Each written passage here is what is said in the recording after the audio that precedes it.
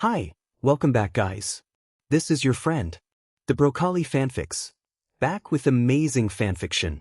This is the series of What If Deku Had Fox Mutation Quirk. Now before starting, please give this video a like and subscribe to the channel if you want more videos like this. Now let's get into the fanfic. The sun beamed down on her face, covering her face in a stifling and clammy way, encroaching on her, making her world feel smaller and smaller. It was suffocating the whole situation. It felt like the world was hissing in her ears, emphasizing the rising dizziness in her head. Nothing had gone right today, everything felt like it was falling apart. I am sorry, my boy. But you should find another route in life. The wind blowing at regular intervals, swishing past her head, ruffling her hair and uniform, making her all too aware of the sludge still stuck to in them. It cooled her down as she felt her head get hotter with each passing second. She peers outward in front of her to the railing of the rooftop. Why don't you just take a swan dive off a roof and hope for a quirk in your next life? She stares listlessly with heavy eyelids. What a thing it would be if she actually did that. She could see the headline for her, Tragedy Strikes Again. Izumi Midoriya Dead. Another quirkless lost too young. She chuckled lightly. That seems a bit too grandiose for her. No one's going to know it happened, no one would care. Would they even get her name right? Probably too much to ask for, isn't it? At least if All Might was anyone to go by. Or maybe just one would care. She stepped a few steps back from the railing, very ineffectually considering she hadn't moved, but the thought of her mom being alone because of her gave her pause. Why would she even think of that? Tons of people don't become heroes and they're totally fine. What makes you so special? She was a worthless Deku, so completely delusional that she hadn't given up on such a childish dream. She should never have dreamt such an unachievable thing anyway. Everyone in her class was right. Kaken was right. It's a strange feeling, getting your hopes and dreams broken by your favorite hero. I guess I always thought there'd be a hope if All Might believed in me. He'd always talk about how anyone could be a hero as long as they had the drive and right mindset. But I guess that is only applicable for worthy people. What else could explain that she couldn't do it? She must just not be worthy enough, good enough to be a hero. The wind blew past her head, pushing her hair in her face. If she didn't move from this spot, she could still fantasize that nothing was wrong. She could still be a hero. She could still feel like she wasn't slowly falling apart. She could pretend she didn't have a raging headache and a rising fever. Maybe it wouldn't all feel so. Kaboom. Izumi felt and heard a rumbling sound of a giant explosion shaking her out of her thoughts. She wiped her head in the direction of the sound. It didn't take long for her without realizing that she was moving in the direction of it. At some point she'd probably need to examine her propensity to move in the direction of danger instead of away. She moved quickly down the stairs, storming out on the street, almost bumping into the people there. Her head pounded like no one's business, her dizziness getting worse with each passing step.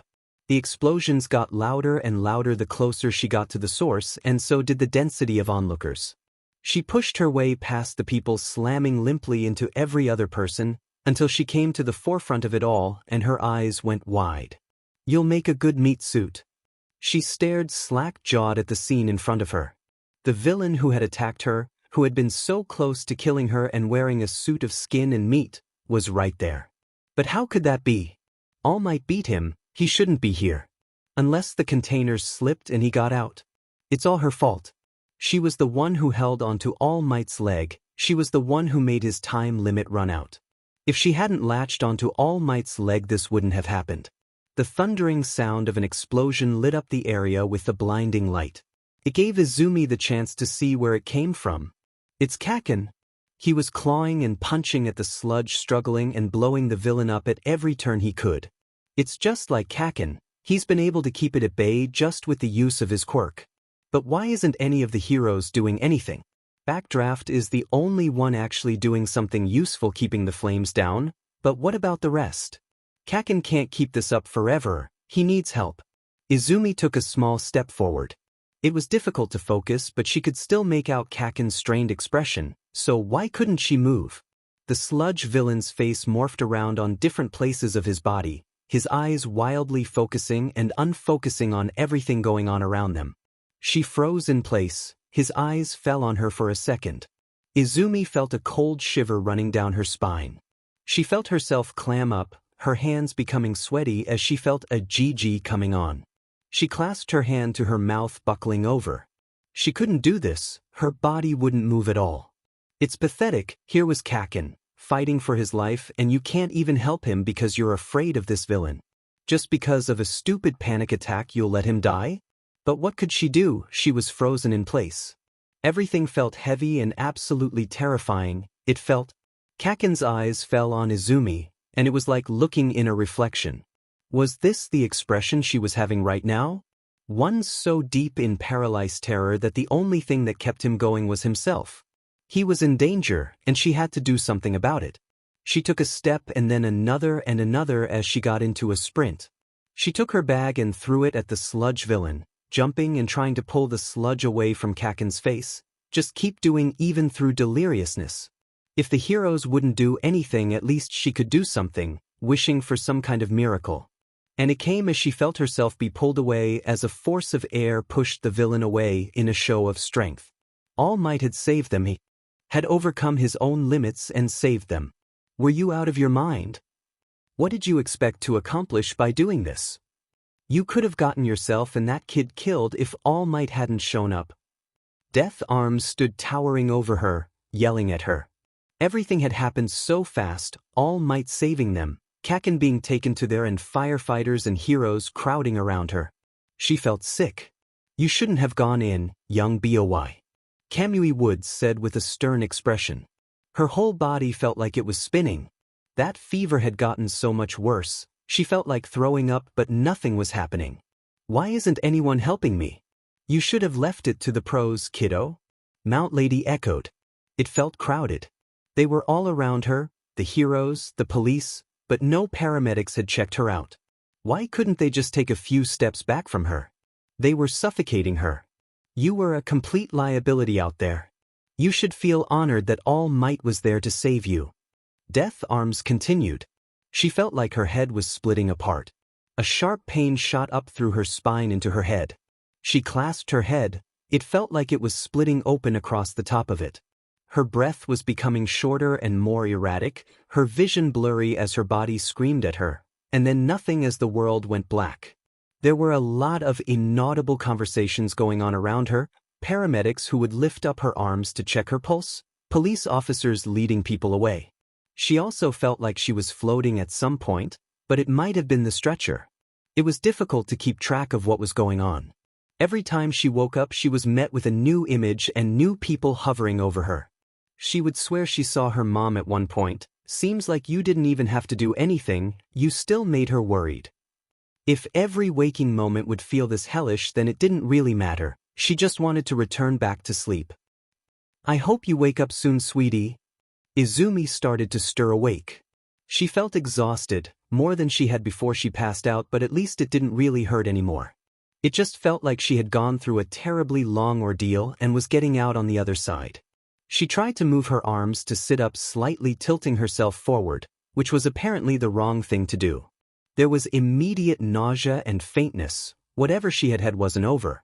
She fell back in the bed again, letting her eyes readjust again to really see the room she was in, a hospital room. Good job, Izumi, you really outdid yourself this time. Her voice sounded hoarse and dry. It hurt when she spoke, and there was a dull pain whenever she moved her eyes from side to side. Guess she just needed to wait until someone came and checked up on her. It didn't really seem likely that she would be able to move or adjust herself in this position she was in. But that doesn't mean she can't try. Fiddling in the bed, she rocked herself bit by bit until she was halfway to laying on her side. She could see in her view the faucet. If she could get up well enough and reach out to it, she should be able to get some water.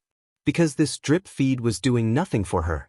With now a goal in mind, she moved her left arm to balance herself on the bed, pushing with the right one to position herself more easily.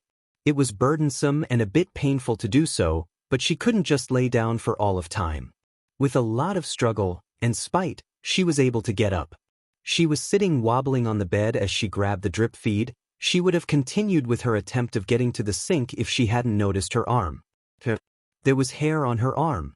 It was green. Green hair. No, that's not right.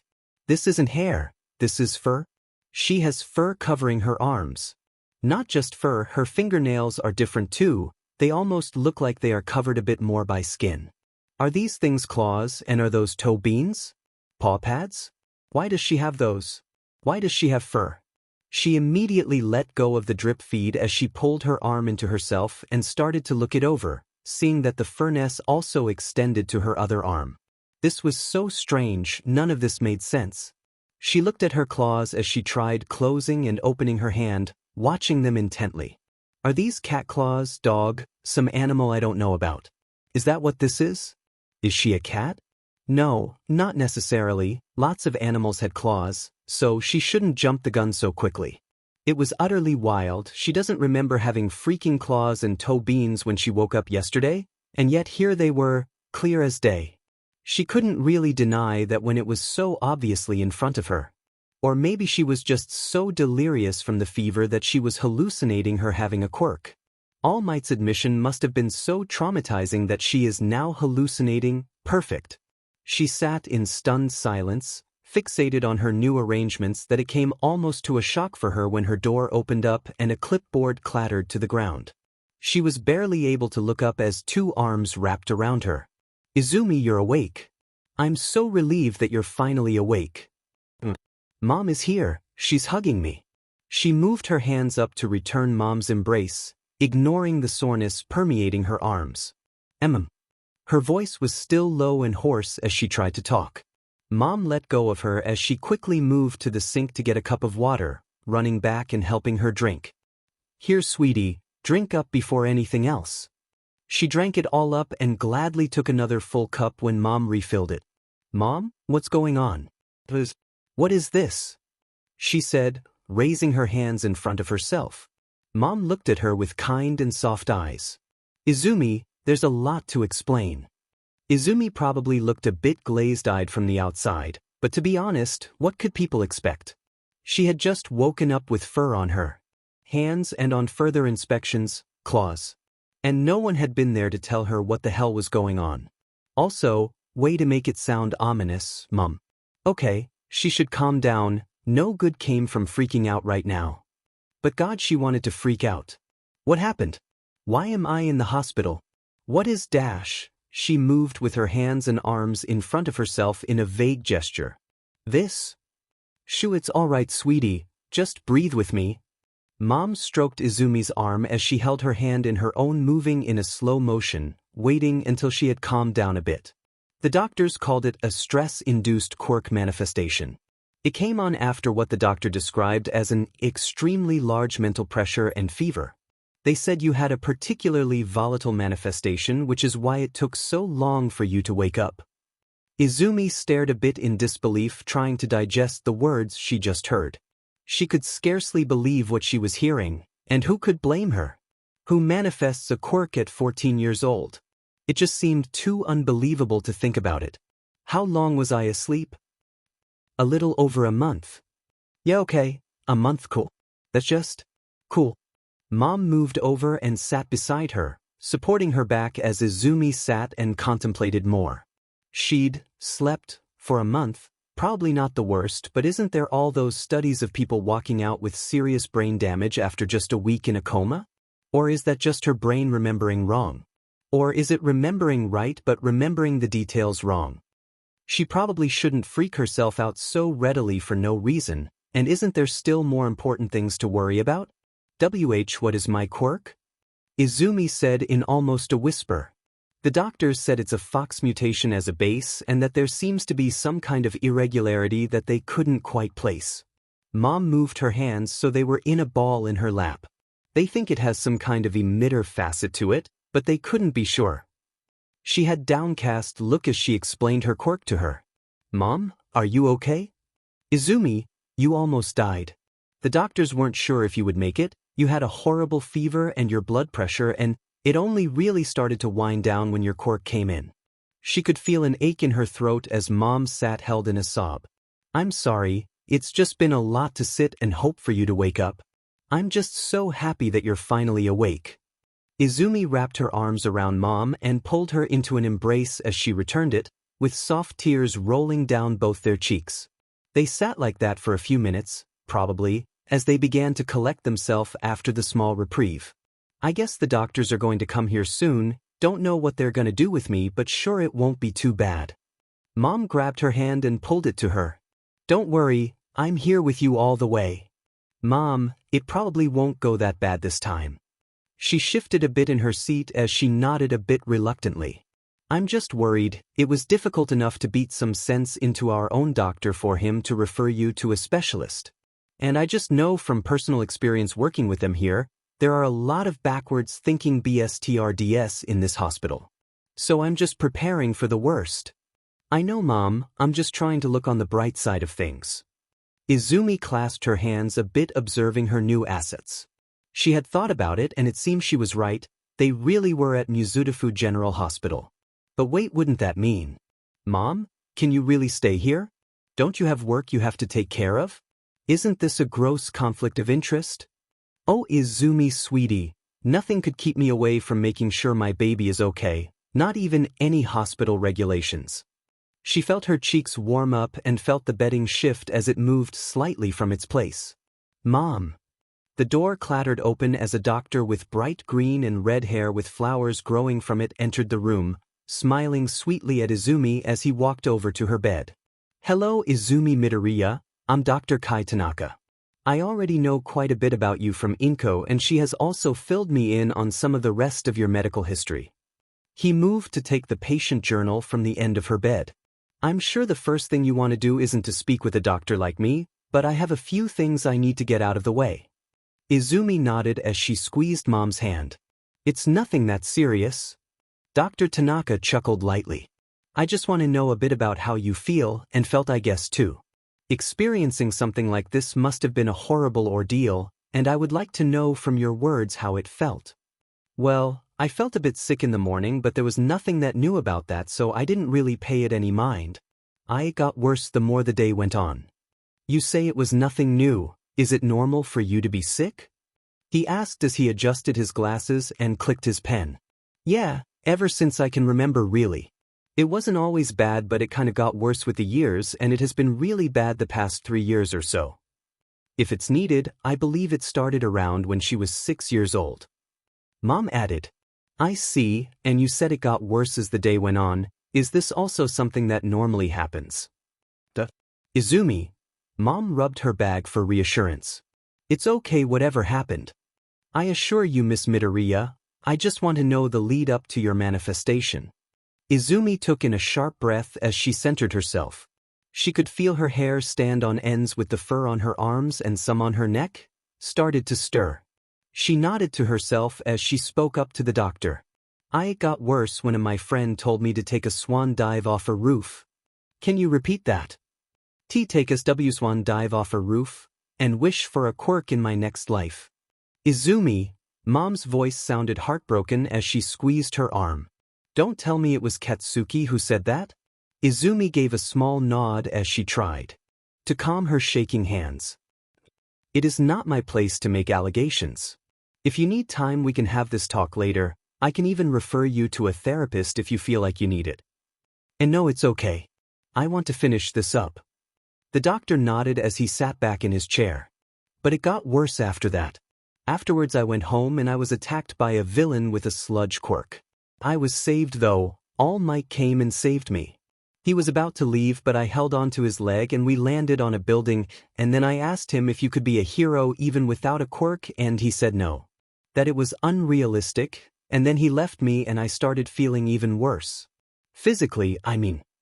There was an extended silence throughout the room as Mom sat and carefully patted and rubbed her back as the doctor took his notes, seeing some of his flowers having turned a dark bluish color. It was then that I heard the explosions and tried to help Kaken, and then it got worse and it felt like my head was splitting open and I passed out.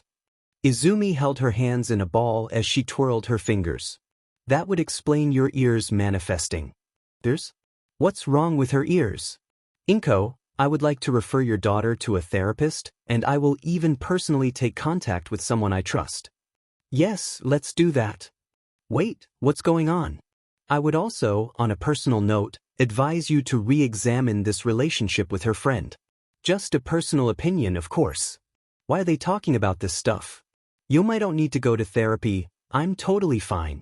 That sludge villain didn't even do that much to me. She smiled wide-eyed at the doctor as she held her hands in 2 fists. There, that should do it. I really don't want to waste a therapist's time. Mom and the doctor didn't say anything as they stared at each other for a moment before Mom opened her mouth. So I'll see you later about that therapist?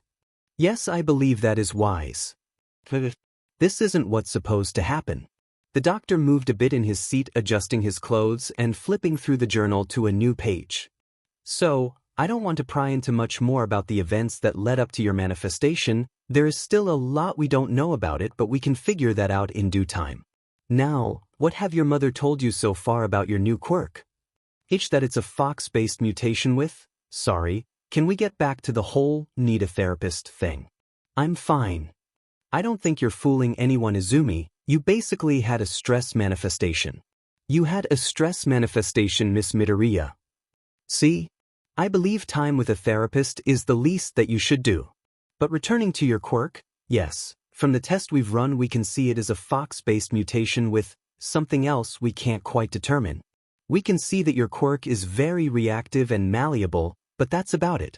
Such a thing could indicate a transformation facet to your quirk, but it could also mean a lot more.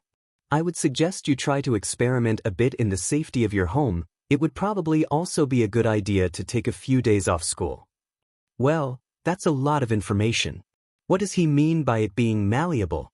Does it mean she can shapeshift, or is it a full-on transformation like Ryukyu? Her fur was green, so maybe a planet control? Is she more agile now? Oh, there were so many things she could try out and see what happens. Didn't really like the whole therapist thing, but protesting would probably make Mom more insistent on it. But it probably wouldn't be too bad. Mom usually knew stuff and realized things earlier than she did herself, so this might just be another of those cases. Oh dear, I almost forgot. We should really remove those mufflers from your ears. Remove what now? Tanaka moved over to the other side of her bed. Inko, can you get me a pair of scissors? Mom nodded and moved to get a pair. What mufflers? Izumi asked, perplexed as she sat up on the bed so the doctor could easier reach her. It's nothing to worry about. We simply observed that your ears reacted quite harshly to loud noises, so we wrapped them in a protective layer of bandages and cotton. What in the world was wrong with her ears? She reached up and touched the top of her head, which indeed had 2 balls of cloth bound to the top of her head. What is wrong with my ears? It is simply your mutation that gave you a pair of fox ears, but because you haven't had them since birth, so you seem to be more susceptible to sound dash. I have what ears? She jolted at the loud sound, grasping at where her ears would be, becoming acutely aware that she didn't have human ones anymore. Yeah, that's what we were afraid of. We've gradually been removing a new layer of bandages weekly to make your ears get accustomed to the new sounds.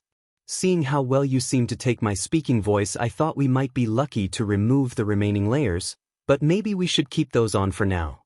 She sat completely stunned as the ringing in her ears subsided as she came to terms with no longer having ears on the side of her head. Izumi rubbed the side of her head with an unfocused stare in front of her. So maybe not everything about a quirk manifestation was amazing.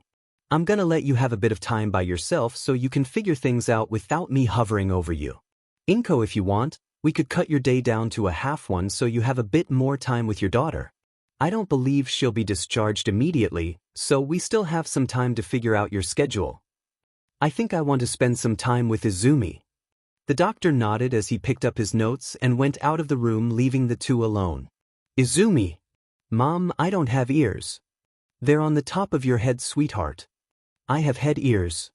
Mom smiled softly and gave a tight embrace as she scratched some of the hair around her ball of bandages. What do you say about getting some food? You're probably hungry. After so long. Yes. Thank you, Izumi said with a small voice. She moved her hands down in her lap, turning and looking her new hands over. Probably wrong to call them new. They're still hers, they just have more hair on them now. Don't know how to feel about that. Mom got up and walked out to get some food. She sat wobbling a bit back and forth, alternating between staring at her hands and poking at the cloth ball on her head. What could she really do in a hospital when she was by herself?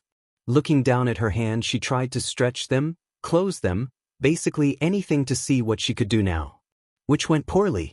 Whipping her head back, she tried to imagine how cats and dogs usually do it, which didn't help either. How do they do it? She knew they had some kind of mechanism to get them out, but she didn't really know how to replicate it. Or was that just cats? She really shouldn't base her knowledge on late-night Wikipedia searches. Come on, you can't just be fur and toe beans. Wait, what about the rest of it? She moved her upper body forward and pulled the blanket off her legs and was greeted with two green fur-covered legs up to around her knee, and furthermore, it looked like they had changed the shape and had the physique of what she would assume was from a fox. They kind of bend inwards a bit or outwards, that's the right term, isn't it? Foxes' legs bend inward, right? She should probably check up on a fox's anatomy when she gets the chance. Her toes were also a bit different, looking a bit longer than they were supposed to. She really did have a fox mutation, huh? She fell back in her bed to try and get a grasp on this, and she felt a weird prick on her back as she flopped over and grabbed after what gave the prickling feeling. She grabbed hold of a blanket of fur and felt a pulling effect as she looked down and saw a green-covered tail in her hand. Mom came in with a tray of food as she sat staring in at her tail. I have a tail. She sighed as she put the tray of food on the side table. Yes, sweetie, you do. It's green. So are your ears. Izumi stared at Mom as she furrowed her brow slightly and then quickly widened her eyes. They are.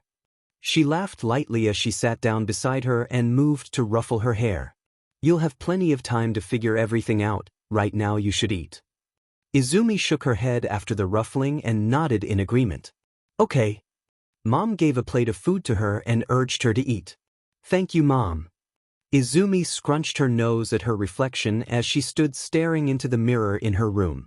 Still draped in her hospital gown, she was taking stock of all the changes that had happened to her and to see just how far her fur went up her body. Luckily enough, it wasn't as bad as she had feared. It was bad, but not in the worst kind of scenario that she had feared. The fur crawled up to around and near her elbows, similarly with her legs where it went up to her knees. There was fur on her back and some of the side of her neck, moving down her body and rounding out on front torso in such a way that the fur only covered the sides of her body, leaving her stomach furless. Not horrible, but it definitely didn't help the voice in her head that constantly criticized how wrong and boxy her body looked. The tail helped.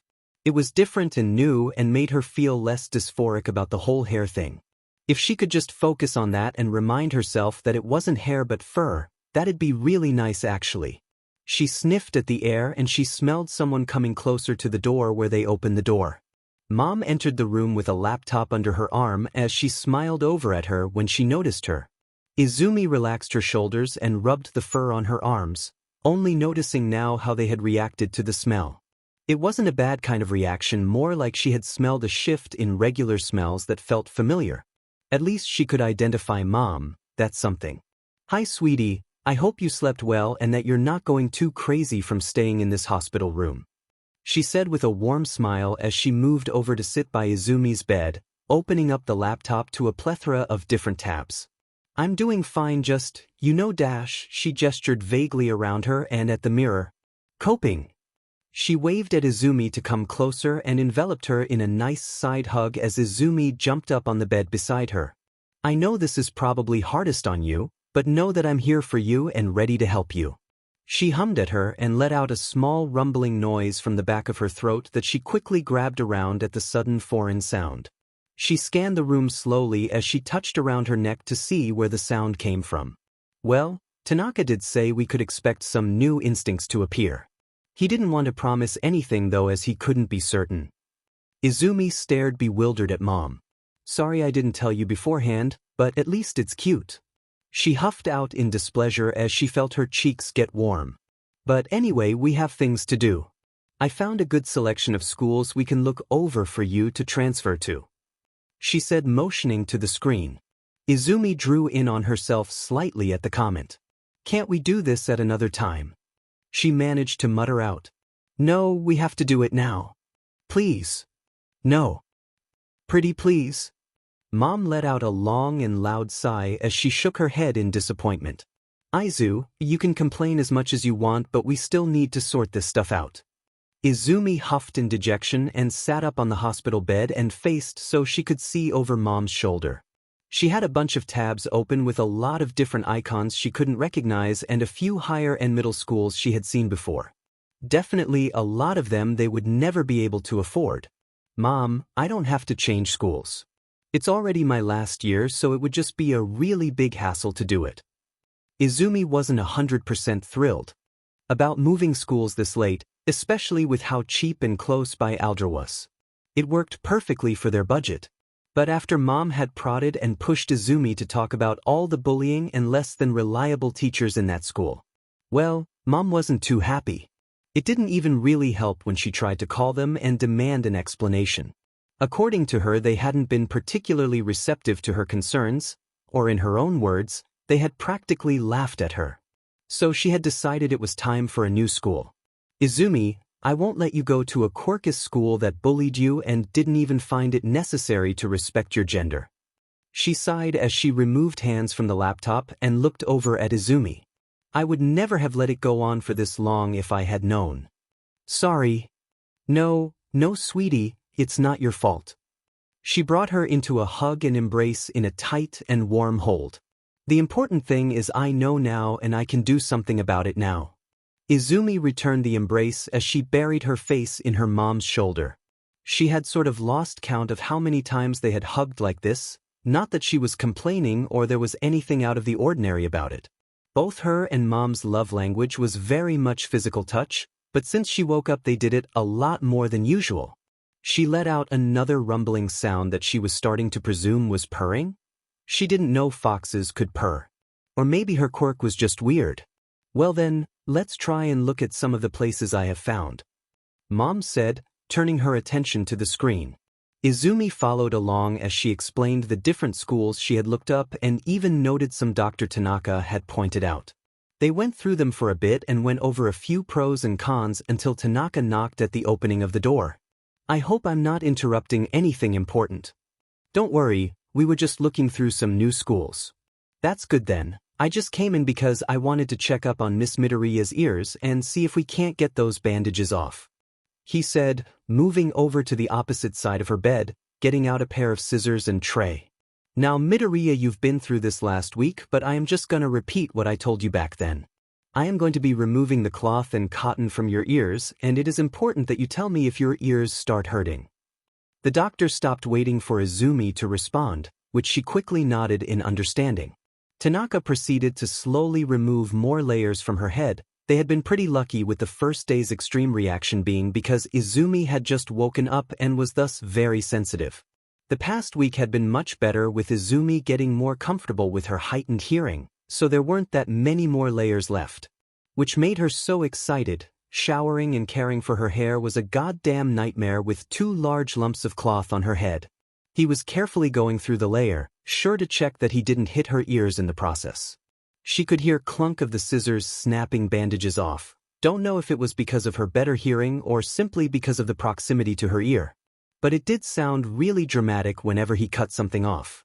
The closer he got to the inner layer, the more Izumi could really hear how much the bandages had covered her from the sounds outside. She was beginning to hear clinks and steps from outside her room and even a bit of murmuring, which was really impressive with the door closed and all. But it seemed like she could deal with it. With each little step closer there was a final cut and the bandages to her left ear were punctured and fresh air flew into her ear with more clear sounds around her. It was loud. Like, really loud, but not so overwhelmingly so that she had to get it rewrapped, but maybe a headset or something would be a good idea for the foreseeable future. And we are open. How does it feel, Miss Midoriya? Loud. But I think I can deal with it. Maybe I need something to put in my ear the first few days. She said with each word getting progressively more hushed as she tried to adjust her voice to her ear. That sounds very doable. We can suddenly figure something like that out. Are you feeling up for getting the other ear free as well? Izumi nodded as she adjusted herself to face Tanaka better. He continued to do the same with the other ear as he had with her first. As he finished up, he asked her a bit more about how she felt, and they figured out together just how much they needed to obscure her ears. They ended up with a good amount where she didn't feel overwhelmed anymore and could get more adjusted to her new hearing. He finished up by telling her that with her ears all done, that he wouldn't hold her there anymore and said that they could stay till tomorrow or leave now if they wanted to. She thanked him as Mom followed him out and had a few words with him.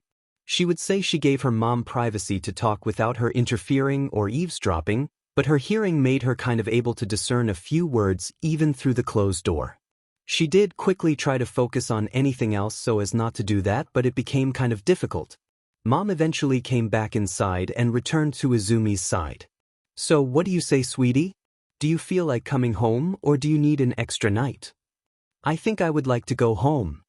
Mom nodded and patted her head briskly. Then let's get everything ready. I've prepared a change of clothes for you in the bag that you can take out. I'll deal with everything else and tell them that we're getting ready to leave. I'll probably be back in 10 minutes tops. Thanks, Mom. She proceeded to leave the room and get over to the receptionist. Izumi got up and over to the bag where she saw a few of her own clothes. It was a set of clothing her and Mom had picked out together during their Let's Update Izumi Midoriya's wardrobe. Because she has nothing fashionable operation after she had come out to her. She smiled and went into the bathroom to quickly change into the clothes. As she was going ahead with changing clothes, she ran into a pretty glaring problem. How was she going to wear this with her tail? The good thing about the outfit was that there was a skirt to it, but the bad thing about the outfit, it had a skirt with it. She had no real idea how to control her tail and hadn't really been doing a whole lot of practicing considering she had been in bed most of the time. What if she couldn't control while she was wearing the skirt and something went wrong? She'd have to be really conscious about it and make sure she held it under control, but the mere thought that something could go wrong sent her into a worried mood. She probably just has to deal with it for the time being. The trip home wasn't that long, kind of. She could probably deal with this. She had enough willpower to control and keep track of her tail, probably. Adjusting the skirt around her tail, she fine-tuned it so it fit perfectly and went out into the room. She could feel the tail on her legs as she tried to make still as she moved around, and as if that wasn't enough, she also had to take care of her feet. They had shaped differently and didn't fit that well into her shoes anymore. She couldn't really do anything about it, so it just meant she had to be extra careful when she walked around. Or maybe it would just be better to go home barefooted. Foxes already didn't wear shoes, so it's not like it'd be weird if she did that, right? It did mean she had to get new specialized shoes, which was probably going to be pretty expensive. Maybe she could just walk around shoeless for the rest of her life. Like, it didn't feel horrible when she walked around on hospital flooring, so how different could concrete really feel, huh? She stared down on her feet as she was standing in front of her shoes. They really didn't fit anymore, did they? She sighed as she put them on and tried to tie them as securely as possible, and yup, they definitely feel wobbly to walk in. It'll have to work for now until she figures something better out. There was a small knock on the door with Mom coming in seconds after coming face to face with Izumi crouching while staring at her shoes.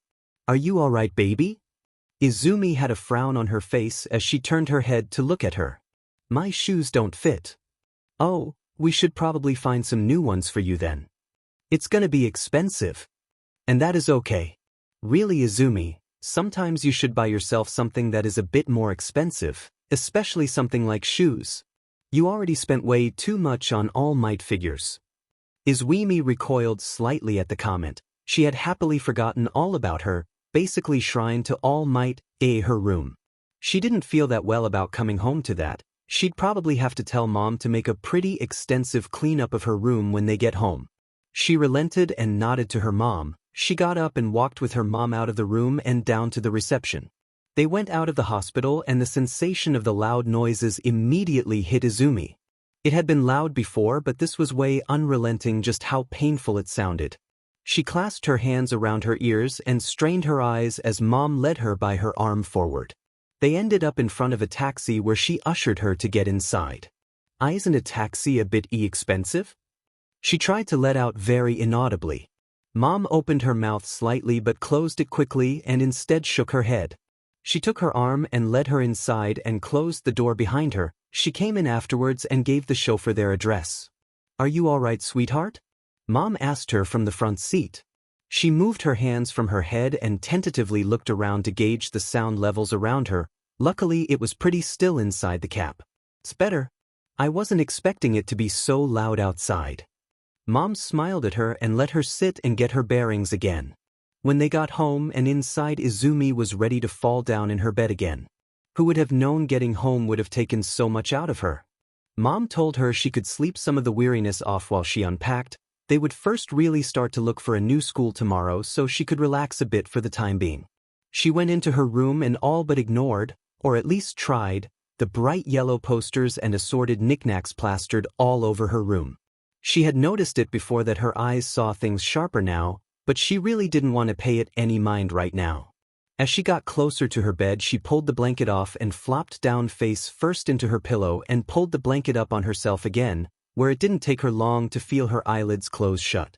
As morning came, she was met with the sun shining in through the blinds as she blearily woke up with a dissatisfied huff. She laid in the bed staring at and alternating between the yellow All Might posters and action figures, thinking whether or not she wanted to get up, and eventually decided to when her bladder won one up on her.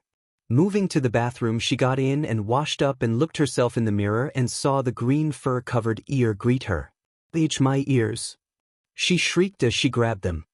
She blinked a bit as her face morphed into a frown. Why am I screaming? Being home in her own room again had apparently made her forget momentarily what was going on. She sighed and went out to the living room where Mom was. "Morning, Izu, you slept well?" "Yeah, I think so. Why didn't you wake me up after I crashed?" "You seem to need it," she said as she produced a plate from the kitchen. "Now eat up, we have a long day ahead of us with 3 different schools to look at. Oh, and you should try on those jeans I bought yesterday after you fell asleep." She pointed to a pair of jeans on the sofa. Taking it up, she saw it had a slit on the back of it that was made as a tail hole.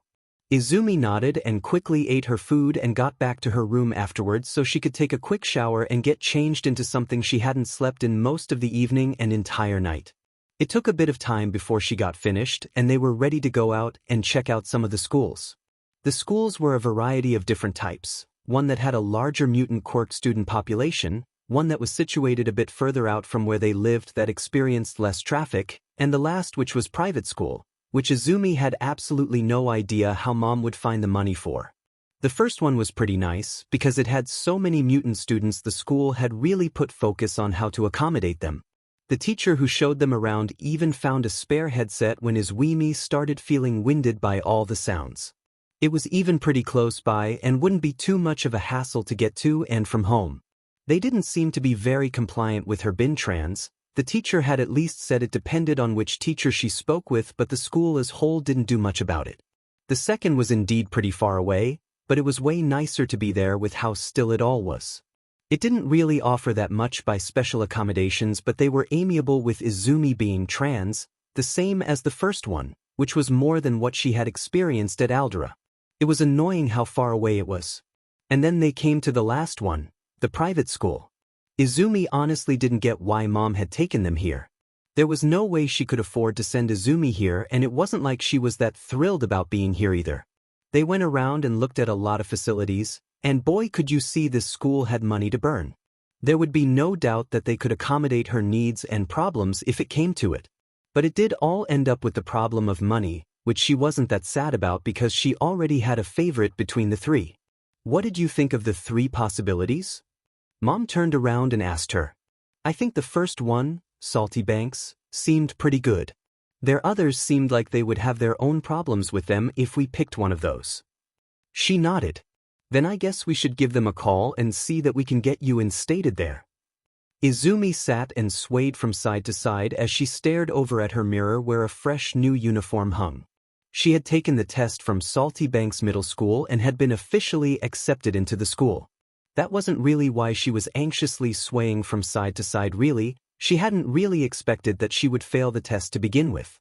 No, the reason she was so anxious was because she had gotten a girl's uniform, her first girl's uniform. Aldera hadn't been accommodating to her even in the slightest when she came out and had basically barred her from changing uniforms, even threatening to suspend her for a whole month if she kept bringing it up. So looking at this sailor uniform made her really giddy. She was a bit concerned about the uniform and how it would look on her, which was also the chief reason she hadn't tried it on yet. It had just been sitting there, on the mirror, for the entire day, mocking her with her indecisiveness and anxiety. She would have to wear it eventually. She had already taken the test, so her first day was technically tomorrow, which boy she wasn't ready for now when she was putting thought like that. They couldn't just expect her to be ready to move school this quickly. It was really starting to stress her out. She could feel the tightness in her chest and how it felt like she had to strain herself to keep focus on things in front of her. As if transferring schools wasn't enough, she also had to overcome her fear of being perceived by other people. This felt really unfair. She could feel her tail slightly puff up as her body felt like it was building up tension as she breathed in and out slowly. Her body felt tensed up as it cracked slightly with a semi-loud snap and then loosened up as quickly afterwards. She moved her hand to her shoulders and patted herself down as she looked for what could have produced that breaking sound, but nothing was out of the ordinary. That was weird. Her body didn't really hurt, it just kind of felt like she had been out running and she had exhausted her muscles, but that didn't make any sense when the only thing she had done was sit and have a stare down with her mirror. She shook her head as she laid down in her bed and got ready to get to bed. She could worry about any potential dysphoria tomorrow. Right now she sleep. When she woke in the morning she felt so tired. She hadn't really slept that much throughout the night, constantly turning and fretting about today with what was going to happen. She really didn't like being the center of attention and having to introduce herself, but here she was.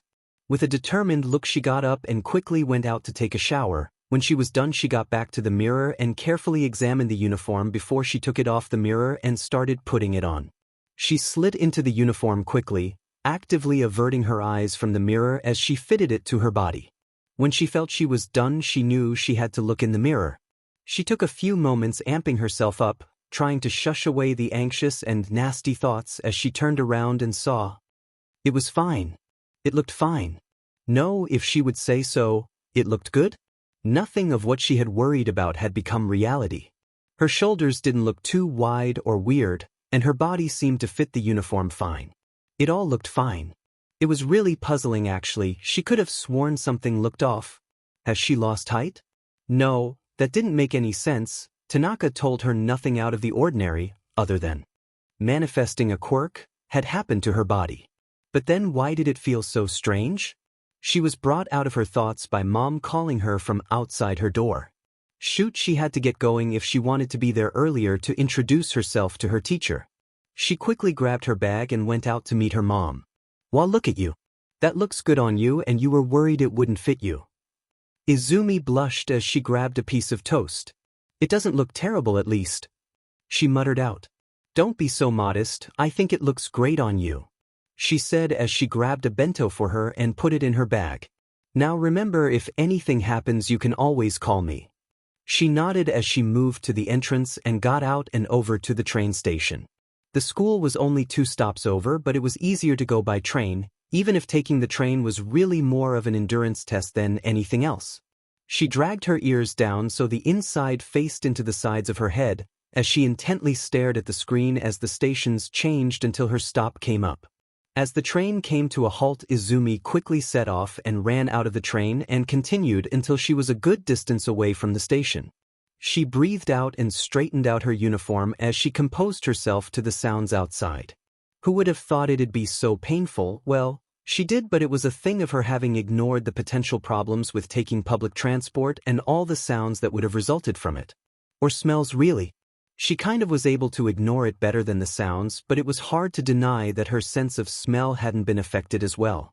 Sometimes it was fine, other times it was so potent that she had to keep her nose closed.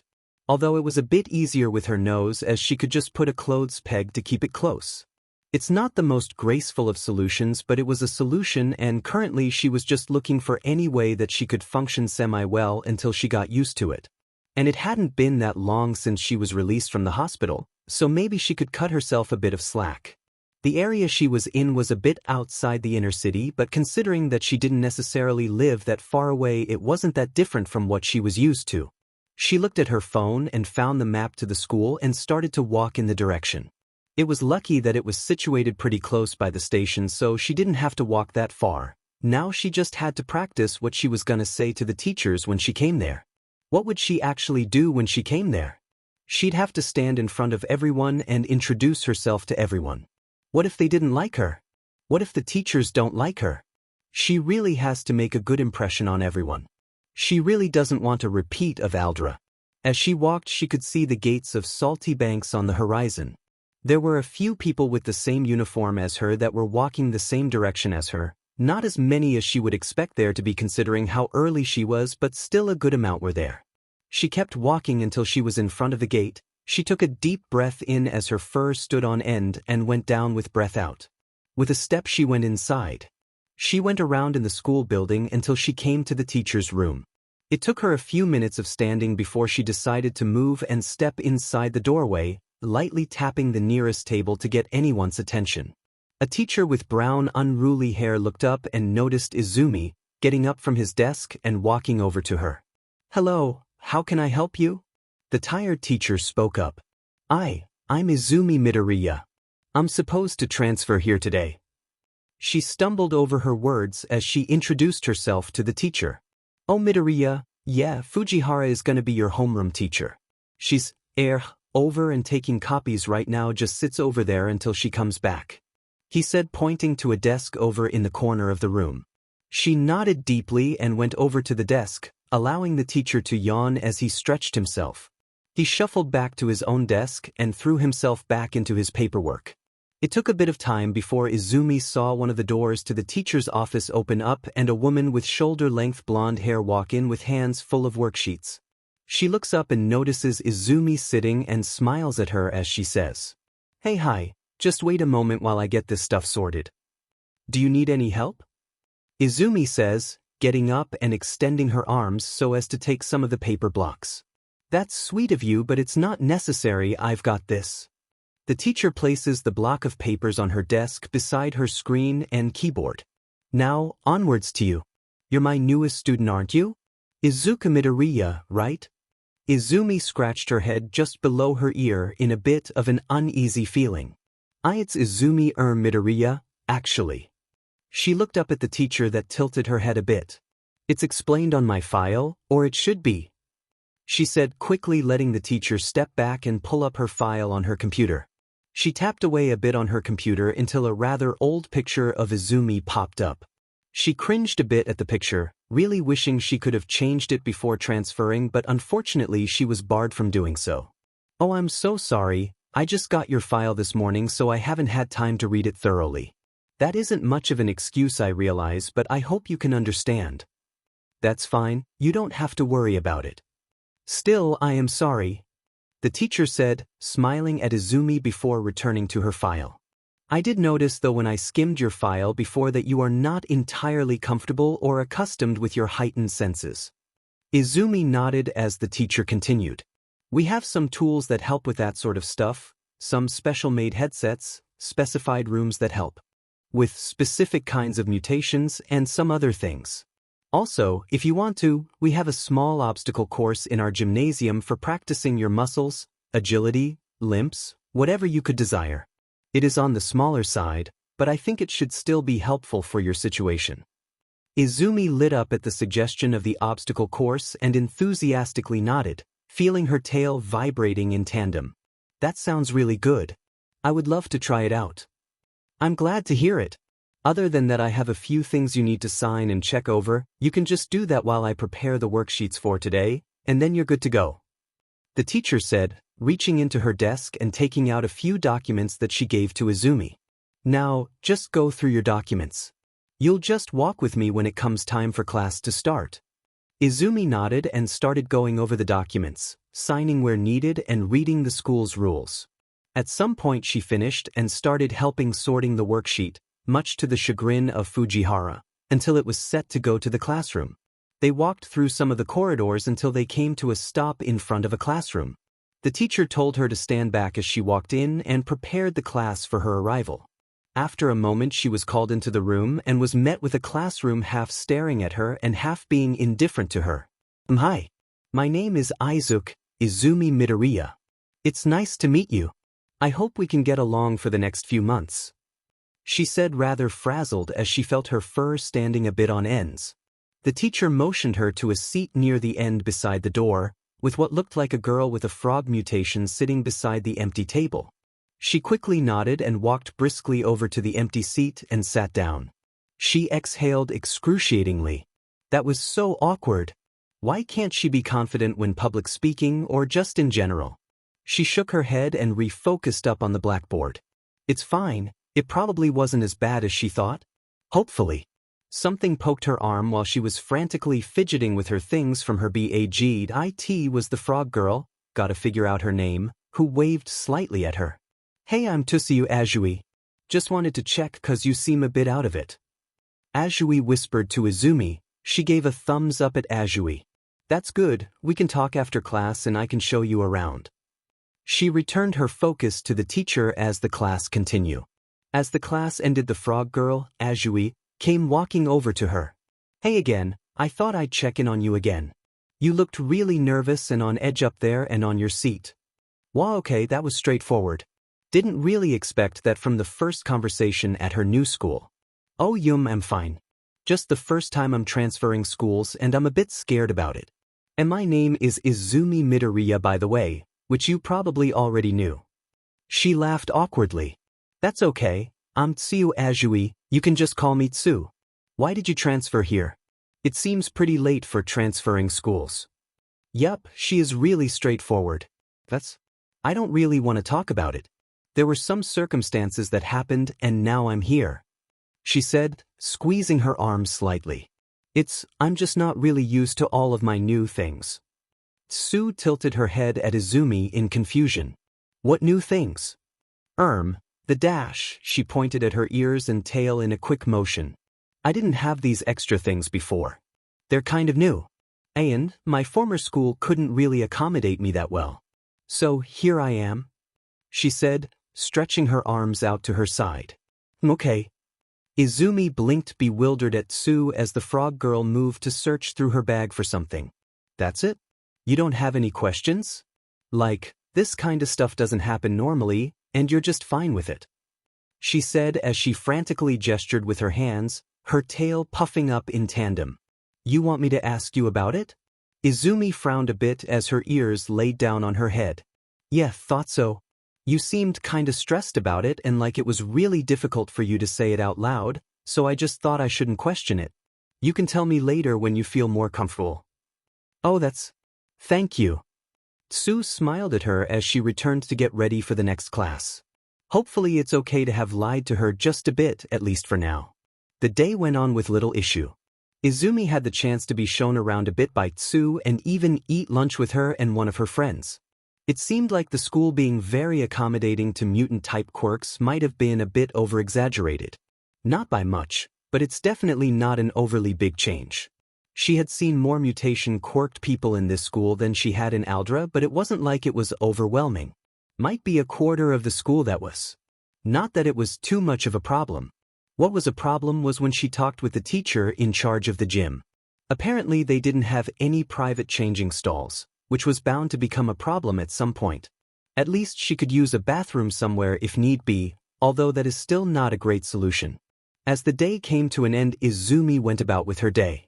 Although Mom had bought her some emergency clothes to help her, she still didn't have that much in the sense of clothes she could really wear.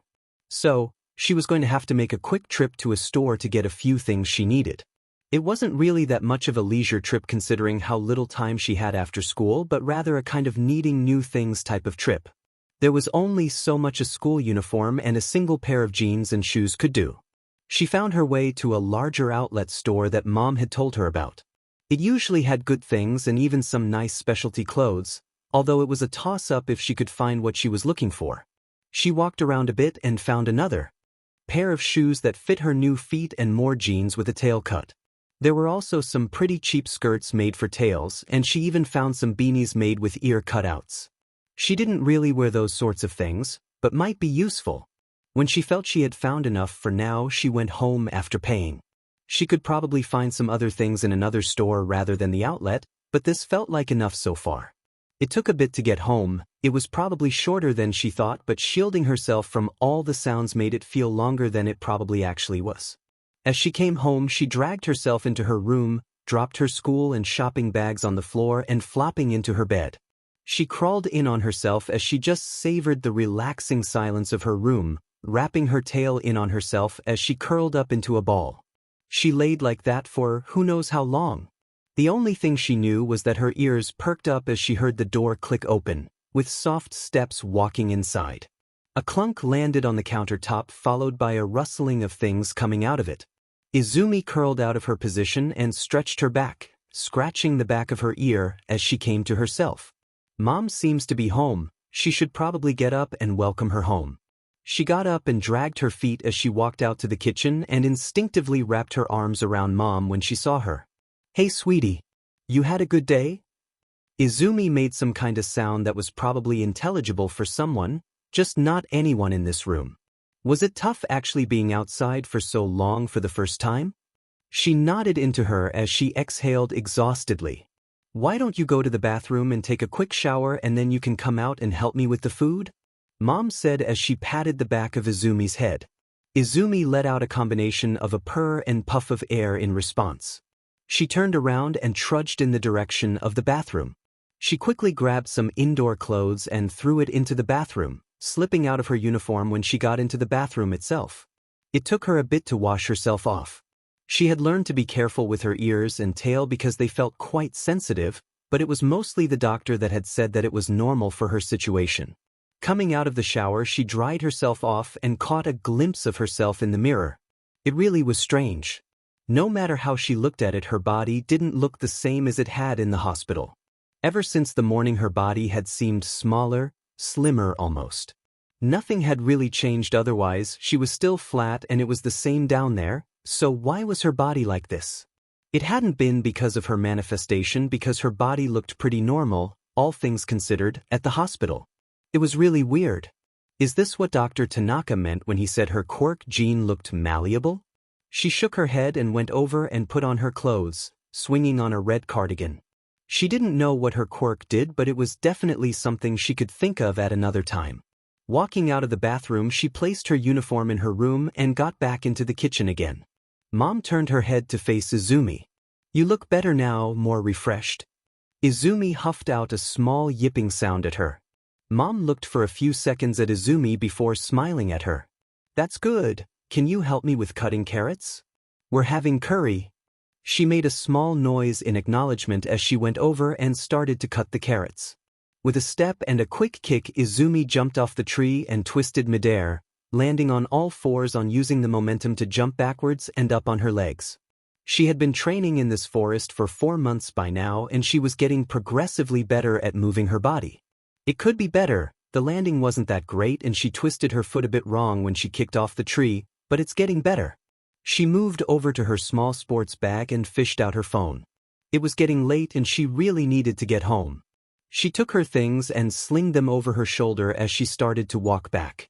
She could probably get a bit of cardio into her routine if she ran a bit on the way back home. It'd be nice after training in the forest. She liked training out there. It was way more peaceful and relaxing than doing it in the gymnasium. And even if it wasn't peaceful out here, she probably wouldn't have done most of her training in the gymnasium anyway.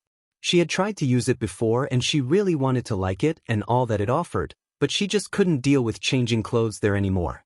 There was always some kind of problem whenever she went down to it. People asking her questions about why she never went in the changing rooms with the rest of them, the tiptoeing to make sure she could change her clothes in the bathroom, the unnecessary comments and cooing at her because of her fox traits. No, the forest was way better. She took to it and started running out of the forest until she came to the beach that she started to run along. The only problem about the forest is that it was a bit out of the way, but the plus side is she could enjoy the scenery on her way to and from it. She would have to take a train at some point, but that could wait for a bit. It's not every time she gets to see this from her apartment after all. Or she would say so if it wasn't for a dump further ahead. For some reason officials hadn't done anything about it, like it wasn't even the people who lived here's fault. So many people had just tossed their junk out in the middle of a beach. It made her really angry how it was just there and polluting everything. Not like there was anything she could do about it. As she was running, she was coming up to the mountains of microwaves, electronics, refrigerators, and all other kinds of rubbish just spewed about. It was truly disgusting to look at, although Izumi could have sworn that there seemed to almost be an order to the chaos. There were piles of only microwaves, one of only small electronics, and a beginning one with a few refrigerators. Was someone sorting them? She kept jogging alongside the trash heaps, peering in and around to try and see if someone was in there. It didn't seem like anyone would be there, or maybe they were on break. She kept looking until she noticed the familiar sight of two blonde antennae. It was All Might who was there, and not in his buff form, he was in his skeletal-like form. Talking to someone. The moment Izumi noticed who it was like her world was slightly stilted. She hadn't engaged with or seen anything All Might related ever since she got back from the hospital. All the figurines and posters had all been put away, and now she wasn't sure how to react. Or well, apparently she did know, because all of her fur and tail all but puffed up in response, all of her inner instincts telling her to run in the opposite direction. Just need to run. With a quick spin in place, and she sprinted away at full speed. She didn't even care how she looked, she just wanted to get away from there. It took time for her just running and running before she had to stop up as she started coughing violently. After having run for so long, her lungs felt like they were jumping out of her chest as she heaved for each breath to come faster and faster. It took a bit of time, but she eventually felt a bit better. She hadn't run that fast since the sludge. She hadn't really been able to feel how bad it was back then, but this solidified it. Her cardio was still really bad. She looked around to get a bearing of her surroundings. It seems like she had run quite a bit. It looked like she was on the other side of the train station even. She sighed as she turned around and started to walk towards the train station. It didn't matter, none of it did. She was in a new school now, she had put away or sold most if not all of her All Might merch, and she was on a new page of her life. She just wanted to get home. As she entered the apartment, she was quick to move over to the bathroom and practically jumped into the shower, where she turned it on and let the water fall down over her. She slid down the wall as she just breathed and let the water cover her whole. It was going to be fine, and she was just going to sit here and feel better. She got up after a good amount of time had passed, after her instincts had decided to calm down a bit. Her instincts were nice, but she really wanted them to stop hindering her from functioning properly most times. Like this wasn't a fight or flight situation, Izumi knew that. All might be a massive a-hole who left her on a rooftop after a really traumatic villain attack. But he wasn't a threat to her. He would never actually hurt her, and she knew that, logically. Didn't help the visceral fear she felt when she saw him for the first time again though. With a bit of trial and error, she got up and cleaned herself quickly off. She might have been sitting in a pool of water, but she had not cleaned herself in any way. She got quickly done and went out of the bathroom, throwing any kind of soft shirt and sleepwear she could find on, and found her way to her bed. It was just going to be a few seconds of rest. She really didn't want to waste any more time than that. She reached over and took her notebook and jumped in her bed and started flipping through her book. It always helped calm her down looking through her notes like this. She looked through the pages she had written on her quirk. The malleability of her quirk was apparently a very minor transformation morphing type ability. It wasn't really good for most things, but it did allow her to get a few centimeters taller or shorter and do a few very minor changes to her body as a whole. She wasn't even sure why she had that quirk. What did it even help? She couldn't turn into other people, so it wouldn't help her with covert operations, and it wasn't enough to change her on a deeper level, so what was it even worth? Like, it was cool, definitely, but it's not like it was much more than that. Well, at least she still had her agility and everything else Fox-related, but it's still a bit of a letdown. She was absorbed in her notes so much that she barely registered the door opening. As soon as she realized that Mom was back, she threw the notebook over at her desk and went out to her. Walking into the living room, she gives her a short hug before letting go. "Hey sweetie, how was your day?" Izumi shrugs and lets out a small yip before throwing her hand to her mouth and shaking her head violently. It was fine," she let out as she removed her hand from her mouth. "I saw. When are we going out today? You said we'd go together when you came home." "Yes, we are. Just let me get a few things in order and I'll be ready." "Let's say 20 minutes? That should be enough." Izumi nodded, letting Mom go do her things. She went back into her room to get ready. It wasn't going to take that long for her, but she did want to freshen herself up just a bit. Seeing All Might again like that was not on her list for today. Today was meant to be a good day. She was going to train a bit, then come home, take a nice shower, and then she was going to go out with Mom to the pharmacy. Everything was lining up to just be a nice and good day, so why did that have to happen? Can't she just live her life without thinking about him? She let out a low, almost silent yowl, patting down her tail so it wasn't so puffy anymore. She was getting better at dealing with her instincts, but they did come out now and then. It sometimes seemed to have a mind of its own. She was happy her tail would wag or point in the direction of what she was happy about. She was sad she would whimper. She was angry. Sometimes it would just be better not to televise her emotional state so obviously. Looking herself over and patting down her tail and fur as she adjusted her clothes in the mirror. She definitely didn't look too bad. Going to Salty Banks had let her be a bit more comfortable and daring with experimenting with her style. It was nice not being belittled every day like at Aldra. Not that it was all roses and sunshine there. Not all the teachers were as good at remembering her names, in their words. But it isn't like she could do much. With the principal's whole, it's the teacher's own choice spiel. Izumi shook her head. No bad thoughts today. She was going to go out with Mom to the pharmacy and then home to have a nice good day. She really didn't need to deal with these problems today. Been all done, she walked out into the living room and waited for Mom to get done, sitting down on the sofa as she waited. It took a few extra minutes, but eventually she was ready and came into the room, patting Izumi in between her ears. "I'm all ready, you want to get going?" Izumi nodded and got up into the entrance where she threw on her coat. They walked down to the train station where they waited for their train to come. As they saw the train come into view, Izumi took out a pair of soundproofing headset that she put on her head. She could, technically, deal with the sounds without them on, but it was still much more bearable to have them on, and today was a day she didn't want to be overstimulated too much. Taking the train, they came to 4 stops before getting off. They walked in a nice and relaxed pace towards the pharmacy, something that made Izumi more giddy and impatient as it all dawned on her. She was actually going to get her prescription today. The whole All Might ordeal had almost made her forget about it all, or put her on autopilot more likely. It had almost ruined her mood, but she was getting way more excited and gleeful. She was really going to get it after such a long wait time. So much time spent with doctors and psychiatrists was finally over, for the most part at least. As they came up to the pharmacy, her heart felt like it skipped a beat as they walked inside, taking a number in the process. It felt very real now actually being here. She just has to wait a few minutes, then talk shortly with the cashier, and then out. Easy enough, and not at all terrifying. Just a short conversation. Number 229. They called her number up where she then looked back at her mom. She put a hand on Izumi's shoulders, in which Izumi then decided to walk up to the checkout. "Hi, what can I help you with?" "My card, here card mine. I have a prescription."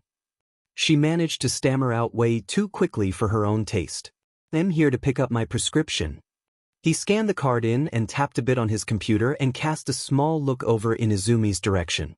"This is my mom. She's here as my guardian." He nodded as he walked back into the back room. After almost 2 minutes of Izumi jittering with her card in her hand, he came back out with 2 pill bottles. "All right, Izuku Midoriya, here are your prescriptions. You just need to follow the dosage your doctor has described and you should be good to go. You're paying by card or cash?" "I'll deal with that," Mom said, stepping in front of Izumi. She paid for the pills as he put the pills in a small plastic bag. When done, Izumi took the bag and went out again. As they stepped out of the pharmacy, Izumi felt not much different. She had a plastic bag now. All of that build up and it was over so quickly, not quite sure how she should feel like now. Mom put a hand on her shoulder and squeezed her warmly. "What do you say we find a place to sit and enjoy ourselves?" Izumi nodded as they walked ahead a bit to find a place. As they walked around, they eventually came across a small cafe that was a bit out of the way. It was a quaint little place in the corner away from the main street. The atmosphere was nice and calm, and it was good at keeping the sound and smells out. When her and Mom walked inside and found a seat, she took off her headphones, shaking her head as her ears felt less cramped. She stroked and scratched her ears as she tried to get the itch from the headphones out of them. Mom was flipping through the menu as she hummed softly. "Izumi, they have a berry and fruit punch. Seems like something you might like."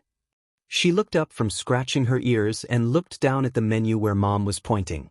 There was a wide variety of choices that all sounded pretty good. Yeah, I think I would like one of those. One with blueberries and raspberries, I think. That sounds like a good idea. Also, it seems like they have a deal on today's cake. Should we get 2 of those? Izumi hummed with a scent of a purr behind it in agreement. Mom nodded and went on to wave one of the waiters over and place their order. How do you feel, sweetie? You've been waiting a lot for this after all. Mom asked. It feels weird. Like I am supposed to feel more than what I do, but I just feel.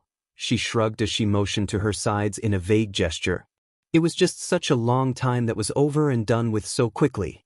It feels a bit anticlimactic almost. That's okay, it was a really big thing you had to go through, and it's okay to feel a sense of loss when something huge happens. You've spent a lot of energy on it after all. Yeah, I guess I just thought I had to be more happy than I am, or something. Mom reached over and ruffled Izumi's hair with a smile on her face. You're doing just fine, sweetie. It's gonna go well, I promise. Her tail shuddered a bit as she tried to contain her smile on her face. Mom was probably right, it'd be strange to start fretting now over nothing. She could afford to relax a bit today. Their order came where they then spent a good while enjoying the food. It was a good choice of cafe as the fruit punch seemed to have been made from scratch and the cake was a nice carrot cake that didn't seem skimmed on. It was nice to get out now. And then, her and Mom hadn't been out for a long while, so it'd be good just to enjoy it now. If it was so simple. Around half an hour into their stay, as Izumi was starting to relax herself completely, a crash rumbled through the cafe as a muscular man with what seemed like dumbbells instead of hands smashed into the cafe. Izumi and her mom were luckily out of the crash area in the corner of the cafe. She instinctively moved forward, jumping up on the table as she helped Mom up. Her tail stood up, completely bristled and frazzled as her eyes dilated. She tried quickly to help her get away as the dumbbell villain got up again. "Ha, is that all? Maybe it is true what people say about you and All Might." The villain taunted the hero outside the cafe. The heat started to rise as it got hotter and hotter, feeling more and more like a sauna. Izumi managed to take one look outside where she saw Endeavor stand, his flames rising in intensity as he got ready to unleash. Izumi didn't think twice before she grabbed Mom and tried to quickly get her away, shoving her in the direction of the toilets on right hand. Right before a powerful blast of an inferno swiftly covered the inside of the room. She was only fast enough to get Mom out of the way and shield her before she felt the heat over her body. A warm feeling surrounded her as she stood on end as she almost felt goosebumps cover her body.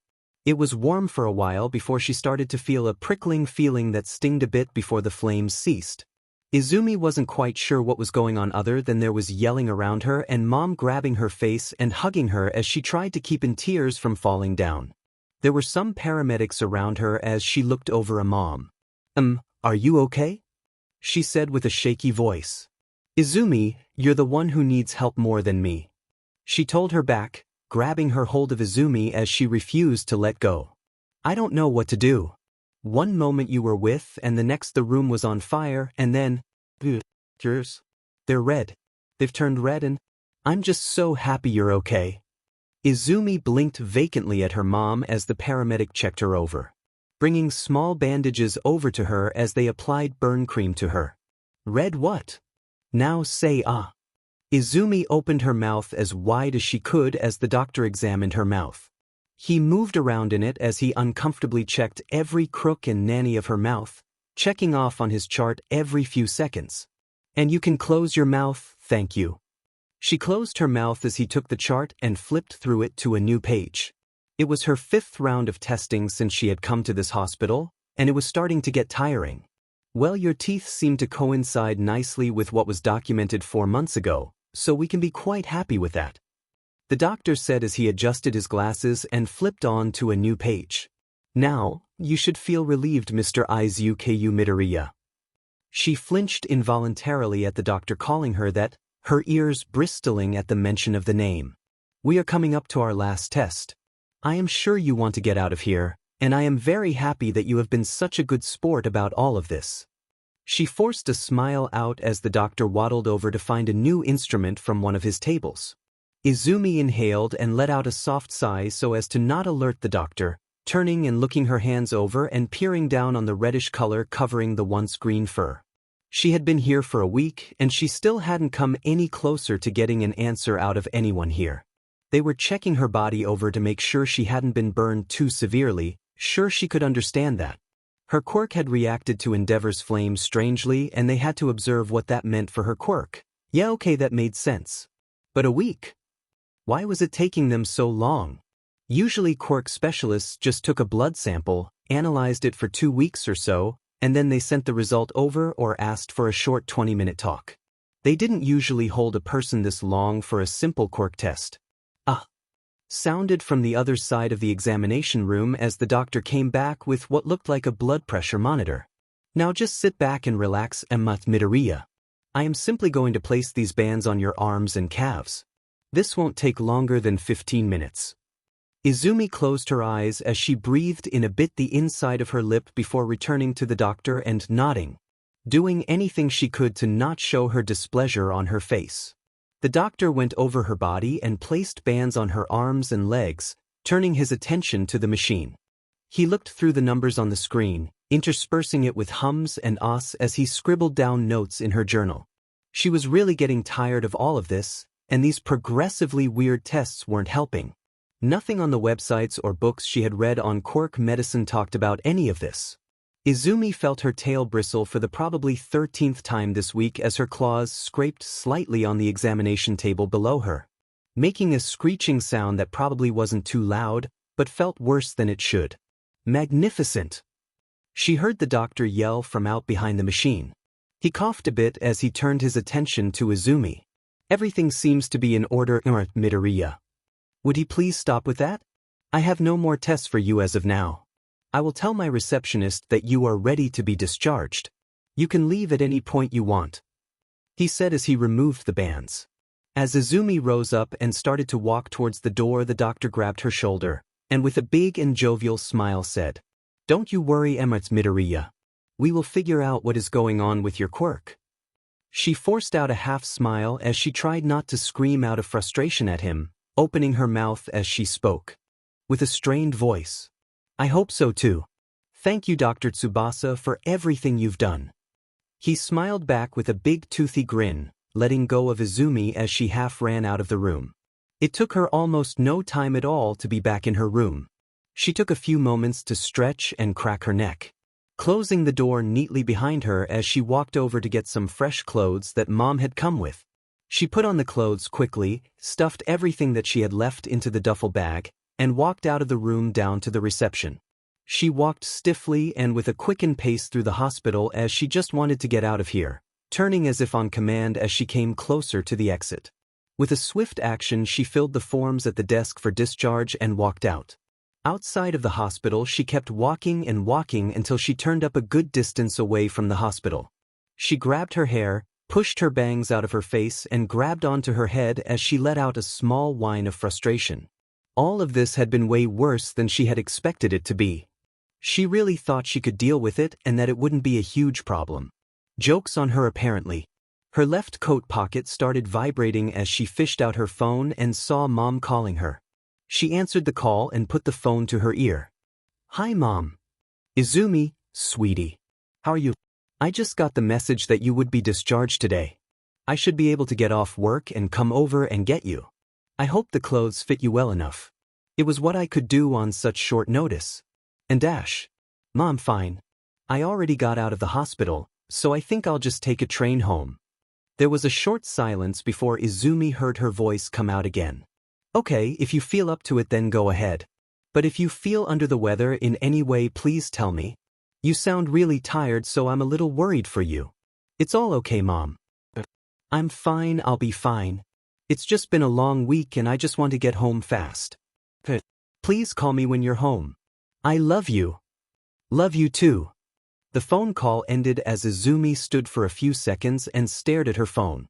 She hadn't really been able to see Mom for the past week as there had been too many tests happening. It was really nice hearing her voice again like this.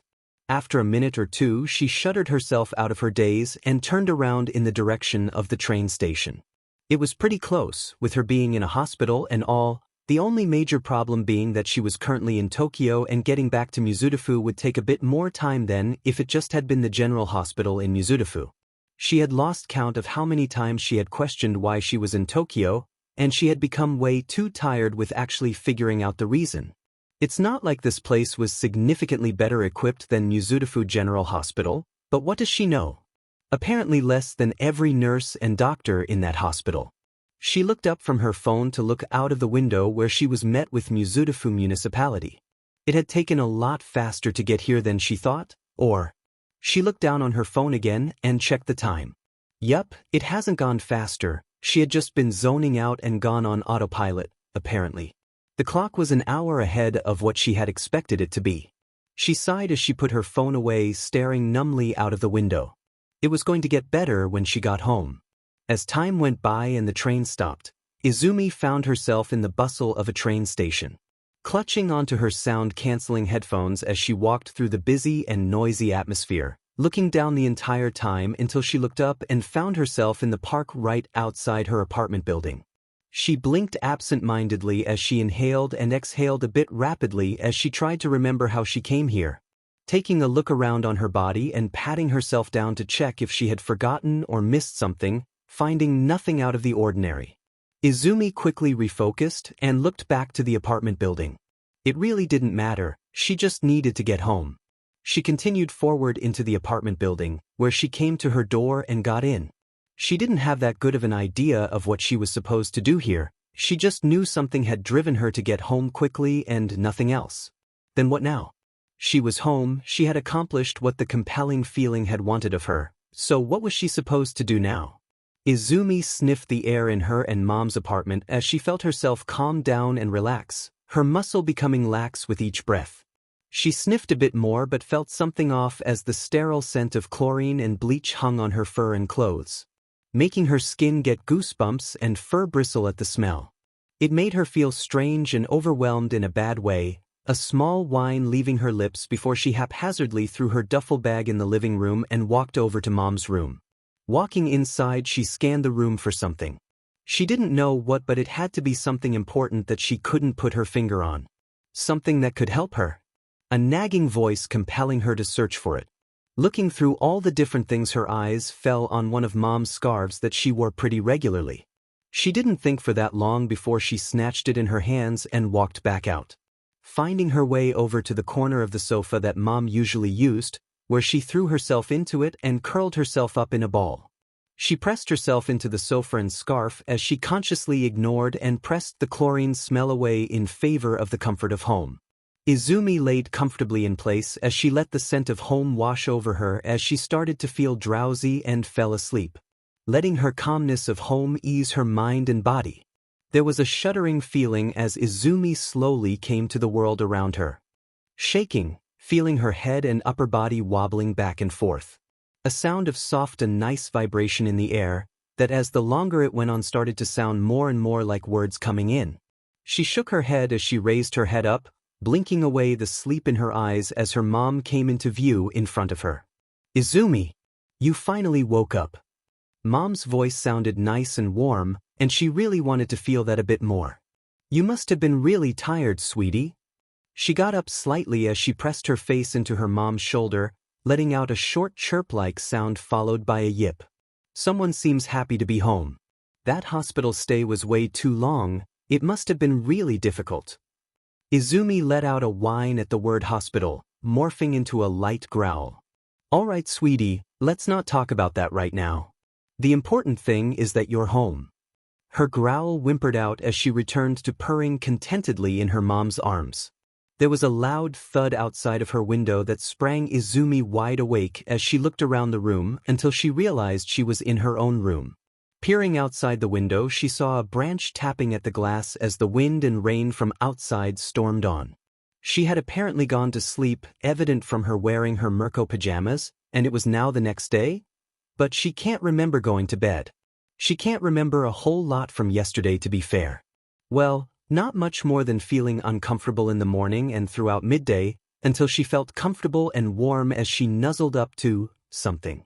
It was all really just a haze, something that she had grown accustomed to during autopiloting when she was still at Aldra.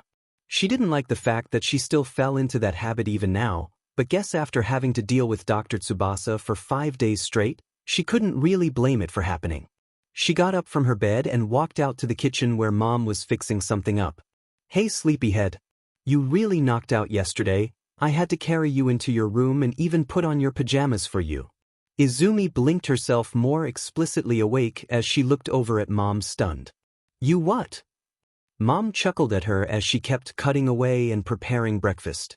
Oh please don't look at me like that, I've seen you naked sweetie. It's nothing new switching you into a pair of pajamas. Mom, I'm not. You know what I mean. I know Izu. I'm just teasing you. Go take a seat at the dinner table while I get done here. I have a night shift today, so I can stay home and take care of you before you go back to school tomorrow. Izumi relented for the moment as she walked around and took her seat at the table, seeing the 2 pill bottles sitting plainly in full view. She takes one of them in her hand as she looks at it, almost staring a hole into it. Her tail was wagging from side to side as she started to feel a purr come on. The bottle had a few black soot marks on it, some of them obscuring slightly what the pill's name was. Mom. She peered over from the kitchen to see what Izumi was referring to. Oh yeah, because of the hospital stay and everything going on you never had the chance to take your first dosage. So here's your chance to catch up. Izumi hummed with a soft rumbling in response as she fished out a pill. She held it up in between 2 fingers as she stared at it with a funny glee in her stomach, turning and twisting it in her hand as she looked it over in detail. Not like she found anything other than white surface, but it was still a nice feeling doing it. She heard the rustling and moving of plates from the kitchen, and Mom had started preparing food. She quickly put the pill on her tongue and walked over to help with the prep work. Hey sweetie, you don't have to help me. It must have been exhausting staying at that hospital, so it's really fine if you don't help me, she said as she took out a few things as she got ready. Izumi let out a short cooing sound as she gesticulated in an unworried way, picking up a knife and taking out the carrots. Mom sighed as she shook her head at her daughter. Alright, but don't come running to me if you get too tired. She continued on with preparing the food as she gave Izumi a few easy tasks to do, in the end coming up with a good and comforting dish. They spent the rest of the day cuddling up on the sofa as Izumi used the time to discombobulate. Izumi woke up stretching her back in an arch as she got up to take a morning bath. It was nice to wake up in her own bed and not have to deal with all those tests and prying eyes of the nurses in that hospital. It was tiring having to deal with misaligned information and their apparent lack of changing it. Couldn't they in the very least humor her? She sighed as she got in the shower and cleaned herself off, refreshing herself. As she went over herself, she looked more clearly at the red fur covering her arms. It had kept this color since the event, and she wasn't sure how to turn it off, change it. What was it even? Was this like a transformation, or had she somehow absorbed the heat and flames from Endeavor? It didn't seem to make sense that she had absorbed it. After all, she was taking a shower currently, so shouldn't her fur react to that and absorb the water? It was weird, and she hadn't really had time to check it considering all that had gone on after the villain attack. Izumi finished up her bath and went to the living room, taking out her phone to check her messages. She found the one from Tsu that confirmed the time that they should meet, seeing the new message that said they were on the way to her and they would be there soonish. It was really lucky for her that she had been able to get Tsu and Habuko to come over and help with the things she had missed. She actually hadn't thought they would agree to help her when she shot Tsu the message originally, with how little she had talked with Habuko. And how Tsu and her were just seatmates. But they had surprised her by saying yes. It was a bit of a strange feeling having someone over like this. This hadn't happened since Kaken was here on her 4th birthday. She shook her head and turned her attention to getting everything ready for them when they would come here. Getting out a few glasses and snacks out on the table. She alternated a bit between pacing the living room and checking the refrigerator to make sure that everything was in place and made sense. Mom had a shift today, so she was alone in preparing everything, so it needed to be perfect. She was broken out of her frantic pacing by the ring of the doorbell, sending her quickly over to the front door. Coming up to the door, she opens it to the view of Tsu and Habuko, greeting them with a smile. Hey, you're here. I hope it wasn't too bad getting here. You can just put your coats on the rack over there, she said, pointing to the entranceway with Tsu and Habuko following suit. It was fine, don't worry about it, Karo, Tsu said, taking off her coat and putting her shoes down. How have you been? It can't be that long since you were discharged from the hospital. You know, I was allowed to leave yesterday, or maybe it was the day before that. Izumi said with a small bit of hesitation. What? Should we really be doing this right now? I mean, don't you need to rest up a bit and get your bearings about everything? Habuko spoke up from behind Sue as she fumbled a bit with her shoes. Izumi shook her head in response. No, I'd rather not. I went kind of stir-crazy in there, and I think it would be good to get my head on something else. You don't need to worry about it. I'm pretty tough when it comes to this kind of stuff. Getting attacked by a villain isn't really something you should be used to, Izumi, Karo. Sue said in a neutral tone. She blinked slightly in response as she furrowed her brows, until she realized. Wait, no, that's not how I meant it. I mean, I just want to focus on schoolwork and spend some time with you too and get to know you better. No, wait, I mean it's not as bad as I may have made it sound before. Endeavor beat the villain pretty quickly, so nothing bad happened. There's also just Dash. Sue held up her hand to stop Izumi from talking. I get you, Izumi, please calm down a bit. I didn't mean anything bad with my comment. Izumi breathed in slowly to calm herself down as she followed Sue's urging. Why don't we go in and get you catched up to all the things you missed? She nodded as they moved into the living room, sitting down around the table. They went over the homework Izumi had missed during her hospital stay and talked a bit about themselves and their future plans. She had no idea that both Sue and Habuko were aiming for hero schools too. It was nice finally having friends she could talk to about this. Maybe a bit too enthusiastic, but Izumi didn't really want to blame herself on that front. Why don't we train a bit together? Habuko spoke up after they had gone through their maths assignments. Sue and I already do a bit, so I don't think it would be bad if you joined in. Yeah, I think that's a good idea. I would love to train or practice together with more people. Izumi said, almost falling over her own words. That's a deal then. Let's figure out the details at a later date. Habuko answered in an excited tone, Sue nodding at it beside her. Izumi smiled a wide smile, as she fell into a muttering spree about techniques and ideas she had come up with during her own training. The F. Izumi yelled out as she grabbed the back of her head with both her hands, caressing the bump slowly as she felt her throb painfully. You okay, Izumi? Sue's voice came from above as she jumped down beside her. It was a really high fall this time. Maybe we should stop it here, Karo? She reached out a hand, gesturing for Izumi to take it so she could help her up. Izumi took it, letting herself be pulled up to her feet by Sue. I know, she said, holding her head with one hand as she walked over to grab her notebook, flipping to a scribbled-on page as she jotted down a few new notes on the page. There's got to be a through line with this. My fur turned red when I was hit by Endeavor's fire and it made me resilient to fire and heat, and then when I was out here in December and I was a bit too lightly dressed it turned white and I got resilient to ice and, I don't know, cold? So there's gotta be something I can do to activate it, or force it out. She said, frantically gesturing and almost throwing her notebook away. You might be right on that one, but I don't think jumping down from trees from increasingly high heights is the call here, Karo. Also on an off note, I think you're pulling the blue off pretty well. Izumi puffed up her fur on her body and tail a bit in response. She tried to quickly pat it down again. It hadn't only made her fur white but also made it a good amount thicker. You only say that because you get cold easily, but try to get home to a heated apartment with thick winter fur. I swear I've overheated so much this winter. Why don't you just change into the red furred form? That should help with it. Izumi threw her arms up in the air as she let out a semi-annoyed whine. I would do that if I could. I haven't been able to figure out how my quirk works. Like I should be able to switch between the forms, right? But I just can't figure out how. She threw herself down on the ground on a larger snow pile, sinking slightly into it. She had gone a long time with her hair and fur being red and she had gotten somewhat used to people making fun of her for having red eyes, so suddenly changing into a light blue fur and white ears, well, she was bound to have other jokes made at her expense. It wasn't even really about her appearance, although a lot of the girls in her class had cooed at her when she came in with white fur one day. No, it had a lot more to do with her not being able to control her own quirk. If she knew she was still going to be made fun of at a new school, what was the point of transferring?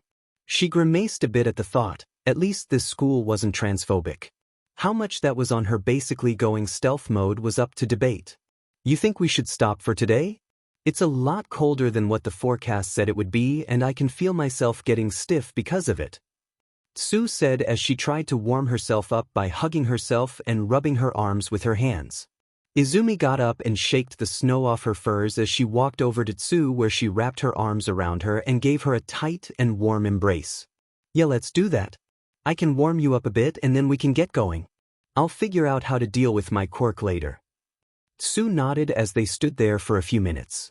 It still gives me a tiny bit of anxiety whenever I see you walk around like that outside. Sue spoke up. You're way too lightly dressed, Izumi. But I don't really need to dress warmly. I feel really warm and you whenever I try to put on my coat. I feel fine like this, really. Might not look like it, but I am actually pretty warm right now. Yeah, I can feel that. Still doesn't mean it doesn't look really cold when you walk around like that. Izumi shrugged as she pulled away from Sue. I feel good dressed like this. You feeling okay walking back? Sue gave a short nod where she then went to pick up her bag. Yeah, let's quickly get out of here and into some place warm. I do not want to test my body any more than I already have. She put the bag on her back and started lightly tapping in place to keep warm. I know of a good cafe we can take shelter at before heading home, Karo. Izumi let out a small laugh. Shelter? We're not gonna have a snowstorm today, Tsu, it's only a bit of snow. Easy for you to say. You with your winter coat. Let's just head over to the place, I promise you'll like it. They even serve a lot of cold drinks and foods you can try, so even if it gets a bit warm in there it should still be good, Karo. Yeah, let's do it then. Izumi picked up her own bag and went over to Tsu's side, where they then proceeded to walk towards the city. The cafe Tsu was talking about wasn't too far from the forest they had trained in, so they were able to get there before Tsu fell to the cold. The cafe was pretty nice and cozy.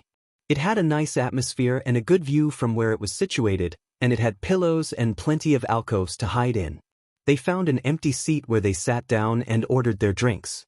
Tsu was right about the menu. She got herself a milkshake and a cold apple cake with whipped cream. The other patrons on the table beside them did look confused when they saw all the cold items Izumi had ordered, but she probably shouldn't have expected anything else. You were right, Tsu. This place is pretty nice. I think I would have a better time if I didn't have all this thick fur, but it's still pretty nice. She said with a bit of a faraway view, mulling over everything she had tried out today about her quirk. Well, what haven't you tried yet, Karo? There must be more things you've done than when you've trained with me. Tsu asked, taking a bite of her cake. I think I've tried everything. She reached into her bag, got out her notebook and turned to a long list of different things.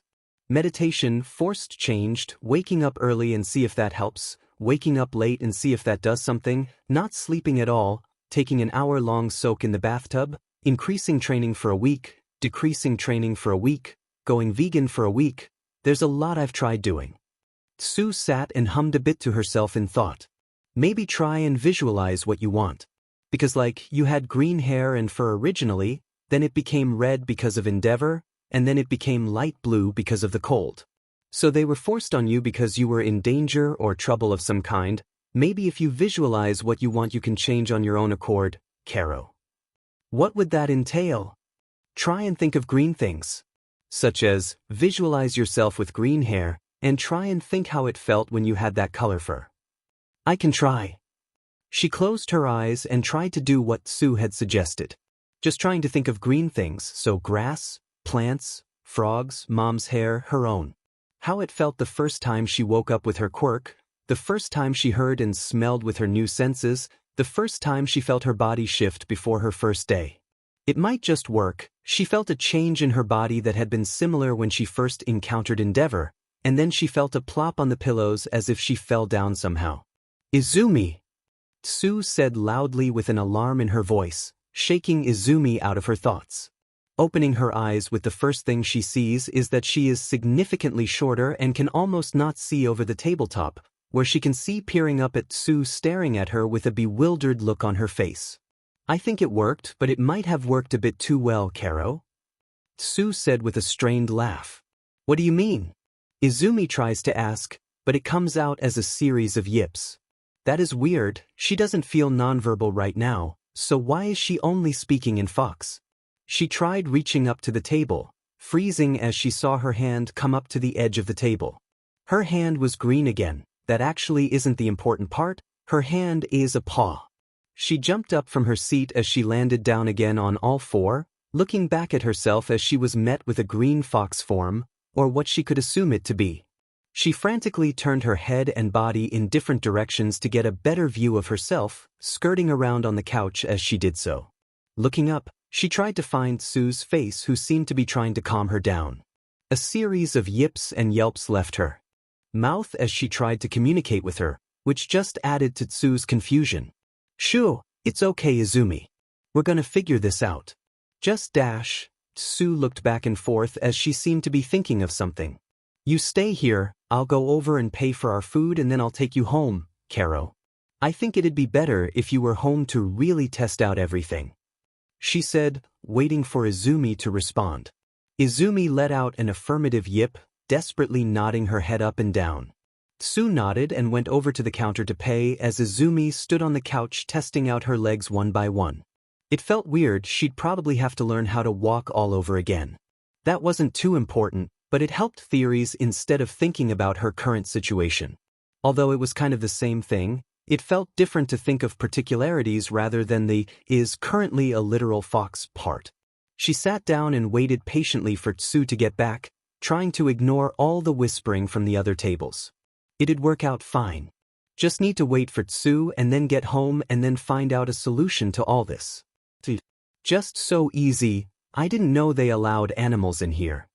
A familiar voice rang in Izumi's ears, as she looked up with wide eyes as she was looking directly at Auntie Mitsuki. It's been a pretty long time since she had last seen Auntie. Mom hadn't really spent a lot of time with her after she found out about what Kaken was doing. Not that Izumi ever wanted her to do that, she likes Auntie, and she definitely never wanted to be the reason for their relationship to sour. Come on hag. A green fox? It's someone's quirk who probably lets them be a fox. Izumi froze at the brass voice of her former best friend. There's no way she wouldn't recognize Kaken's voice. She looked over beside Auntie to see Uncle and Kaken standing just out of sight from her point of view. Equally as quickly as she had looked up at them, she flinged her head to look straight ahead. See? Just leave them alone, they're probably waiting for someone. Kaken spoke up again. Izumi tried to resist looking up at him again, but he really didn't recognize her? Hadn't Mom told Auntie about her new quirk? Like yes, she didn't know Izumi could turn into an actual fox. But still, green fox traits, green fox, like shouldn't they be able to figure it out? Oh shush brat, let's go and find a place where we can sit down, Auntie said as they walked away over to one of the corner seats. Izumi couldn't resist as she carefully peered over at them walking away, catching a sight of Kaken as they disappeared behind one of the alcoves. Mom really hadn't talked about her to Auntie? Or maybe Auntie just didn't want to reveal Izumi to Kaken and Uncle. It was a bit of a strange feeling. Izumi had been pretty happy about getting away from Kaken's bullying and name-calling, but there was a strange kind of finality with how he just walked past her like that. No, that doesn't make any sense, Izumi Midoriya. You're a fox right now, of course he wouldn't recognize you. Stupid. She tried not to think about it too much, but she did catch herself a few times taking quick glimpses of the table they had taken. It was honestly easier than it should be. Kaken was still as loud as ever, and together with Auntie it just got even louder. Izumi looked back down at her body to her paws, staring intently at her lack of hands. Why couldn't her quirk just work properly so she didn't have to go through all of this? Getting it so late that she had to go through all that bullying, and when she finally does get it, it doesn't even work correctly. Stupid quirk. Stupid transformation. Izumi. I just paid, let's get you home, Karo. Tsu came up to their table where she started getting ready, putting on layers of clothes until she was covered in scarves from head to toe. She eyed Izumi up and down and cast eyes on her and her bag, humming as she stood thinking. Izumi, what do you say you jump down in your bag and then I carry it with you in it? Izumi poked up her head, her ears standing on end. She whipped her head over to her bag with a tilt, turning it over to Tsu, who stood expectant for a response. She looked back and forth between her bag and Tsu until she decided with a resigned yelp to walk, wobbly, over to the bag and jump into it. Landing on the edge of the bag's opening as she struggled and fought against it to get in until she finally fell over on her back into the bag. She frenziedly rolled over so she sat upright in the bag, shaking her head violently and looking up at Tsu, who was standing ready to lift her up. That went better than I had expected. All right, Izumi, I'm gonna take the bag and lift you up with it, Karo. Izumi nodded her head and some of her upper body. I'm gonna count to 3 and then lift you up, she said, placing her hands on each side of the bag. 1, 2, 3. As Tsu picked up the bag, Izumi felt everything shake around her as she tensed with shaky movement around her, scratching her claws against the inner sides of the padding. Tsu placed it in her arms so she could balance it, moving her arms so she could grab around it more securely. You good in there, Izumi? Tsu spoke down into the bag. Izumi let out a small wavering yip as she tried to stand up in the bag, which proved to be a lot more difficult than what was worth it. Shakily, she stood up before she felt the unevenness under her paws and fell down into the bag again. She accepted her fate and stayed put as she curled in on herself more, letting out a half bark to show she was ready. Alright, I'm gonna head out now then. Brace yourself when we get out. I don't know how much that fur of yours will help, but it's probably colder than when you had the white fur, Karo. She walked over to the door and opened it as a waft of cold air rushed past Izumi's face. It wasn't nearly as bad because she was in a bag, but she could feel that it was a lot colder than when they had trained. Tsu walked out into the cold weather, walking along the road towards the train station. I know where your house is, so it shouldn't take too long. They walked along the road as they took the train closer to Izumi's apartment, walking up the stairs till they came to her apartment door.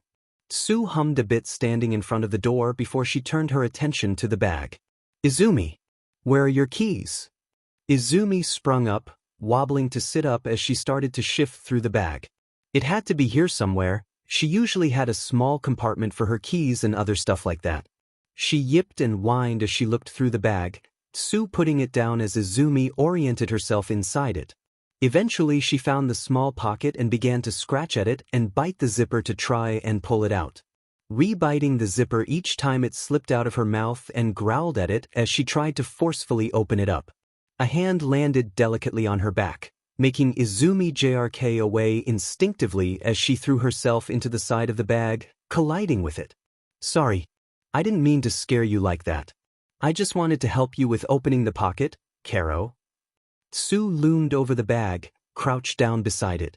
Izumi felt her heart beat faster before she calmed herself down and sat herself up again. She nodded her head towards the scratched pocket as Tsu reached down and fished out a set of keys, opening the door and getting all their things inside. Izumi jumped out of the bag as she paced a bit forward into the entrance of the apartment. Carefully she walked in as she wobbled with each small step she took, being mindful of where she stepped and how she situated herself. It's so weird to actually walk like this. It felt strange and unnatural, like she had to completely relearn how to walk again and where to place each paw. It's so nice being in a place with actual good heating. The cafe was fine, but this is so much better, Tsu said from above her as she took off all of her layers. I suppose we need to call your mom about your whole foxness. Tsu waved her hand in a general gesture in Izumi's direction. She yipped back as she turned around and stared at her bag with an intense glare. Tsu caught on to her and turned over beside the bag. You want me to get your phone for you? Izumi let out a puff of air and made a small light bark in response. She stared at Tsu as she started going through her bag until she found her phone. Do you have a lock on your phone? Izumi nodded her head. Tsu walked over and laid the phone down in front of Izumi as she turned on the phone. Izumi looked down on the number pad in front of her as she raised up one of her paws, looking between the numbers and paws until she tried to gingerly press each number in her code. God, she was relieved that she wasn't that big in this form, because if she was that could have posed a lot more problems. She carefully went through the numbers until the phone unlocked. At the success she yipped and jumped a bit back with glee. Tsu took up the phone where she started to go through Izumi's phone. I'm gonna put her on speaker and tell what happened, so you can hear what she has to say. Izumi nodded as Tsu dialed the number. Hi Izu. I thought you were out training with Azui today. Anything happen? Her mom sounded from the phone. Hello Mrs. Midoriya, this is Tsuyu Azui. I'm calling because something happened after our training which made Izumi unable to talk. Tsu said calmly into the phone. What do you mean? Did something happen to my Izumi? Is she okay? She's not hurt, is she? Why can't she talk to me herself? Mom sounded frantic and breathless as she asked the questions in quick succession. Oh sorry. I didn't mean it that way. Izumi was testing out her quirk to see if she could turn her white fur off, and she accidentally turned herself into a fox. What? Izumi is currently stuck as a fox. I was able to get her home, but I thought it'd be a good idea to call you so you knew what was going on. There was an extended silence from the phone before Izumi started hearing rustling coming from the other side, as she heard her mom picking her phone up again. Thank you Azui for telling me that. You don't have to worry about anything. I'll get there as quickly as I can, so you just relax and don't fret too much. I'm fine, Izumi led me over here. She just couldn't really open the door in this form, that's all. Tsu said to her in her even and calm down.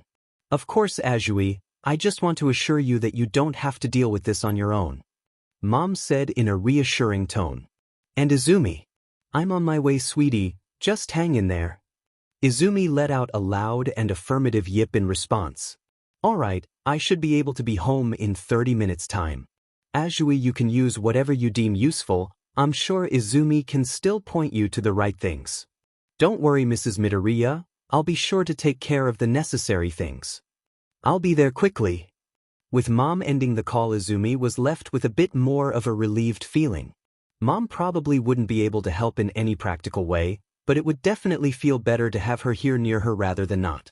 Well, that was good to know. Izumi, let's get inside and wait for your mom to come home. We might even be able to get a bit closer to how to get you to turn back, Karo. Tsu said as she picked up Izumi's phone. A short bark left her mouth as she trotted into the living room. Wobbling as she walked, she collided with the wall a few times, constantly rebalancing herself so she could get better hold of her new center of gravity. It took longer than normal and a whole lot of effort, but she eventually got into the room over to the couch. With each step she found herself in front of the couch, and as she looked up she realized that walking might have been the easiest part of getting over her. The couch was just about taller than her sitting up, and it looked all too intimidating as she stared up at it. Before Izumi allowed Tsu to say anything, she jumped at the couch as her front paws landed on a cushion, and then slowly started to slide down it till she fell down on the floor again. She quickly flipped over on her paws again and growled at the couch as her back legs twitched with anticipation before she sprinted at the couch cushion, jumping to get up and landing stomach first at the cushion as she slowly slid down it again.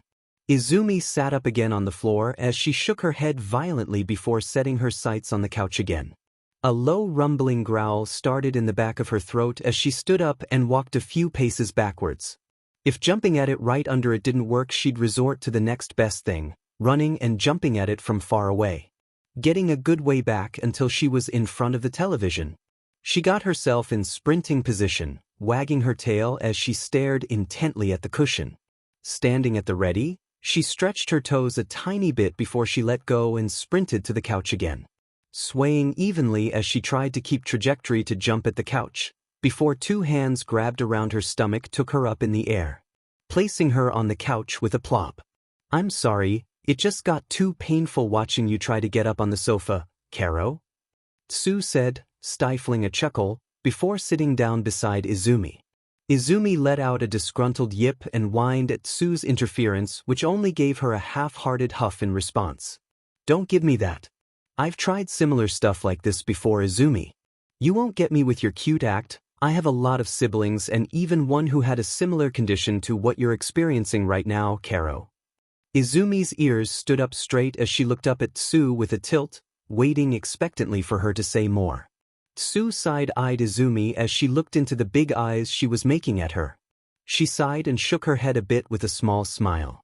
You know how my quirk is frog, right? Well, my entire family has an amphibian-type quirk of some kind, and for my smallest sibling he was born with more frog features than the rest of us, Karo. It just took a bit longer to learn his quirk and how to use it. So I'm just used to this kind of stuff. Izumi started to visibly vibrate at Tsu explaining the quirk, fidgeting her with paws at the couch as she tried to ineffectually mimic the movement of writing her notebook, making small noises and yips as she got more excited. Anyway, we should really figure out how to get you back to a humanoid form. Maybe if we try to go over what you did when you turned into a fox, we might be able to figure out how to replicate it, Karo. She said as she fished up her own phone. I'll just write down what I can remember and what we figure out. Oh yeah, your fur turned green before you turned into a fox, so maybe if you try to think of what it felt like when that happened. She halted for a moment. Maybe I should write it down on paper instead. Izumi put up her head and half stared at the ceiling as she wobbled her head a bit back and forth, letting out small noises as she felt herself be lost in thought. It was difficult to describe exactly what she felt. She just thought of green things and felt a shift and a whoosh in her body, and then she was shaken out of it by Tsu yelling at her.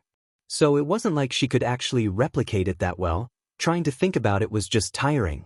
She was way too fidgety and impatient to make it make sense. She just wanted it to fix it herself and hopefully soon. But the more she tried to focus, the less grasp she got on how exactly to do it. Tsu went through a few other things she noticed when Izumi transformed and how she seemed to react when changing from white to green and then to the fox form. It was helpful to get an outsider's perspective, but she still didn't really know how to use it. If anything, we could also just wait it out. Tsu spoke up with Izumi tilting her head in confusion. When it comes to most transformation quirks, they usually have a time limit, right? So going by your quirk working similarly, it might just revert back at some point when you run out of energy, Karo. That made a lot of sense actually. She doesn't know why she didn't think of that herself. Maybe it wasn't too bad if she could just wait it out, although it didn't really help with her being able to control it better. But the things Tsu had explained was at least a start to figure things out. Izumi alternated a bit between semi-meditating and pacing around in a circle as she tried to recall the feeling. It went on for a bit until there was a sound from the door and Mom entered. Izumi piped upright as she heard the shoes clatter to the ground and the hanging of a coat. She got up from her seat and jumped down on the floor with a rather loud thud as she scurried over to the entrance, stopping a few centimeters from her and yipping at her. She stopped in her tracks at Izumi's insistent yipping and yapping as she stared down at her with a surprised expression. Oh my, you weren't kidding when you said a fox. Izumi yipped in response as she tried to explain what was going on with a series of yips, barks, and chirps at her. It's different hearing and actually seeing it for yourself. You seem to be alright at least, but are you doing okay, sweetie? Wobbling her head a bit from side to side, she did her best impression of shrugging, making a yip sound to her. I'm gonna have to figure out how to interpret you in this form. Azui, I didn't hear you come over here. Thank you so much for making sure my Aizu got home all right and fine. It was nothing, Mrs. Midoriya. I just did what I thought was right. Do you need me to help with anything? I'll be happy to be of assistance if you need any, Karo. No. It's okay, you've already done more than enough for us. I can take it from here. She said assuredly with a smile. Then I think I should. Probably head home. I should be able to get home before it gets too cold outside, Karo. Tsu said, walking over and putting her layers on. Thanks for today, Izumi. It didn't end how I had expected it to, but it was still very nice training and hanging out with you. Izumi yipped in response as she walked a bit closer to her. Tsu waved her hand goodbye and left through the door. Izumi turned around to face Mom as trekked up beside her, sitting herself right beside her leg. She let out a soft and soothing sound as she purred while leaning up at her leg. I'm happy to see you too. Have you figured anything more out about how to possibly turning back? Izumi yipped back in response as she ran back into the living room. Oh right, you can't talk right now. I need to remember that. Mom muttered from behind Izumi as she ran back to the couch and started to scurry her way up on the cushion. With great difficulty, she was able to get her way up to the couch as she started to paw and point at the small scattered pieces of papers laying there. Mom picked them up and looked over the notes Tsu had left. She shifted through the notes as Izumi sat beside her and followed along, standing on her leg with her front paws.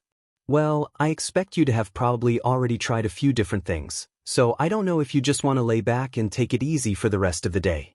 If what Sue said is correct, you might just turn back later. She said with a far-off gaze as she read the notes more closely. I'll let you decide what to do, sweetie. Izumi nodded as she sat back on the couch. It might be a good idea to just wait it out. It wasn't the most exciting way, or the most sound way in the learning her quirk better sense. But it might just be the best solution. She paced a bit around on the couch till she found her way over the corner of it where she sat herself down, curling herself into a small ball as she peered out on the TV. Mom had turned on a random channel and Izumi just kind of mindlessly watched it. She could probably go to her room and lay in her bed and relax more easily. But the idea of having to walk over there and jumping up on another elevated surface did honestly not sound that appealing. So laying curled up on the couch was a better alternative, especially as she could pay attention to and have Mom in view. While staring half-heartedly at the TV, she started to feel more tired, as her eyelids felt heavier and heavier till her head fell down in the fluff of her tail. Her head bobbing slightly as she felt herself fall into unconsciousness as she felt sleep overtake her. Drifting into a warm, soft rest with the comforting sounds and movements coming from the kitchen, as she felt the slow relief of the end of a hectic day. She felt herself drift into a field of green again, for as long as her eyes could see. A venerable serene green garden of green everywhere she could see. Gazing over the grass and flower buds surrounding her, there were a lot of flowers that hadn't bloomed yet. But if she strained her eyes enough, she could see a red spot on the horizon. Just on the other side of a hill, she could see a red hue stick up above it. As she reached out over the green plain, towards the red color, she felt a familiar shift and a twitch in her body as she felt herself wake up with a start.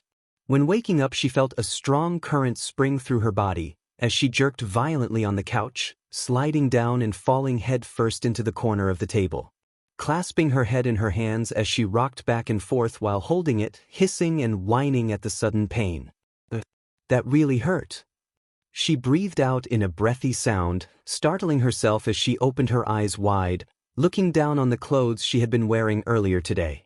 She shrieked as she saw her legs curled up uncomfortably, half on the couch, half on the floor.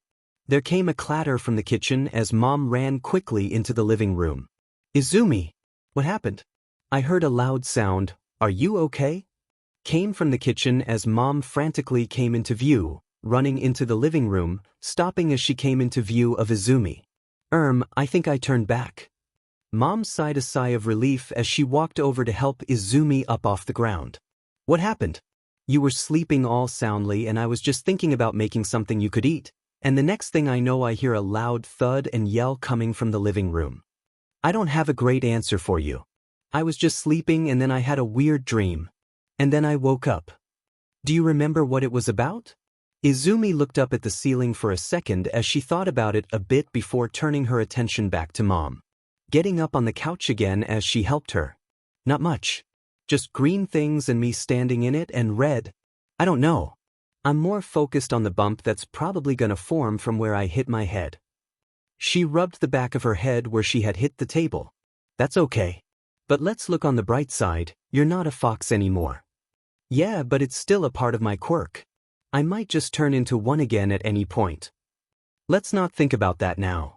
Let's just focus on the now and think of the potential possibilities later.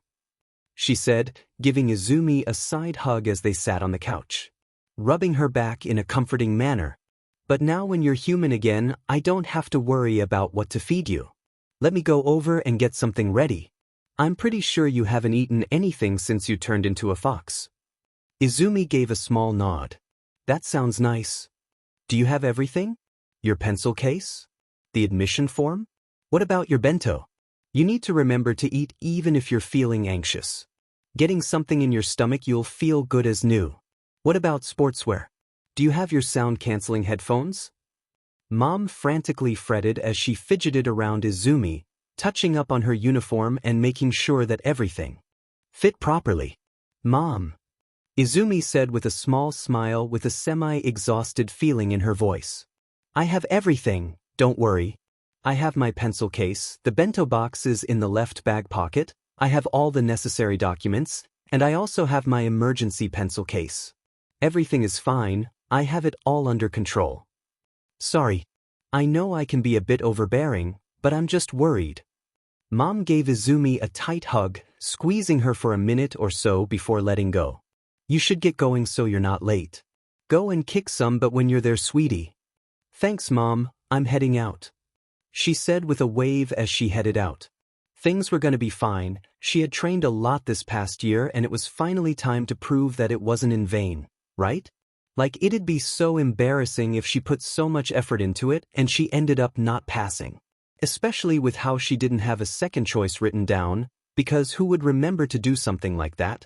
Not Izumi, no, it just so happened to have slipped her mind entirely. So yes, she needed to pass. But that was going to be fine, she was a lot better than she was back with that sludge villain with a lot more muscle, even if she didn't necessarily need them, and a much better grasp on her quirk. She took out her headphones and put them on as she headed on the train to UA. It was weird to figure out how her quirk worked, but it was fine now. Although she could do without the particular triggers for activating them the first time. But there were some things to it that were definitely going to help her in the test itself. She took in a deep breath and centered herself again. It'd be fine, totally fine. Just have to take the written exam first and then the practical. Walk into the practical and then figure out what she's meant to do and then find a way to exploit it, easy. She looked over to the upcoming station and noted her stop coming up as she moved out the train and started her walk towards UA. It's really setting in how close it is now. All the nice-looking and high-end apartments, houses, and buildings everywhere. The big wood or park area, or what you could call it. And, oh dear, has there always been so many people in school uniforms walking in the same direction? This seems unnatural. Why are we all walking the same way? This feels wrong. Maybe she should just turn around and walk back. Yeah, that sounds like a good idea. She could just take a gap year and try again next year. They wouldn't be able to hold that against her. Would they? Yeah. That sounds like an amazing idea. If she walked back, she wouldn't have to feel so stressed and she wouldn't have to worry about what's on the exam or how the practical is going to turn out. She could just go back and prepare for another year and she'd be even more ready, and nothing would be able to surprise her in the exam. And, is that the ground? So this is how my journey at UA is going to begin?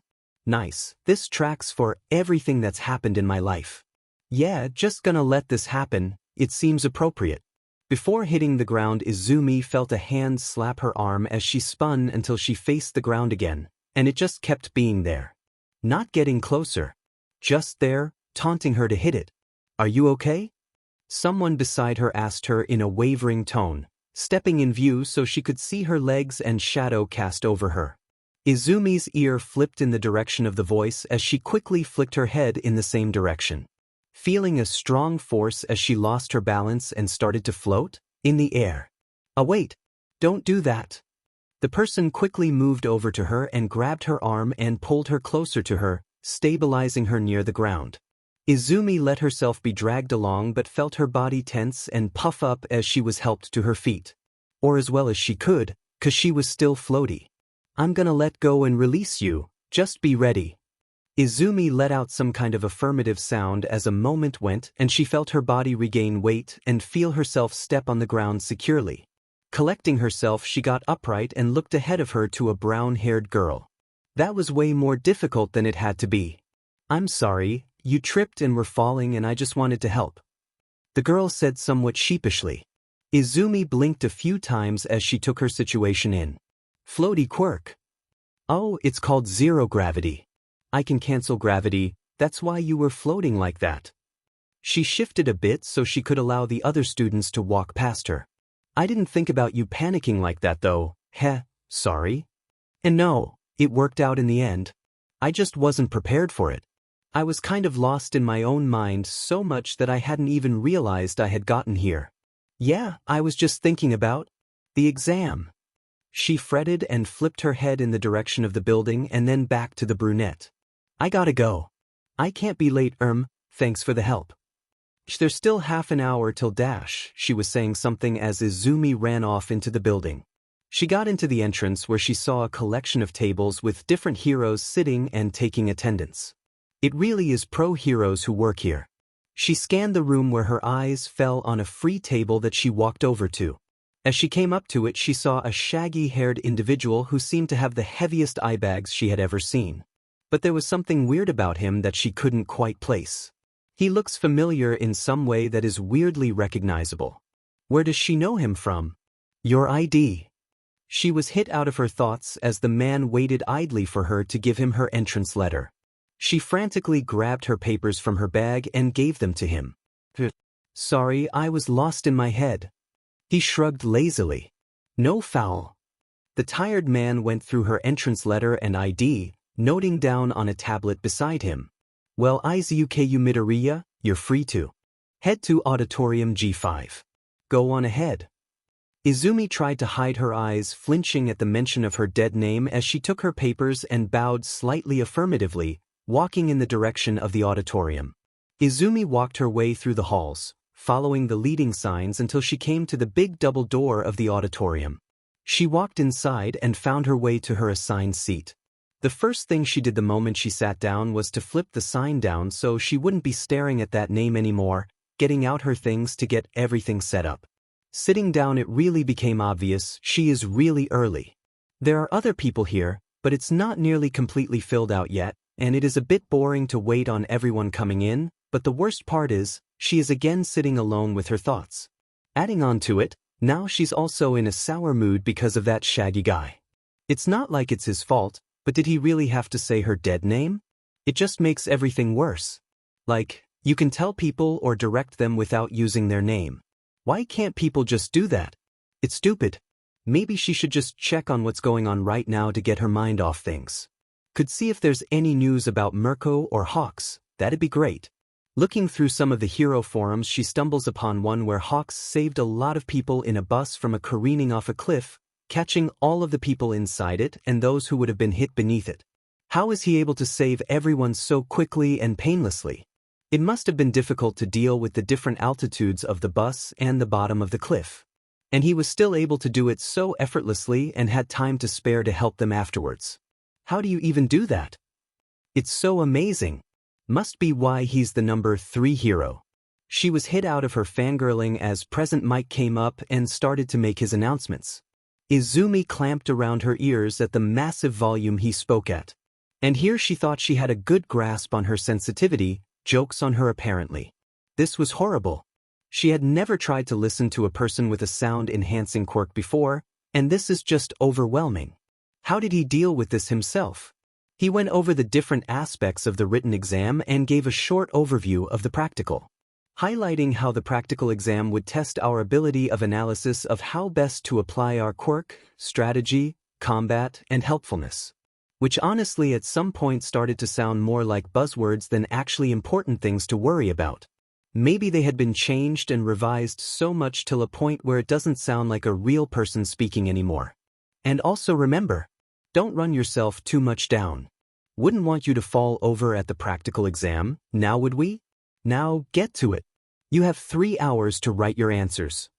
Present Mike concluded. Izumi opened the exam papers and started going through the different sections. Some about what you would expect from maths, literature, history, and foreign languages. And then there was the last section with a ton of questions about quirk analysis. It was a breeze going through the written exam, or at least it felt like it. She felt like the things she wrote down made sense and like she was answering them correctly, but it definitely also didn't feel like it was enough. Maybe she was just kidding herself and all of it was wrong. Nah, that didn't make any sense. She knew question 23 was correct, so that's at least one. One of the analysis questions was particularly interesting. She had to describe how her quirk would work together with backdrafts, of all people. That just felt completely out of left field. Backdraft was predominantly a rescue hero who worked with fire for the most part.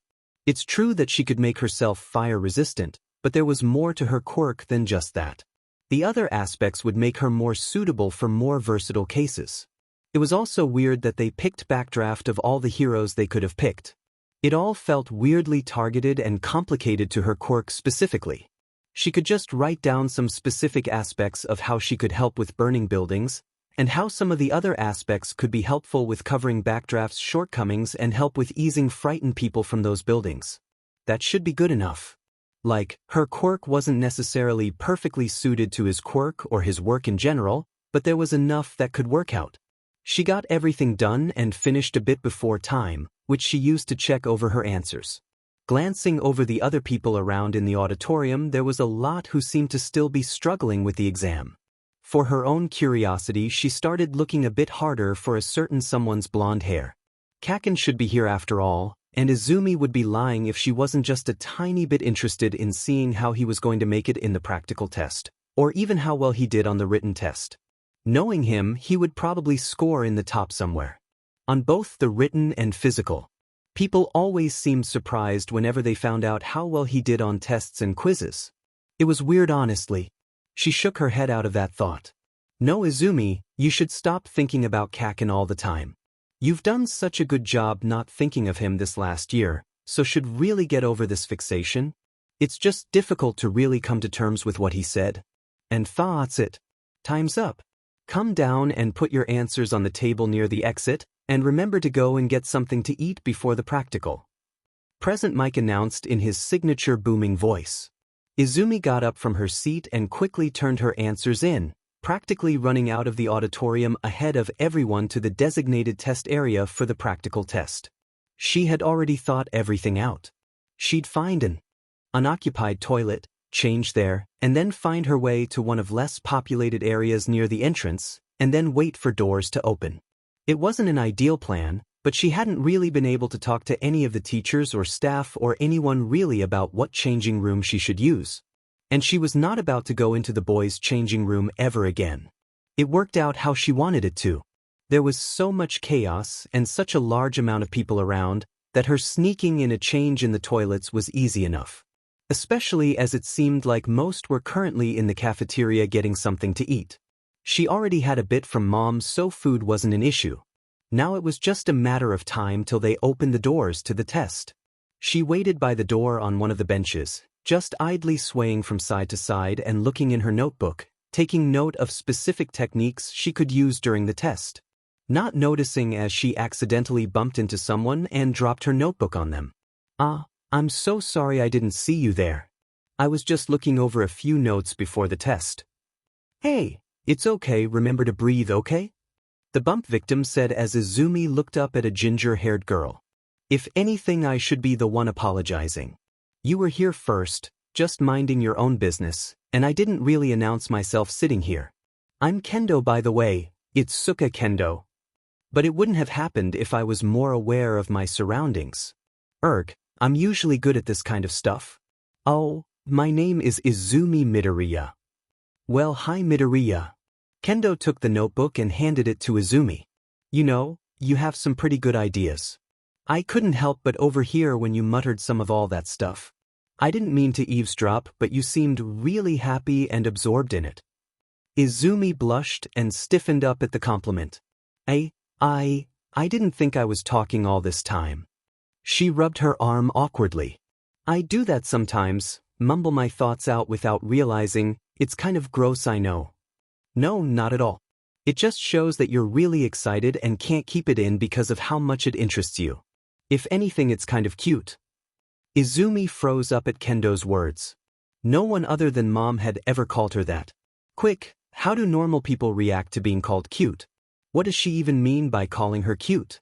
Izumi quickly and very rigidly got up from her seat, turning stiffly and mechanically around in the direction of the doors, turning her head just enough to be able to see Kendo out of the corner of her eye. I got go. Soon need to get school. Bye. She turned around and with a quick pace started walking to the entrance area as fast as she could. She breathed out raggedly as she took place in the waiting area. That could definitely have gone better.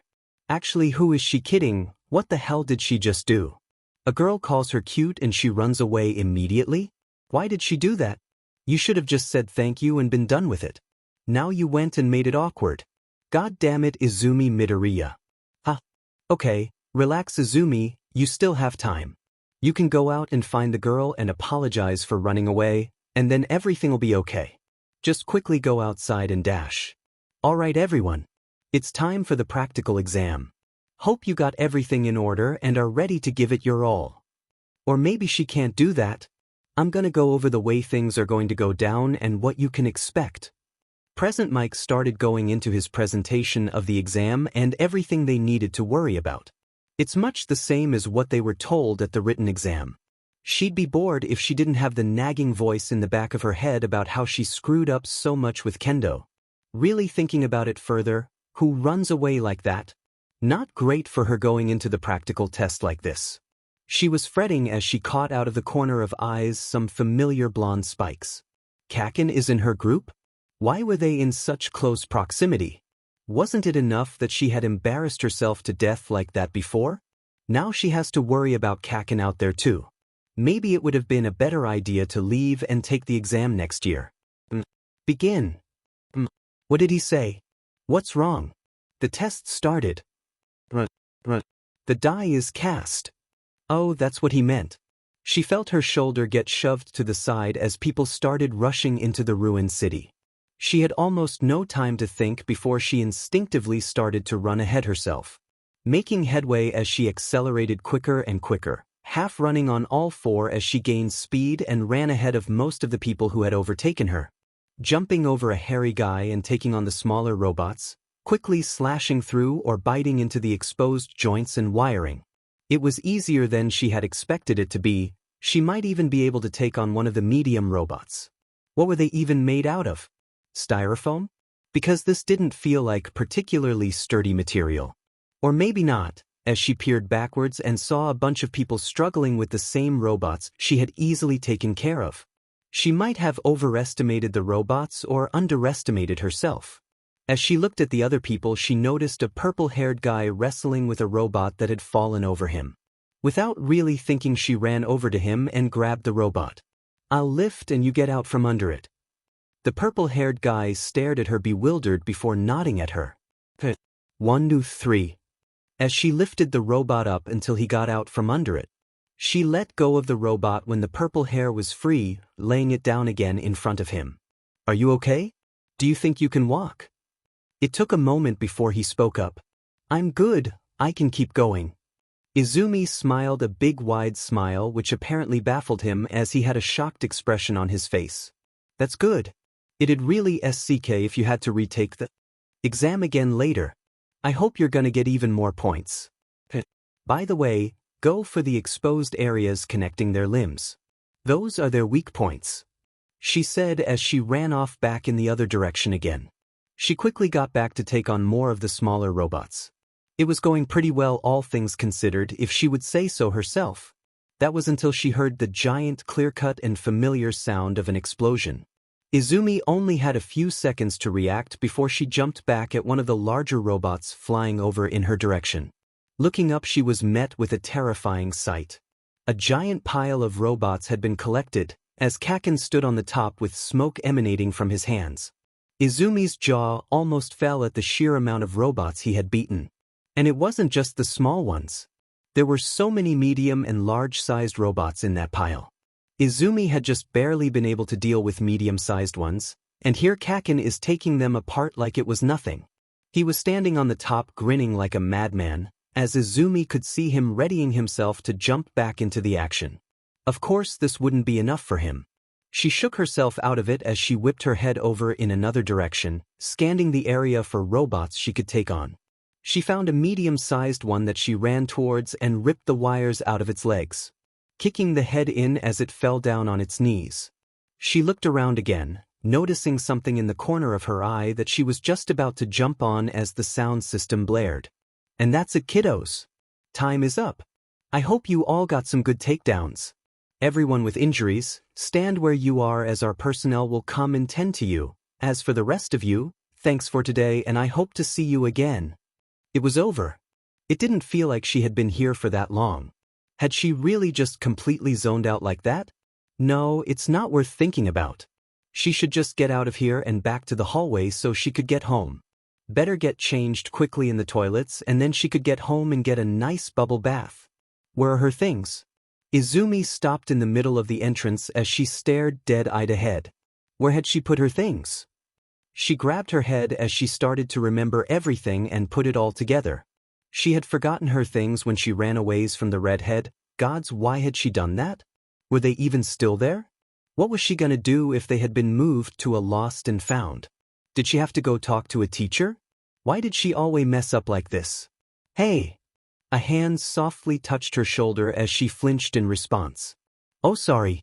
I don't know if you remember, we spoke before the test. I'm Kendo. Oh, and now her embarrassing decisions are going to bite her in the butt. You ran off pretty quickly, so you probably didn't notice you left your things at the bench. Don't worry though, I picked them up and put them with my things in the changing room. Are you an angel? She smiled at her. Nah, nothing like that. I just couldn't let you misplace your stuff like that. Kendo clapped and rubbed Izumi's bag lightly, before walking a bit ahead of her. Come on, let's go get a quick shower and get changed so we can get home. She grinned as she walked in the direction of the changing rooms. Izumi didn't really think as she just walked after Kendo, quickening her pace to get up to her. They both walked into the changing room where Kendo got to a locker where she fished out Izumi's bag. She was so lost in her thoughts that she hadn't quite realized where she was before Kendo started undressing for the shower. Oh, this won't work out. At all. She can't take a shower here. There are too many girls. What if they say something, or they might get grossed out by her being there? She really didn't want something bad to happen. Kokendo-san. I think I might have to leave without you. She shifted uncomfortably in the place as she looked over to the exit. But won't it be nice to take a quick shower to wash all of that sweat off? Gara, I just don't think it's a good idea. I live pretty close by, so it won't take that long before I can take a bath. Thank you for picking up my things. Kendo looked at her skeptically as she seemed to mull over what to say. Okay, I guess that makes sense, but are you sure? You look really stressed? Scared? I can't really put it in words. It's nothing really. I mean it. You don't have to worry. It's just, changing rooms makes me feel uncomfortable. Sorry, I can't be more specific. She looked really downtrodden as she said it.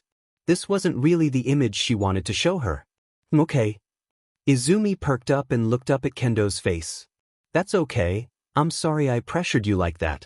It wasn't my intention to make you feel uncomfortable. I hope we get to see each other again, and hopefully both in the hero course. Kendo widened her eyes as if realizing before reaching into her bag. Let's exchange numbers. We can talk more about the exam and stuff. She blinked, slightly stunned before frantically clawing out her phone. Oh yeah, let's do that. Here, my number. Izumi nodded as she smiled softly.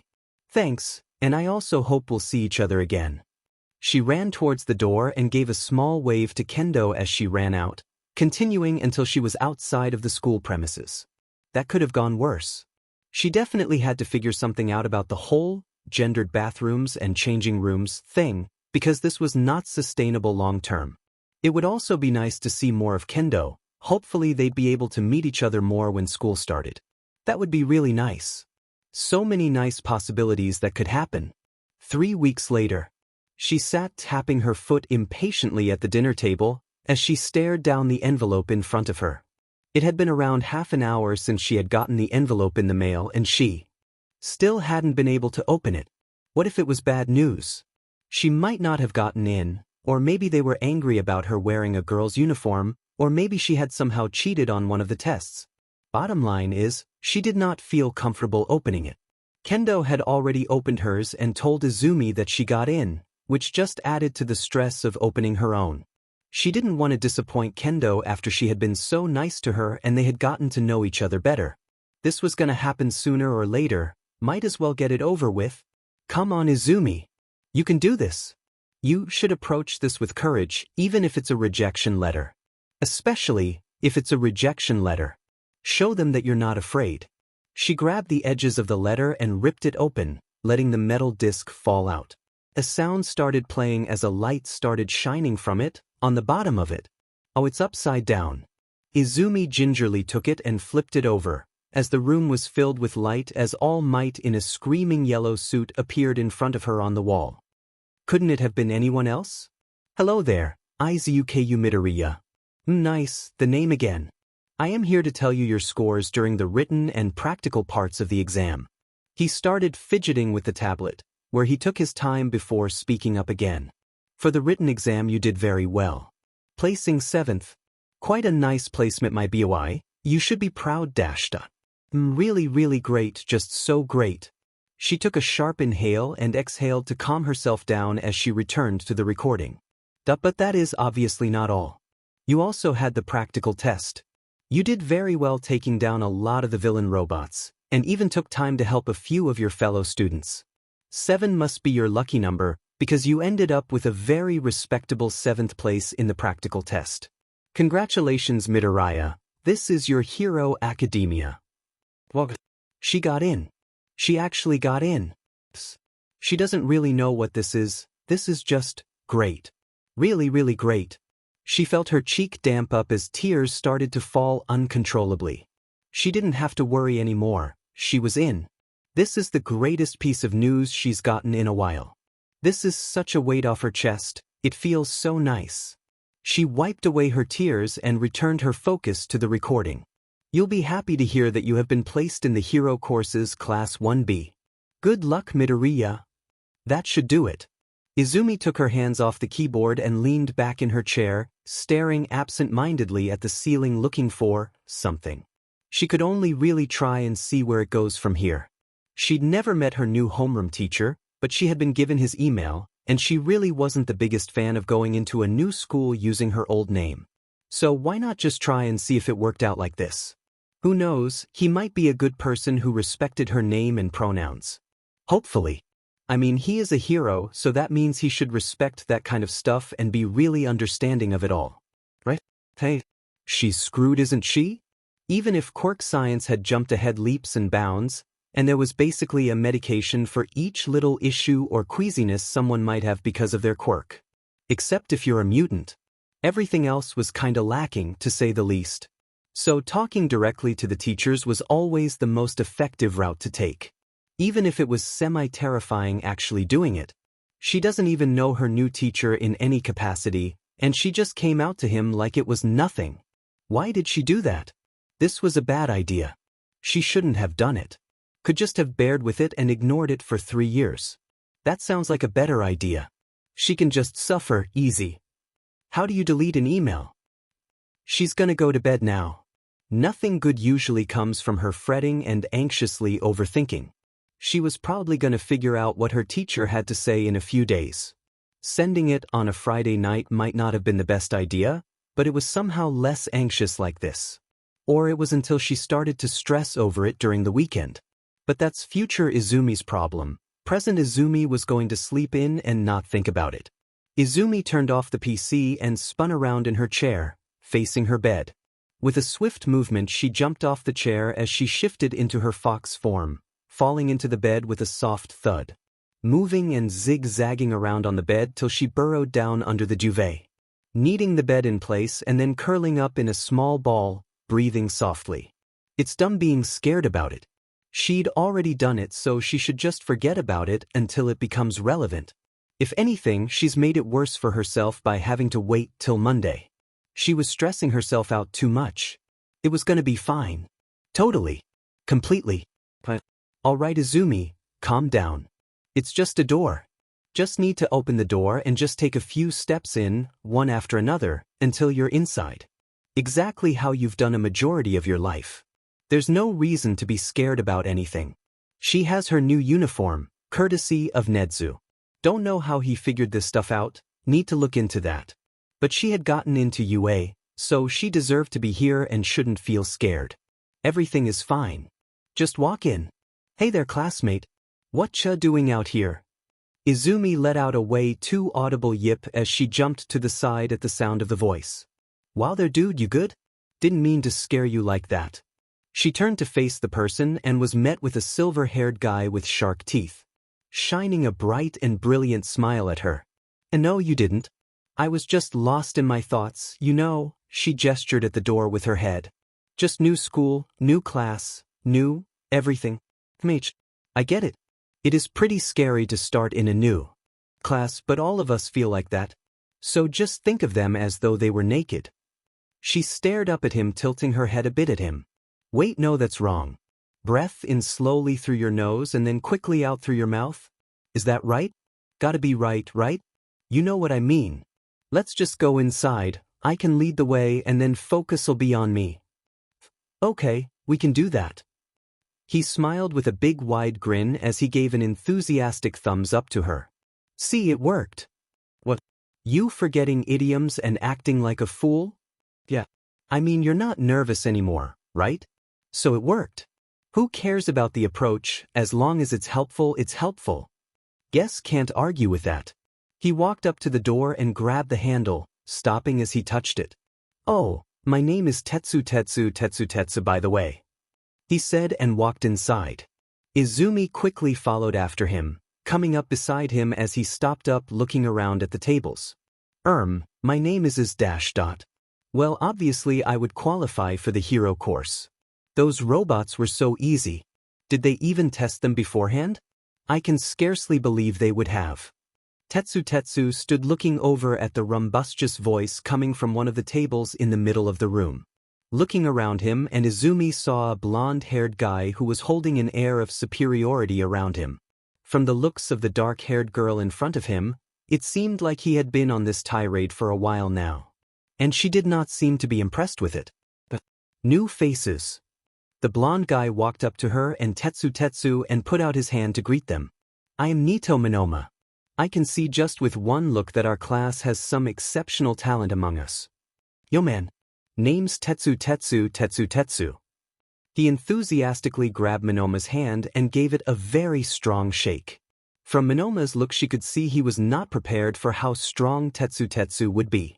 I'm Izumi Midoriya. Monoma looked her over for a moment, before a smile and an excited look in his eye. You're the one who ended up in 7th place. He turned his eyes to Tetsu. And you were in 8th. That means all of our top 10s are here. He slinged his arm around Tetsu. You listen here, you two. We're gonna show everyone here how great the hero course is. We're already halfway there with 5 people in the top 10. We just gotta keep that lead. But doesn't that just mean the other class also has 5 from the top 10? Izumi said, a bit puzzled. Monoma's logic is kind of hard to follow at this point. No. Listen, my girl. The point isn't that there are 5 people from the top 10 in 1A. The point is the 5 who became a part of 1B. Because they're now part of our class, and we can cultivate the best potential here. She stared at him with a tilted head as her ears pointed in opposite directions. I see you don't get what I mean, don't you worry, you'll come to understand it in time. Izumi gave him a half-hearted laugh and smile. She's not sure she'll ever understand what he's saying, at least if it continues like this. Not sure if she'll be able to understand him or Tetsu to be honest. As Monoma stood and continued to posture and talk nonsense to Tetsu, Izumi heard footsteps coming up behind her, and before she could react a hand landed on her shoulder. Alright, that's enough, Monoma. Can't you see you're confusing Midoriya? She looked up to see Kendo by her side. Kendo smiled down at her. Hey Midoriya. I'm really happy we get to be in the same class. I hope we can keep getting along. Kendo. Hi. Sorry I didn't see you when I walked in. Nah, don't worry about it. You seem to be caught up in this one's antics. Even then, you don't have to worry about me. We'll have plenty of time to talk later. Monoma let out an offended sound as Kendo just brushed him off. As if out of nowhere the door slammed open. The large form of pro-hero Vlad King walked in as he grumbled something under his breath. Walking to the front of the classroom and turning around to face everyone. Please find your seat, everyone not currently sitting down. The 4 of them quickly moved along over to their assigned seats. He looked over the room with a stern look as he opened up his folder of paper and flipped through them a bit. My name is Sekijiro Ken and I am going to be your homeroom teacher. Other than a few special cases and all regular classes, I'll be your primary teacher for the most part. You can of course still seek help from other faculty members if need arises. He returned to his folder as he cleared his throat.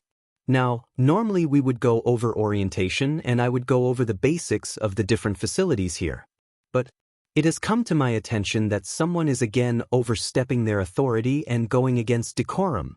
So, we will for now be skipping orientation and instead we will go out to the gym area. Everyone looked confused between each other as if waiting for someone to say something. Go to the changing rooms and meet me in gym area beta. Slowly, little by little, people started to get up from their seats and walked out into the hallway. Izumi shook her head confusedly for a moment. What was going on? First school days were usually not that demanding, so what was going on here? She stood half up from her chair, slack-jawed before something hit her. She quickly looked up to find Ken-sensei and ran over to him. I'm Izumi Midoriya. I don't know if you got my mail, but I was wondering if I could change in the bathrooms instead of the boys' changing room. He looked at her sternly, keeping his gaze at her as if she had killed a puppy before he reached into his backpack and took out a new gym uniform and held it out to Izumi. Good thing that you came over and asked me. I had completely forgotten about you. The rest of the class will find uniforms in the changing rooms, but I thought you might have had a problem with it, so I held onto this one. Izumi blinked a bit before taking the uniform. You can go and change in the bathrooms for now. I spoke to Nedzu and he agreed that he'd look into better accommodation, but for now you'll have to bear with how things are. If you need anything or just want to talk, Mai and Hound Dogs, our resident therapists, doors are always open. She clutched onto the gym clothes and smiled slightly. Thank you. Now go. I'll give you a bit of leniency cause you'll have a longer trip than the rest, but don't think this'll become a trend. Izumi jolted as she straightened up and bowed, quickly running out of the classroom to the toilets.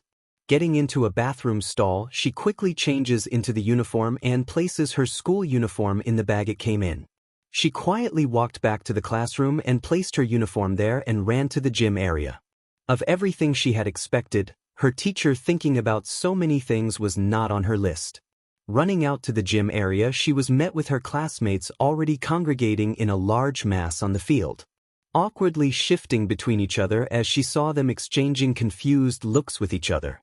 Ken-sensei seemed to be talking about everything they were meant to do. It's difficult to determine whether he actually wants to do this, with how the constant scowl was plastered on his face.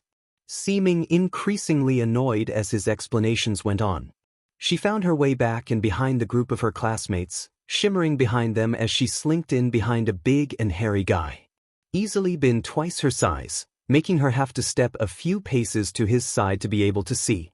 Now let's start off with Shizuki. Get up here and throw the ball as far as you can. A girl with waist-long hair that seemed like it was made out of vines. Her quirk has definitely something to do with her hair. But more importantly, what are they doing? Izumi was too occupied with changing and sneaking behind her classmates to hear. She poked at the large guy beside her. He turned his head to face her. Hi, what are we doing? Before he could reply, Izumi got her answer. The vines girl, Shizuki was it? Extended her hair and let them take root in the ground behind her with a collection of green tendrils reached up around a baseball in front of her, pushing it up to her eye level. It moved further above her until it reached well over her head, where it then in a quick motion moved backwards and flipped the ball forward. It flew with tremendous force across the field, as it landed with a crater on what looked like the opposite side. It was so fast and quick that Izumi barely had time to react. Excellent. You got 603, 5 meters. Next up, Kaibara. Izumi was way too gobsmacked at what happened. She had only really ever seen people throw without their quirks, so watching some really show off what they were capable of when using it was really something else. The only one who had been good at it before was Kaken, and that was without him using his quirk. We're gonna go through the regular gym activities, but we're allowed to use our quirks. The big guy spoke up, shaking Izumi out of her thoughts. I didn't see you here before. My name is Juroda Shishida. Right, I spoke to you. I'm Izumi Midoriya. Good to meet you, Mississippi Midoriya. I am glad to see another mutant-typed quirk in our class. I only got to speak with Mr. Kamakiri shortly, so I haven't been well acquainted with everyone yet, but I still hope we'll get better familiarized in the future. Midoriya, you're up next. Ken-sensei yelled her name, interrupting Shishida, as he waited for her to come up to the ring. She ran over to the ring and picked up the ball. Looking out over the field, it became a lot more obvious just how far Shizuki actually threw the ball. She knew with certainty she wouldn't be able to throw as far, and her quirk wouldn't be too helpful either. Or more likely the only thing that would help was her enhanced strength. Fire and ice resistance would do nothing more than make her look more flashy to her classmates. Turning into a fox could help later if it was all the traditional gym exercises they had to do. And there was no water, so it wouldn't make sense to use that tail either. So just throwing it was probably for the best. She took the ball in her hand and arched back as she threw it as hard as she could. Seeing the ball fly significantly further than what she had been used to. Other than Aldera, she hadn't really been forced to do exercises anymore, so seeing her throw it that far was something alright. 278, 4 meters. Good work, step back to your classmates. Kendo, you're next. Izumi sneaked back to the rest of her class. It was a good result, but the rest of them were probably going to do better than her. Just looking at Kendo, she knew she wouldn't be better than her. With what limited she knew about her quirk from their conversations, there was no way she was going to flunk it. If they were even capable of flunking this. But she was correct in Kendo doing well. She ended up being just behind Shiozaki, with Shishida following suit. It's not like she was the worst, but a lot of them were better. The rest of the tests weren't of much interest. Grip strength and side jumping was what she could have expected. It made it very clear of her classmates' strengths and weaknesses, and Izumi just sitting right in the middle. She did well enough to score in the middle for the most part. She had joked about being an all-rounder, but this was just ridiculous. Or maybe not. The next exercise was the 50-meter dash. She might have above-average strength because of how her quirk works, but she knew she could rely on her speed above anything else. Winning wasn't necessarily what these exercises were about, but she'd be lying if it hadn't crossed her mind. She never won anything before, so she wasn't sure what this feeling was. Midoriya, Shishida, you two get up here. Oh, she was going to go up against the big guy. He definitely seemed strong based on the ball throw, but she hadn't considered that he would be fast too. You'd think he'd square them up against people with similar attributes. Or maybe she's overthinking it and they were picked at random instead of on their speed. How would he even know who was the fastest and strongest? They both walked up to the lanes, getting into a runner's position side by side. Izumi placed her hands on the ground as she felt the stretching and shifting feeling of her quirk working its way through her body. Glancing to her side, she could see an indication as to why Ken-sensei had picked Shishida, if he even had picked him. Seeing up close, she could really see just how extensive his transformation went, and just how much trouble he'd cause her. Given it wasn't a race, but she really wanted to show her speed off. Just a bit. Ready? Go! At the go-ahead, she vaulted forward, shifting into her fox form as she landed on the ground with a soft step, giving her a boost forward as she sprinted onward. Running as fast her legs could carry her across the asphalt, trying to tune out the heavy thuds coming from Shishida, and if she wasn't mistaken, from behind her. She kept running until she found herself at the finish line, crossing at what felt like no time. 4:37 seconds. Good job, Midoriya. Well, that's certainly better than she had expected. She hadn't really tested herself on that front, so it's a big surprise what she managed. She yipped affirmatively at Ken-sensei as he nodded for her to go back to her class. Before she was able to turn back to her human form, she felt an overwhelming feeling as a lot of her class came upon her from all sides as they started to fawn over her. Her world kind of spinned around as she tried to take all of the stuff that happened around her, flipping her head from side to side to listen to everyone around her. She would have almost run away if it wasn't for Ken-sensei's interference. Hey, give her some air. We don't swarm people that could potentially feel overwhelming for them. Get back in line. It seemed to stop people as they walked back again. Looking at them, it was clear they seemed embarrassed at themselves. She trotted back over to the group, shifting back to her human form. Tetsu, Monoma, you two are up next. As they passed each other, Monoma quickly leaned over and whispered, hope you're okay, as he walked over and took his position at the start line. She blinked, surprised at him, before shaking her head and getting back to everyone. Most of the ones who had been crowding her apologized for overwhelming her and said they wouldn't do it again. Going through the last of her classmates went over with quick enough. It wasn't much to it after that, really. Ken-sensei said he'd use their results when planning their individual training, saying he'd have a plan ready in 1 to 2 weeks' time for them to be able to sink their teeth into. Ending the class afterwards. Midoriya. A word, if you will. Izumi walked back over to Ken-sensei as the rest of her class headed back. I'm not gonna say whether that was an overwhelming situation or not, but I would advise you to go to the nurse's office if anything is wrong. If not for that, I am sure Recovery Girl can help you with and give you tips about your transition. Oh, I don't really feel too bad. I might still check it out. But thanks for your concern. I'm your teacher. Of course I'm concerned for my students' well-being. If anything you can use it to change, Recovery Girl won't mind. Really, I should have told you that to begin with. Izumi blinked slowly as she nodded and walked back to the classroom. She really wasn't great with people being nice to her, so she wasn't really that sure on how to react to it. She should figure out what to do in these situations. Getting her clothes, she headed to the nurse's office. She could change in the toilets, but it really wasn't the most comfortable way of doing it. Coming up to the office, she knocked softly before opening the door, stepping into the space head first as she scanned the room, her eyes falling on someone sitting by the table. The person turned to meet her. A red-haired woman with a short haircut met her eyes as she smiled at her. Hello there, my name is Hana Hajiwara. It's nice to meet you. But what if it wasn't? What if I acted weird around everyone? Or maybe they laughed at me behind my back after I had turned into a fox. I'm so bad at meeting new people. Izumi cried into the phone, curling into her pillow as she sat at her desk. Kicking her leg off the table, making her chair spin around as she furtherly groaned at the phone into the pillow. Unintelligible sounds making it through it. I'm sure it wasn't that bad. I've never seen you do anything too strange from what I can tell, Caro. Now I'm more concerned with them fawning over you. Just remembering how that entourage treated you in middle school makes me a bit nervous, but it probably won't be too bad. Hopefully. Tsu answered her. But you weren't there, Tsu. How can you know it wasn't bad? Because I've known you for over 6 months? You're not nearly as bad as you think you are, Caro.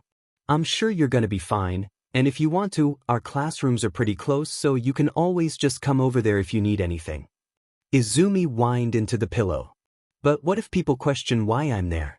I don't want to make people uncomfortable by going over there. Then I'll be sure to set them straight. You could just come spend time with me in my class. I don't think there is anyone who would do anything bad to you in my class. Anyway, other than you turning into a fox, did it go well with everything else, Caro? Fine, I guess, like the test didn't really test other stuff than my speed for the most part. My quirk wasn't really that helpful for the rest of them. Guess we'll have to see if we get the chance of being stuck in a burning house. I'd probably be good at that. You might be a good match against one of my classmates then. Tsu hummed in thought. Oh, and one of our classmates almost got expelled. What do you mean someone got expelled on the first day? Izumi let out as she dropped her pillow on the floor.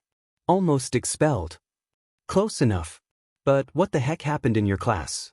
They can't just expel a student on the first day, can they? A hum of indifference came out of the phone from Tsu's side. No clue, apparently our teacher wanted to test us, saying if we didn't do well we'd be expelled. The last place guy was really close to getting kicked out, but he changed his mind eventually, Caro. That is so wild. Our teacher didn't say anything about expelling us, strange that yours would do that. How do you know he wouldn't? She said snidely. Izumi was able to discern the sarcasm from it. But in either case, he doesn't seem bad, I think. Haven't had the time to really discern that stuff completely yet. Maybe he meant to teach something with it? Maybe. There were noises coming from Tsu's phone, as Izumi heard what sounded like some faint talking. After a few minutes, Tsu returned. Sorry, Izumi, I have to go and help my parents. See you in school maybe? Yeah, of course. Bye. The tone of an ended call blared from her phone as Tsu ended the call. Izumi lightly threw her phone, with an underhand throw, on her bed, limply jumping out of her chair as she strolled out of her room to the living room. Walking into the living room, she saw her mom sitting on the couch, glancing over at the clock. It was well over time when she would usually head for her evening shift.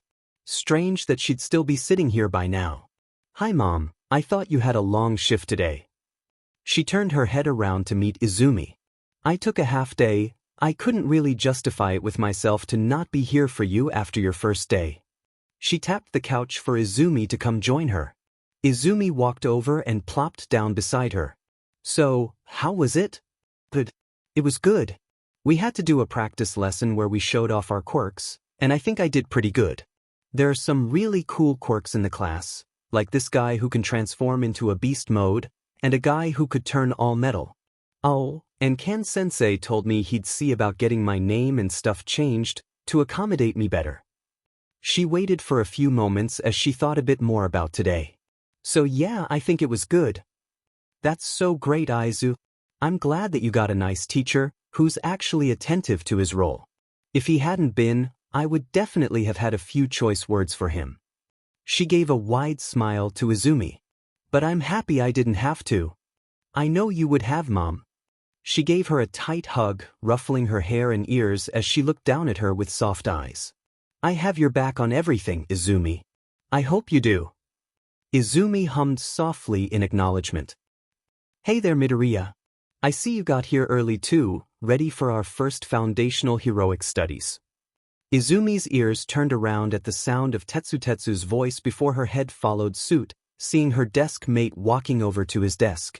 Hi Tetsu. Just woke up pretty early and couldn't fall asleep again, so I thought, could just go to school a bit earlier. Why you here so early? Not that I'm questioning you, just weird that you would come here so early just because. Although that's not weird in and of itself, I'm gonna shut up. Tetsu blinked a few times before answering. Oh, nothing big. Just really excited for our first proper heroics class. Isn't it exciting? Rolled from side to side from pure excitement and couldn't fall asleep. Just imagine what is going to happen, it's all so exciting. Thus, I'm really looking forward to seeing what everyone can do.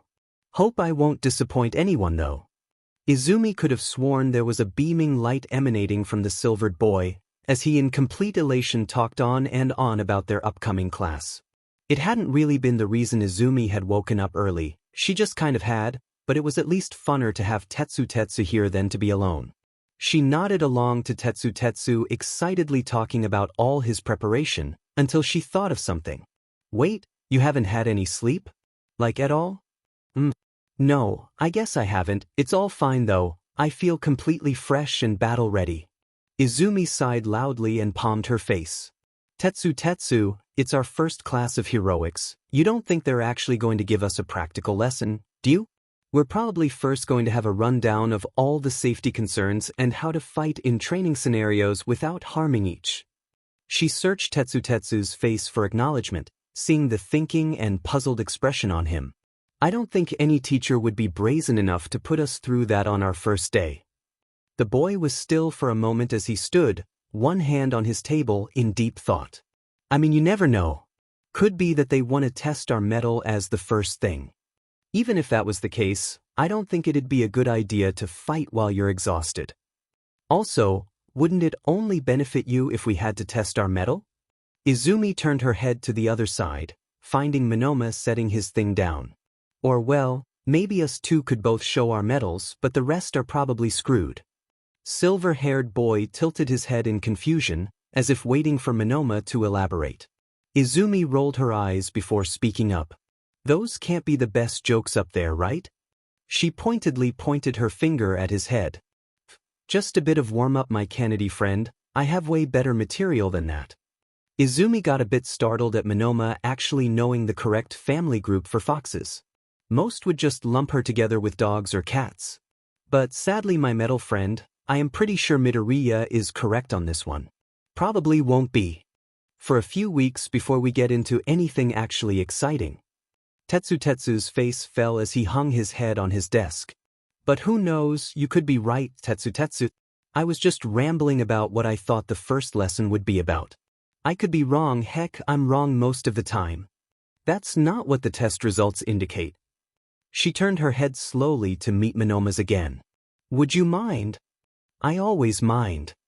He smiled with a devious smirk on his face, barely keeping in a full-blown grin.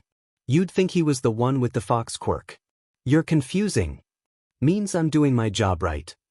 Please resign. Monoma let out a big hearty laugh, wiping off a tear from his eye. He's gonna be fine, no one died from a bit of teasing before. He chuckled to himself. You're probably right about the class, I at least want a bit more time getting everyone's quirk down before having to fight anyone. Yeah, your quirk is touch-based, isn't it? I didn't get a good feeling of if it just boosts your strength or what, but it did seem like you had to have other people near you. He smiled back with sly glint. Something like that. I can copy people. He leaned in with the same smirk plastered on his face. Copy their quirk down to every little detail, even give me a handy little piece of instructions on how to use them. And I know, oh no, you can't take something so important from someone else. It's a villainous quirk, blah blah. I've heard all of them, but I promise you, that will never happen. Izumi saw a small break in Monoma's voice when he uttered, a villainous quirk, almost breaking a facade that faltered for a small moment. Doesn't sound that villainous, you're here to be a hero after all. That doesn't sound like something a villain would do. You sly you, Midoriya. He turned to face the blackboard, throwing his arms behind his neck to support himself as he leaned back in his chair. You think Kan-sensei is also going to teach us in heroics class? Maybe he's our homeroom teacher, so maybe it's too much work for this class, but it could be. Yeah, what happened to Tetsu? He's very not loud right now. Izumi quickly glanced over at him, where she could see the boy sleep lightly with his head face first on the table. Well, at least he got a bit of sleep. Monoma puffed out a half smile. I am really starting to pray that this is just an orientation lesson. There was a loud thud as the door slammed open, followed by silence as the abruptness of banging of the door subsided. Izumi joined her classmates in their confusion as she looked around, trying to gauge their reactions. As if on cue, after most of them had begun to loosen up again, a loud and booming voice reverberated through the room. Hello, children. Fear not as I. Enter through the door like a normal person. The swishing sound of air rushing filled the classroom, as the massive visage of All Might stood in his all-too-familiar pose in front of the blackboard. Hello, everyone. I am All Might and I am going to be your foundational hero studies. Izumi feels a shock shoot through her body, her fur on her body and tail standing on end, as the familiar shift settles in her. She blinks unclearly at All Might, quickly looking away as she looks down on her hands, seeing the red fur covering them. She was usually good at this, activating the tails she knew about, so why was it forced out of her now? I am going to be taking over for Vlad King in this class. We're going to have many exciting classes together, but all that can wait for later. For today, let's not dwell too long, 'cause we are going to do battle trials. There was a sense of excitement in the classroom as everyone had varying degrees of enthusiasm around her. Looking to her side, she saw Monoma noticing her, shooting her a barely contained laugh, giving her a shrug to the whole situation. Glancing up again at All Might, seeing him in his hero form again for the first time in some time, it really started dawning on her. That is probably why it triggered without warning. This is beyond laughable. How did she end up in this situation? What is he even doing here? Why is he here? How come the #1 hero is teaching a first-year hero course? It isn't even at a university or a vocational academy, but a high school. Shouldn't he be outside to stopping crime and doing hero stuff or doing literally anything other than doing this? Why do I have to see him again like this? This doesn't feel great. Not great at all. I never expected to meet him again so soon, or at all really. How often do new students meet seasoned and top 10 heroes? Has he ever even taught at UA before? There was nothing on his official website, or any fan site or forum that talked about him being a teacher. Impossible that she would have ever missed something as huge as that. Unless he kept it a secret, and he actually had a secret passion for teaching all this time? Stop it, Izumi. Stop theorizing. You don't care about All Might anymore. So what? You didn't know he taught hero classes. It's not like it affects you anymore, or that you'll have to interact with him on a regular basis, or that he told you couldn't be a hero. She looked up again to listen into what All Might was saying. Mr. All Might, when you say battle trials, what exactly do you mean? Kendo spoke up. Yes. I will be explaining it later. Har har har. But to give you a little preview, you will be testing your mettle against one another to really flex what you are capable of. Does that answer your question? Yes, All Might, sir. Excellent. Now, before you head out to the battle area, A hero is nothing without their hero costume. Go get the costumes you commissioned when you got in here. The wall extruded and out came a long selection of numbered boxes. Come out to the battle area when you have changed. I will be waiting for you. He yelled as he ran out of the classroom. Okay, so maybe All Might has never taught a class in his life. This is going to be okay, right? Hopefully? Maybe? This is going to end horribly, isn't it? Why did things have to turn out like this? This can't be good. Hey, Kennedy. You gonna get your costume yet, or? She looked up to see Monoma standing with a large suitcase in hand. Everyone's already got theirs, and I doubt you want to be late for the first hero class. He said with a smirk. Wait, you're right. She had been too absorbed with her thoughts to think about it, but her costume is here. Stupid All Might, and his, probably doesn't have a teacher's license. He made her completely forget about something that should be exciting. She rushed over to the box that had her number on it and took it up into her arms, looking down at it in awe as she gave it a tight squeeze. Ha ha ha, what the heck are you doing? Monoma said through barely contained laughter. What? It just makes me happy to finally see it, okay? It shows that I really made it and that I'm really in the hero course. She said with a joyful look in her eyes. So rude. Ha, don't be like that. You're just so tiny, and seeing a fox clamor a box like that is just adorable. She rolled her eyes at Monoma. Ha ha, enjoy it while it lasts, 'cause I'm not gonna do it again. Now let's go, we don't want to be late. Sure thing, friend. That's a great idea. Izumi groaned at Monoma as she walked out of the classroom towards the changing rooms, Monoma following behind her. Eventually coming to the changing room where Monoma passed her over to one of the doors. Izumi pauses as she looks over to the toilets. If you're looking for it, I think they installed a new set of changing rooms over there. Monoma pointed from in front of the boys' changing room. She blinked a few times as she looked beyond him where she saw a third door. How? Monoma shrugged in indifference. Who knows, but they were quick at getting it up and running. Probably Cementos doing, you know he can produce over a ton of cement in a matter of seconds? Even shape it at his will. You know a lot, Monoma. Impressed are we? Yeah, actually. You've shown you know a lot of information about the heroes who work here. That is pretty impressive. Huh. He went silent for a moment as he looked a bit stunned for a short second before returning to his regular face. Well, you should probably go changing. We've probably already spent too much time here. He walked into the changing room, leaving Izumi in the hallway. Walking over to the new changing room, she slowly opened it, peeking inside to no one inside. Going inside, she threw her suitcase up on the bench, clicking it open where she began to take out her costume. Pulling out the large scarf of her costume as she looked it over. Large enough to go over and cover her shoulders. The material was soft and nice, and if they had gotten it right it should change color with her fur. Nicely insulated as well. Looking beyond it, there was the suit itself. A cross between Mirko's and Hawk's hero costume, its sleeves not much longer than a t-shirt, and compressed well enough so that it wouldn't rustle and make sound as she ran around. She had been pretty particular that she wanted to primarily work in infiltration and stealth missions, so figuring out a design that was both durable, warm, cool, and silent had been in the front of her mind. She honestly didn't think it'd work with how contrary she had asked for, but it seemed like it could work out. Most of the costume needed to do was support her quirk after all, so it was fine if there were some blind spots. She even had a utility belt. She wasn't really sure what she needed in them, but it was nice to have. The pants followed Hawk's style, ending with a pair of boots. She should probably look into getting an alternative pair of shoes and pants if she really wanted to go full in on the stealth aspect. She looked the boots over and saw the easy way of removing them and how they accentuated her legs.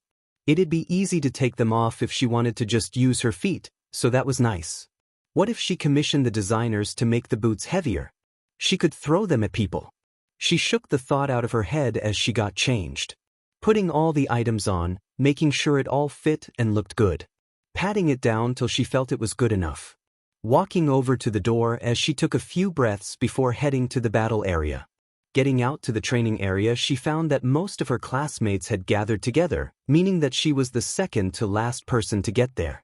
So not the best considering everything. She'd have to be faster next time. I see our last 2 students are here. Excellent. I will now go through what we are going to do today. First of, pissed. Hey, Kennedy. She looked over to her side to see Monoma leaning in beside her. Seems like you weren't late after all. Oh, how embarrassing it could have been if you were, right? I'm glad you're so concerned for me, Monoma. It warms my heart. Anything for my friend. Isn't it our job to be worried about each other? She sighed. Yeah, probably is. She gave him a quick look, seeing the very ostentatious suit he was wearing. Nice suit, but aren't we doing hero training? What is with the magician cosplay?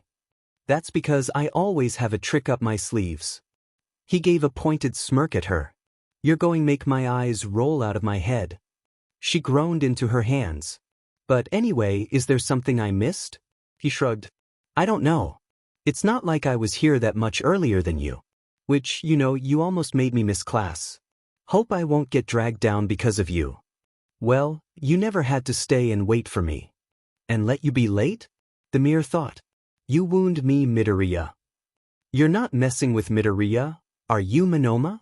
She looked around to see Kendo coming up behind her, standing herself firmly beside her. You better not be messing with my friend. Monoma put a hand to his heart and threw his back backwards in a dramatic motion. How can you assume such a thing, Kendo-san?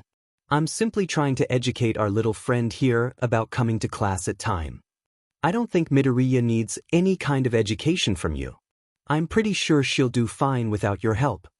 Well, she did only get here in time because I nudged her ahead. Kendo sighed.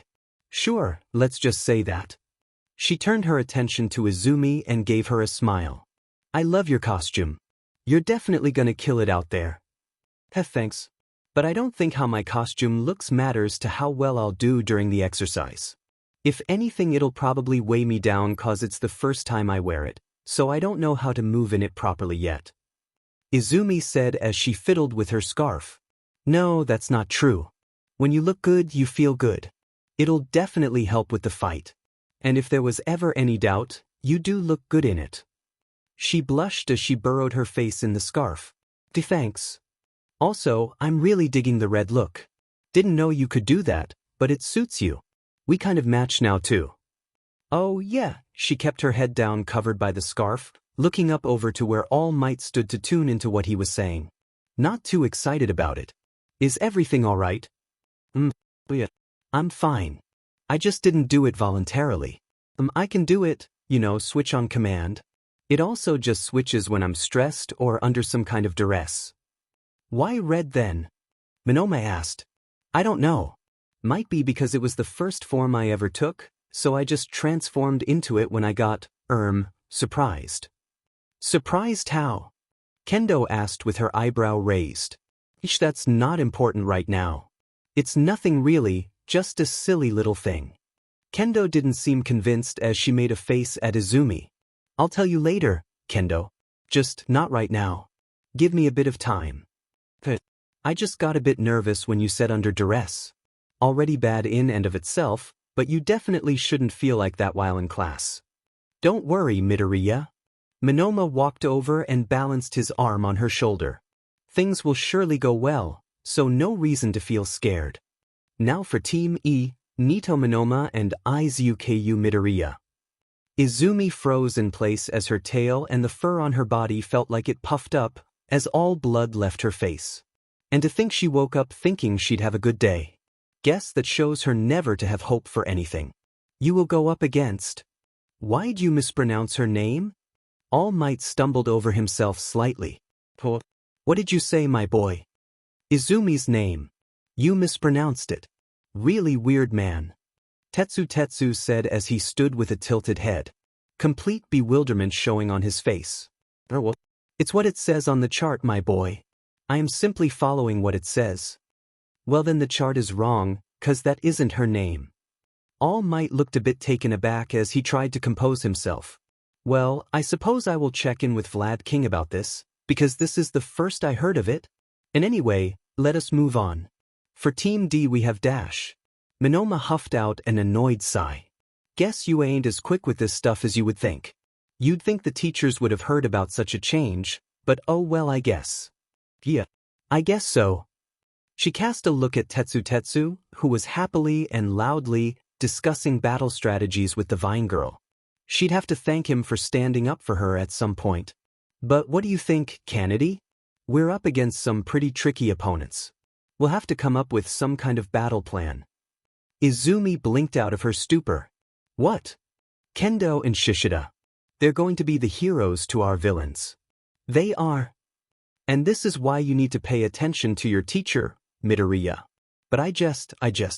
They're a pretty terrifying combo, aren't they?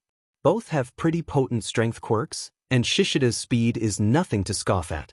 Not even to mention that we'll probably be at a pretty big disadvantage from the start.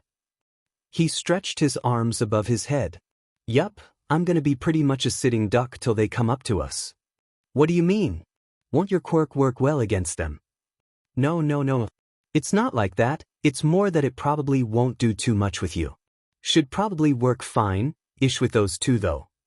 Why wouldn't it work with me? You have a mutant-based quirk. I can't copy mutant quirks. It's the equivalent of just copying their instincts without any of the strength or speed. That meaning, I won't grow any extra limbs or abilities by doing it. Transformation-based quirks usually work better. Oh. She glanced over to Kendo, who had moved over to Shishida. But my quirk isn't just my mutation, I have an emitter aspect to it too, or maybe it's a transformation, I honestly don't know. So if you could copy it, you might be able to use that as well. Monoma looked at her, as if he had thought in the back of his head he was ruminating on. After looking at her for a short while, he with very little prompting poked her arm, making Izumi yelp and jump back slightly. Nah, that won't work. Nice idea though. Did you just copy you? Yeah. And yes, you're right, there is something more to your quirk than just your mutation, but it also seems to be tied directly to it. It makes it a lot more difficult to access it than it has to be. Wait, really? That's how it works. It does make a bit of sense, I guess, that her quirk would work like that. But wait, Monoma seriously figured out more about her quirk in a second than she has in months? It's honestly a very vague explanation. Well, sorry, Your Highness. I can't really figure out people's quirks immediately after doing it. It's good enough to do a bit of ravage, but it is still very limited. If I got to spend a bit more time with you, and copied your quirk more often, I'd be able to learn more. Who knows, I might even be able to use some of that emitter weirdness you can do. So there is a chance you could use it? A small chance. Would have to try it out some more. But also, DMN girl, your quirk is weird. Thanks. Oh, definitely. I only have like a vague feeling, but it's weird. That red fur and fox transformation of yours isn't the only thing you can do. Don't know how to unlock it for you, but you can do more. Wait, how much did you figure out? I already know about my fire tail, water tail, frost tail, and regular tail, but are there more? When you say weird how? Do you think there's more I can do? What about the activation of them? How many are there? Her tail was wagging from side to side as she bombarded Monoma with questions. Walking closer to him and pushing him backwards as she did. Wah, easy there. I didn't learn that much, just that there was more to you. Those 4 you said did feel like the most strongest? It's very easy to access information about them at the very least. The others though, they're kind of unclear. He tapped his fingers on his chin a few times in thought. Have you ever thought about eating puffer fish before? She blinked a few times, as her ears went in different directions in a confused state. What? Yeah. Like eating a puffer fish. Or well, more like eating the poisonous part of it. That is this some not so subtle way of telling me to kill myself? No, it's just a thought. It's tied to your quirk, I promise. Just a thought I had that your quirk might work with it. You should try it. It's gonna be good. If you're telling me my quirk can somehow save me from poisons, I don't think I want to test that. Come on, you should try it out. What if it's like a very light poison, like food poisoning? Try to go home and eat some pasta that has been on the countertop overnight. That won't kill you. I think I'll pass. Monoma shrugged as he gave a half-hearted sigh. What a shame. He turned his attention to the big screen. Looking over at what he was looking at, it was apparent what was happening. Some of her classmates were already engaged with the exercise. Had she and Monoma really been arguing all that time? She sighed as she looked down at her hands, clenching them slightly, glancing over to Kendo. How was she supposed to do anything against them? Her whole deal was that she wanted to do the opposite of high-scale fighting, but now she had to go against the strongest physically fighters? Maybe. She hadn't had enough time to get a handle on the others yet. But she should still figure out a way to beat them. She dragged her hands down her face, looking beyond Kendo to All Might. He hadn't changed his facial expression ever since he got in here, and more importantly, he hadn't reacted to her being here at all. Not even when he called her name or dead name. That was really uncomfortable. She thought it had been changed. Why hadn't it been changed? Maybe she was a bit optimistic, but could you blame her? She was really excited not to hear that name again. But why hadn't he approached her yet? Was he ashamed about what he told her? Or was he just ignoring her cause he didn't think she was worth it? Although, she never did tell him her name back then, right? But it's not like she looks that different. Wouldn't he have noticed how similar she looked to when they were on that rooftop? He couldn't just have forgotten about her, right? Was she really so insignificant that he hadn't even spared her a thought? She grabbed the edge of her scarf as she burrowed her face in it, hiding away from everyone so no one could see her, clenching hard to the soft fabric. Her tail wrapped around her leg as she slowly breathed in and out so she could calm down her beating heart. It'd be fine. This was different from other places. They wouldn't press her on the name thing, right? She'd do fine. Kendo wouldn't find her gross, and Monoma wouldn't feel deceived. It'd be fine. It's all gonna be fine. Hey, Midoriya. Look. Monoma said, shaking her out of her thoughts as he pointed at the screen.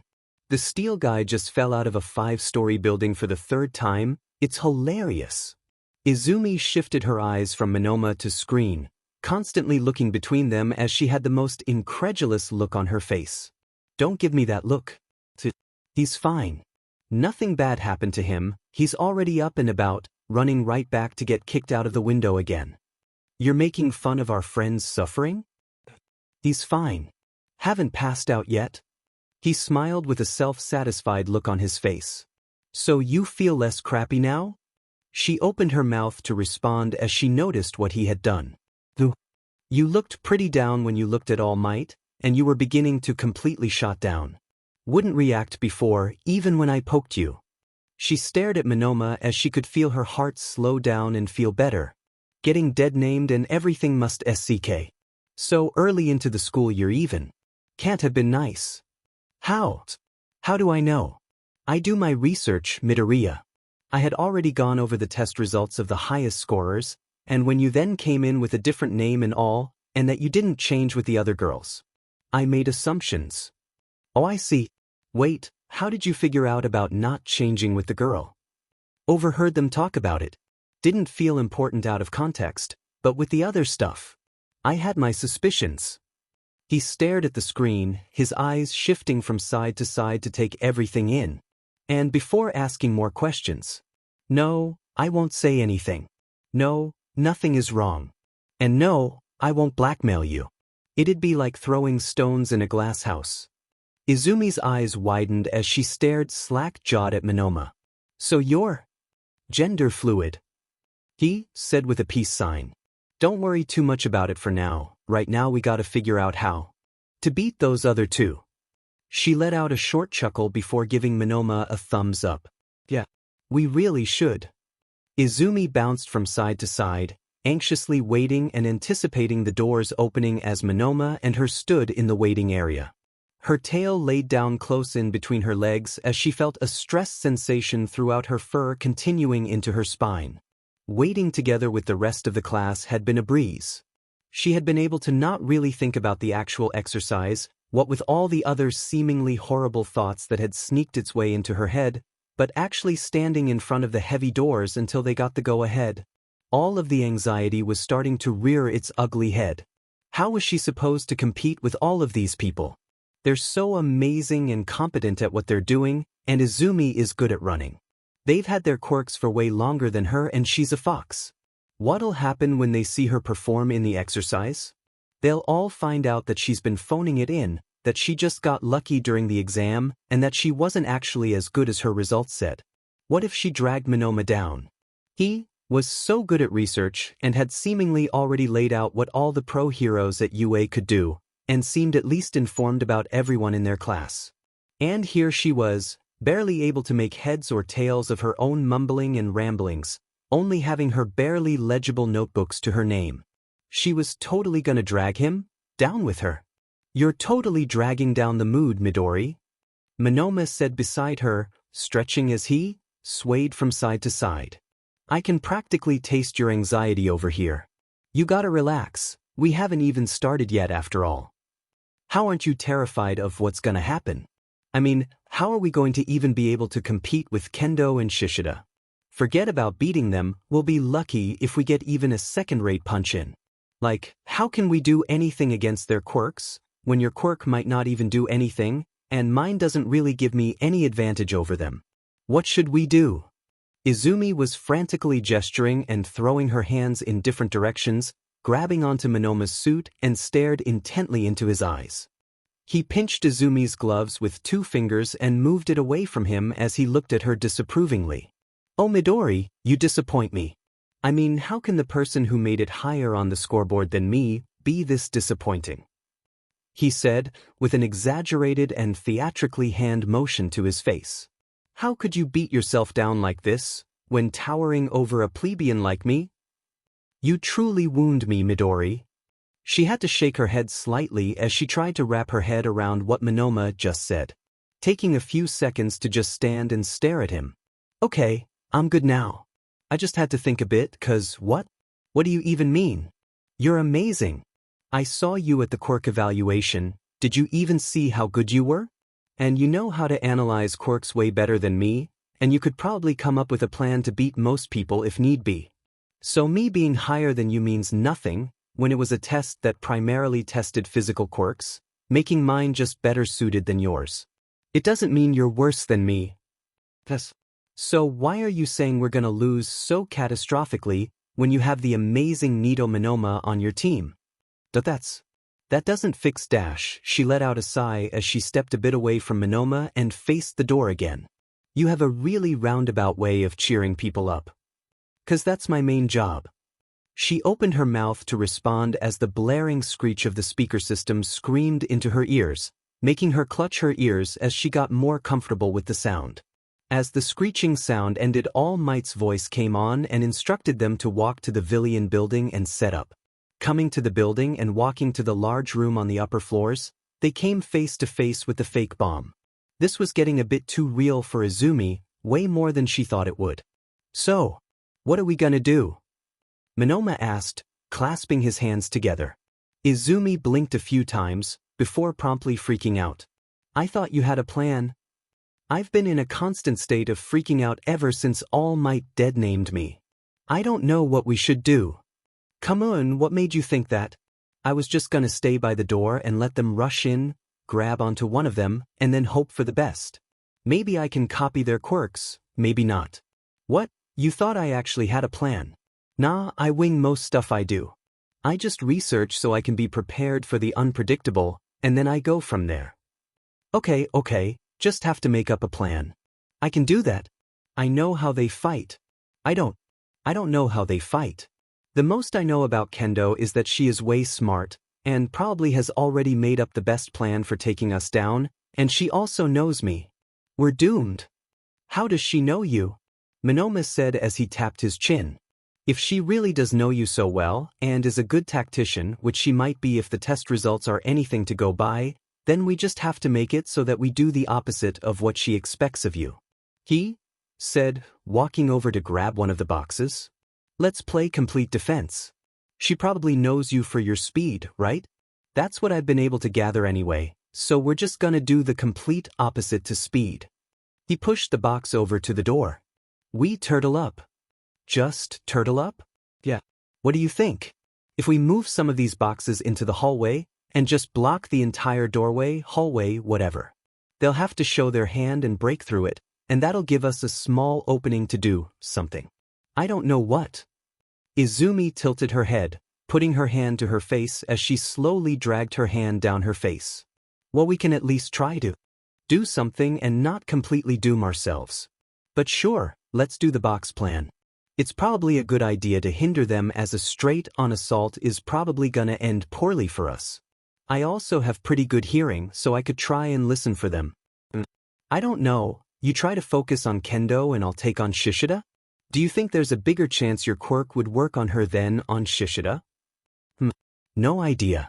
Conceivably it would, but I've been in situations where I expected my quirk to work on someone, and it just didn't.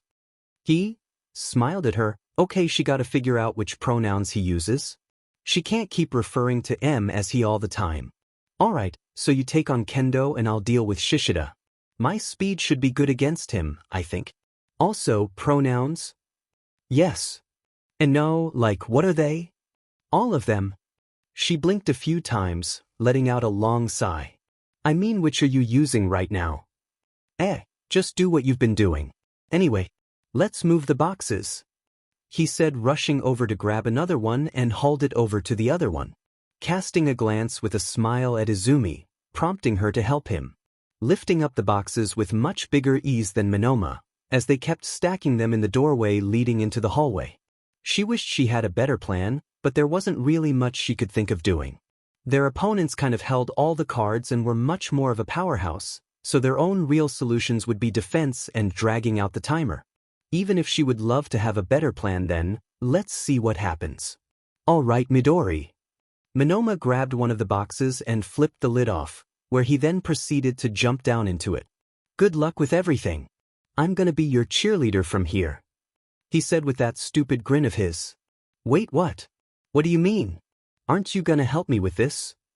Sure, they'll hear you. I actually don't know if they will.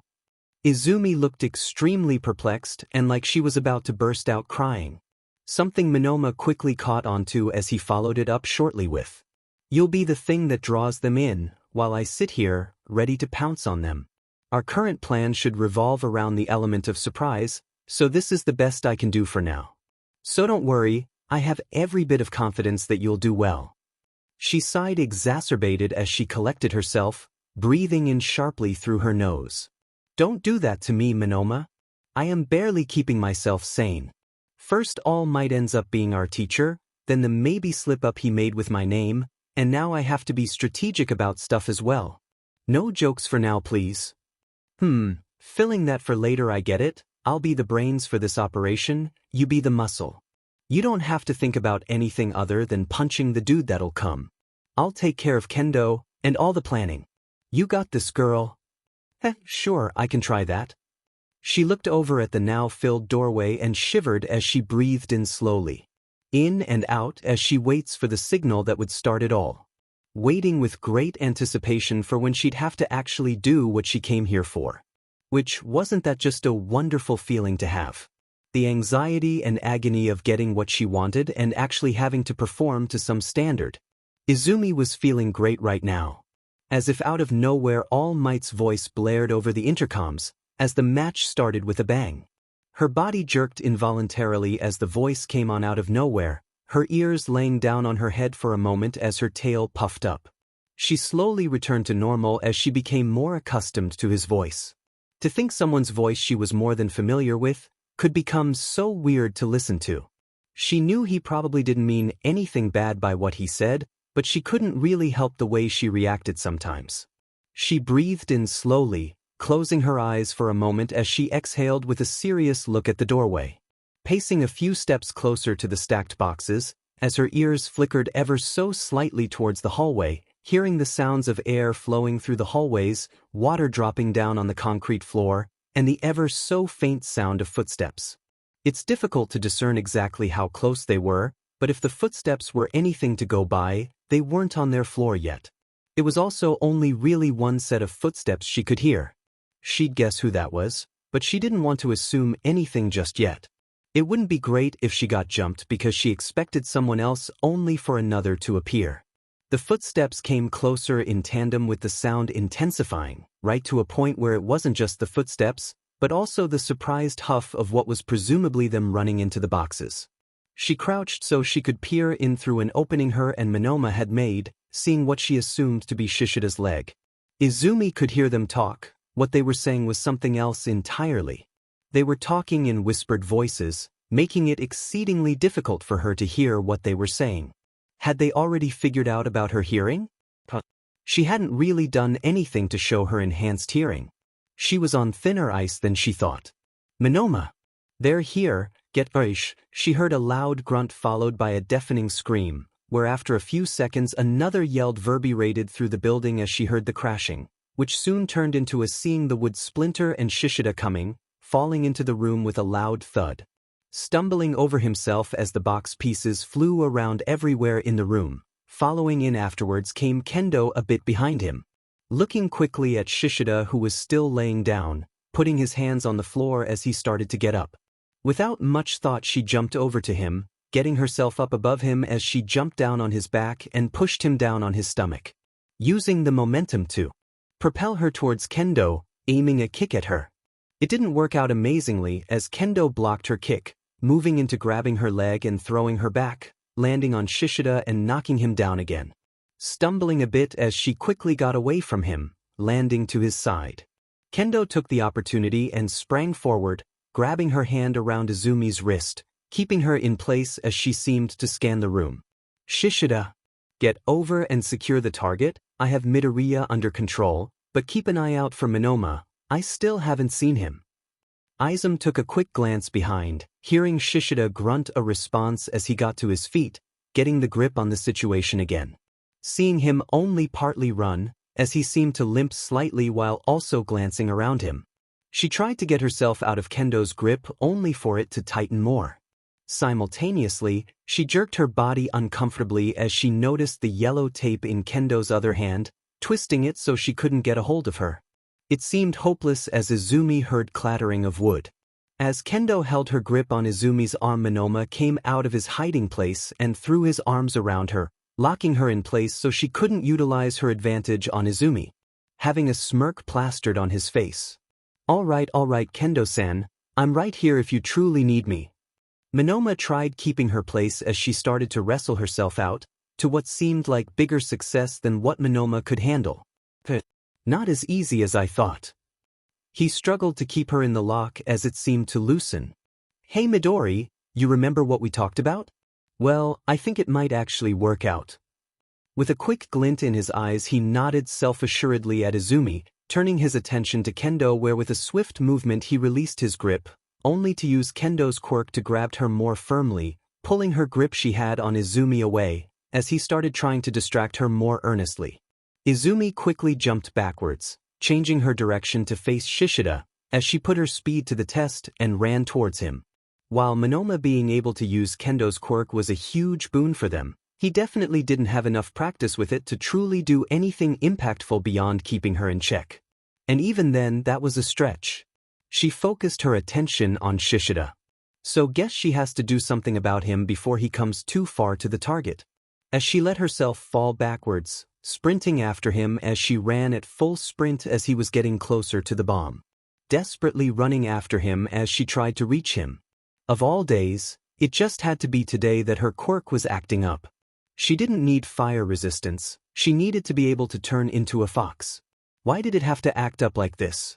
Getting down half on all four as she tried to utilize her legs more effectively, intensifying her speed as she came closer to Shishida. Jumping up at the side of him and crashing into him, shaking his balance as she put all of her force on the side of him. Colliding with Shishida, she noticed him stumble and go off balance, as he grabbed the bomb making it tremble as it fell down with them, making the both of them and the bomb fall down through the window. It happened quicker than Izumi could realize, as they were both in midair when she noticed what was going on. They kept falling as Izumi tried to grab onto Shishida as she tried to keep him up, feeling the air rush through her hair. She felt the rush give a small shiver and a click in her body, as a faint feeling of familiarity came on. Without much thought, and seeing the ground coming closer, Izumi acted on instinct and fought against the rushing air. There was a small feeling of resistance and weightlessness for a short moment before she felt herself fall again, landing on the ground with what felt like a less painful thud than it should have been. Izumi lay sprawled out on the ground as she coughed, shakingly getting to her feet, wobbling as she tried to balance herself on Shishida's body. Looking down on him, he was completely out. Proverbial stars floating above his head as he breathed slowly. If she was feeling this bad after falling down, with him taking the brunt of the fall, she couldn't even start to imagine how he was feeling. She looked over to the side where she saw a big shadow coming closer. One made out of gold and blue and red, running towards them. With her head still wobbling from side to side, she sluggishly raised her arm as she tried to wave the big shadow over to the both of them. Feeling the pressure build as her eyelids got heavier and heavier, as her vision fell down and got smaller and smaller. The world around her went black as her head landed on Shishida's body again. But are you sure they're okay? That was a really steep fall. Even with Shishida's enhanced bulkiness, I doubt he would have been fine if it was just him who fell down, but it was the both of them who fell from that height. Her head groggy and spinning, only cut through by a voice speaking to someone else. The voice sounded concerned, going into throughout detail of all the worst-case scenarios. Another voice spoke up with an excited pep in her voice. "Oh, I'm sure they're just fine. The school wouldn't have made it so dangerous that a student could die." A sound of tapping on the ground spoke up afterwards. "Yeah, sure, I heard concrete is real soft this time of year. Like a blanket of pillows and plushies and blankets and, I don't know, something forth that is soft." Minoma's familiar voice piped up, laced in sarcasm. Well, at least she didn't hit the ground directly, and had someone break the fall for her. The second voice answered. "Yeah, that is the good part here. That someone else was hurt, and not Midori." The lively voice petered out into a half-laugh. "Oh come now, I'm simply jesting. Both of them are completely fine based on my tests, so I'm pretty sure that it's gonna be fine. Recovery Girl did have a chance to help them before she left after all." The voice she could now assign to Minoma hummed. "Hajiwara-san, how long was it that Recovery Girl was meant to be gone? I'm sure she should be here any moment now. She had to go check on something else. But don't worry, you have me here after all." Izumi started to stir as she pried her eyes open, peering to her side as she was met with the large form of Shishida laying on the bed beside her, slowly breathing in and out as he laid unconscious. Moving her head over to the other side, she saw Kendo, Minoma, and the nurse talking by her bed. She moved a bit in the bed, feeling the soreness go through her body as she tried to get herself up from the bed, pushing her upper body up as she felt her body scream at her for putting it through all of this, letting out a groan of pain in the process. "Midoriya!" Kendo rushed over to her as she helped her the remaining way up so she could sit upright. "That was some fall you had there, hope it didn't leave any lasting damage. According to our assistant nurse here there shouldn't be." Minoma stuck his head in from the side beside Kendo. Izumi scanned the room for a second time as she tried to get her bearings. Who'd think falling from a 5-story building would hurt? She took a look back at Shishida. "How is he?" "He's gonna be alright, he's just knocked out for the moment. His quirk makes him a lot more sturdier than what we had expected. If anything, he's actually doing better than you.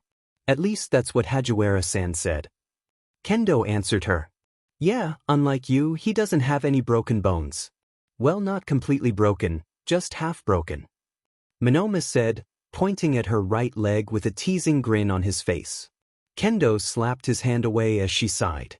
"Anyway, the most important thing is that you're both doing okay, everything considered."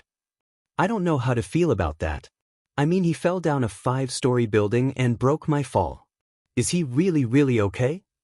I mean, so did our steel boy, and he's out doing jumping jacks, so it's probably fine." Minoma chimed in, barely dodging a punch from Kendo. "Please don't let these stupid comments become a pattern.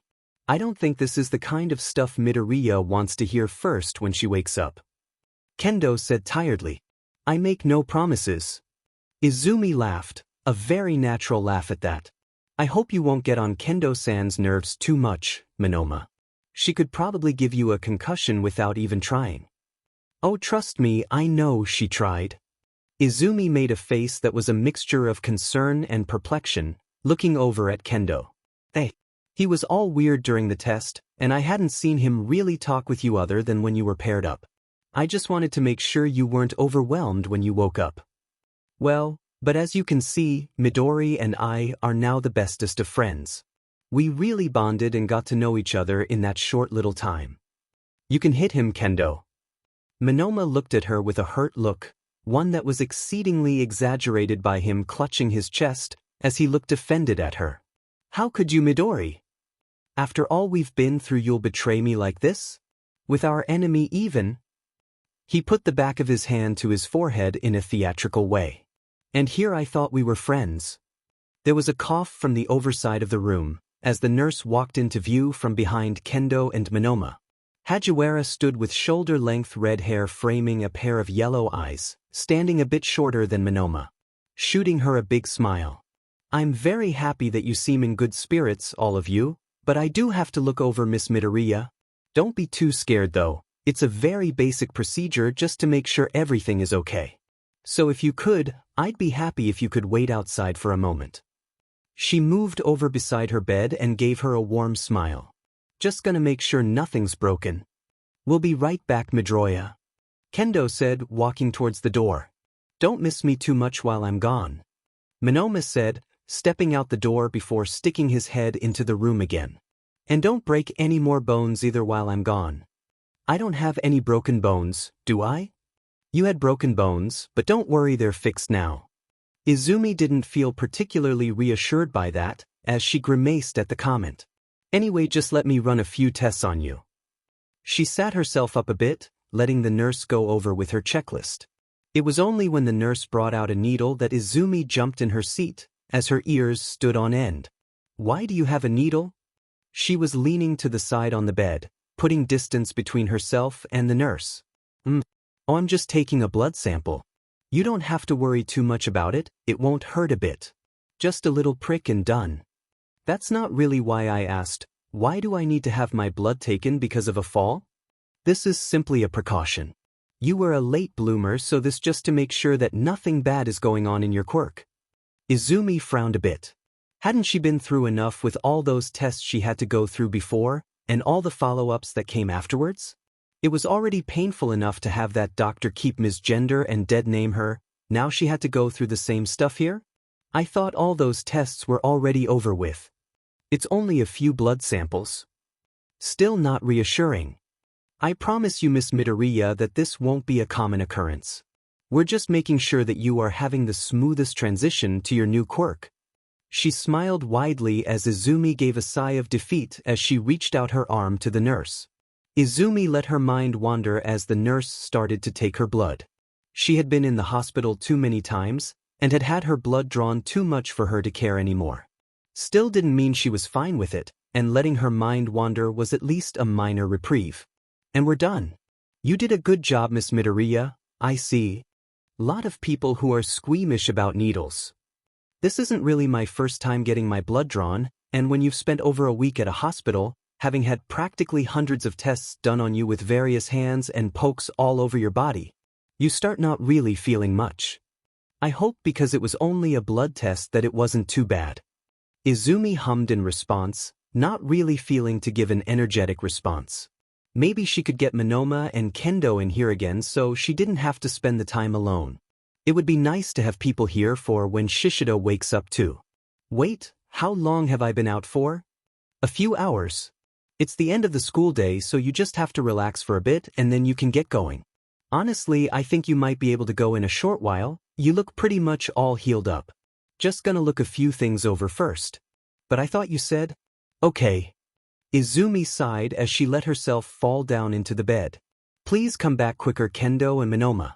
It took a good 15 minutes before she saw them walk through the door again. It was actually kind of amazing the amount of tests the nurse had had time to run in that time, exhaustingly many so. The door slid open with a hard smack. Fret not, cause Monoma, is back. I hope you didn't miss me too much. Monoma gets one quip in before looking at Izumi and taking pause. Demon girl, you look like sheet. Like more than when you first got in here, which is impressive considering you fell from a building the first time. Kendo gave him a smack over the head to shut him up. Seriously, Monoma, do you ever stop up and think before you speak? Kendo-san, that hurt. Don't look at me with those eyes, you know what you did wrong. Oh, but look at... Am I wrong? She does look like a truck ran her over. I can't change that. Kendo let out a long and heavy sigh. You still don't say that kind of stuff to people. Don't you think Izumi already feels crappy enough without you making such comments? Do you have any tact? Monoma didn't pay much mind to what Kendo said and simply pouted at her. I guess I can't get much out of you right now. Midoriya, how are you? Is the nurse done with checking you over? I think so. She gave the nurse a look, looking for acknowledgement. She nodded back at her as she put her things away. I guess I am. I really want to go home now. This hasn't really been what I expected of my first practical lesson. That sounds like a good plan.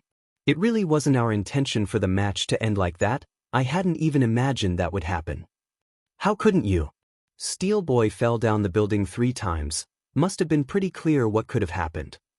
Monoma spoke up. I thought we would have been a bit more careful about it, but I guess we weren't careful enough. Oh, it's not your fault at all, accidents happen. I could have taken a more active role too, so Midori would never have ended up in that situation. Now why All Might didn't step in and do something about it? Monoma said, going into a murmur towards the end. Anyway, let's not talk too much about that match. I got your stuff from the classroom so you didn't have to go get it. Your uniform is still in the changing room so we should probably go over there and so you can get changed. That sounds good, but what about Shishida?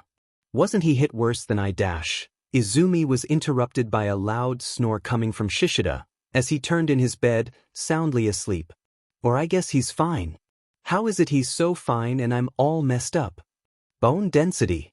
Also, he hit the ground in his beast form, which is many times more durable than a normal human body. You have for the most part a human body, but also your bone density is a bit more flexible and a tad bit weaker than a regular human's body because of your quirk. So that's why you're so much worse off. Izumi stared wide-eyed at the nurse as she recited, completely uninterrupted, everything about their quirks like it was nothing. Her mouth was standing agape. Can I go then? Yeah, I don't see a reason why not. You go ahead with your friends so you can get home and rest up a bit more. You should be all good if you just get a good night's sleep when you get home. You don't have to worry about Shishida-san. The school has already contacted his parents and they should be here any moment by now. Izumi nodded softly as she returned her attention to Monoma and Kendo. Well, let's get going so I can get changed out of this sweaty thing. Maybe I should take a shower before I leave. Perfect. Let's get you clean then. Kendo and I will just wait for you outside while you get done. Sure thing. Izumi got out of her bed and took a few steps forward, putting on her shoes and walking together with Kendo and Monoma to the changing rooms. They came to the door, where Izumi quickly ran inside, changed out of her hero costume, and took a quick shower. Just a short one that could remove some of the worst grime and sweat. She could take a better and more comfortable bath at home. This was just so she didn't feel gross. Getting all washed up and getting changed into her uniform. Having time to think now, that lesson could really have gone better. It really was a series of bad decisions she made. She knew she was stronger than average people, but she still hadn't expected it to be enough for the tackle to be so effective. And that they would fall down like that? If Shishida hadn't been there, and he hadn't been tough enough to break the fall. Stupid, she was stupid for trying it out like that.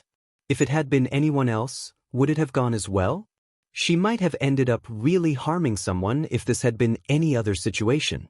She has to be more careful in the future. Stepping out of the changing room, she was immediately met with Monoma running over and hiding behind her. Midori! Save me! Ersh, what is going on? Please don't bother Midoriya like this. She got done with her shower, not even to mention all she had to go through today. Do you promise not to hit me anymore? I don't know whether to take your silence as a yes or a no. Kendo shrugged, a smirk forming on her mouth. Guess you gotta figure that out yourself. Monoma leaned slightly near Izumi's ear and talk whispered at her. Midori, she seems dangerous. I don't think we should associate with her anymore. Izumi let out a laugh as she took a step to the side, leaving Monoma exposed. You can get to him now if you want a Kendo-san. I think I'm good. Wouldn't want to hit him for no reason. Anyway, you all ready, Midoriya? Izumi nodded as they started walking through and out the school. Kendo gave her backpack on the way as they chatted lightly about the exercise otherwise.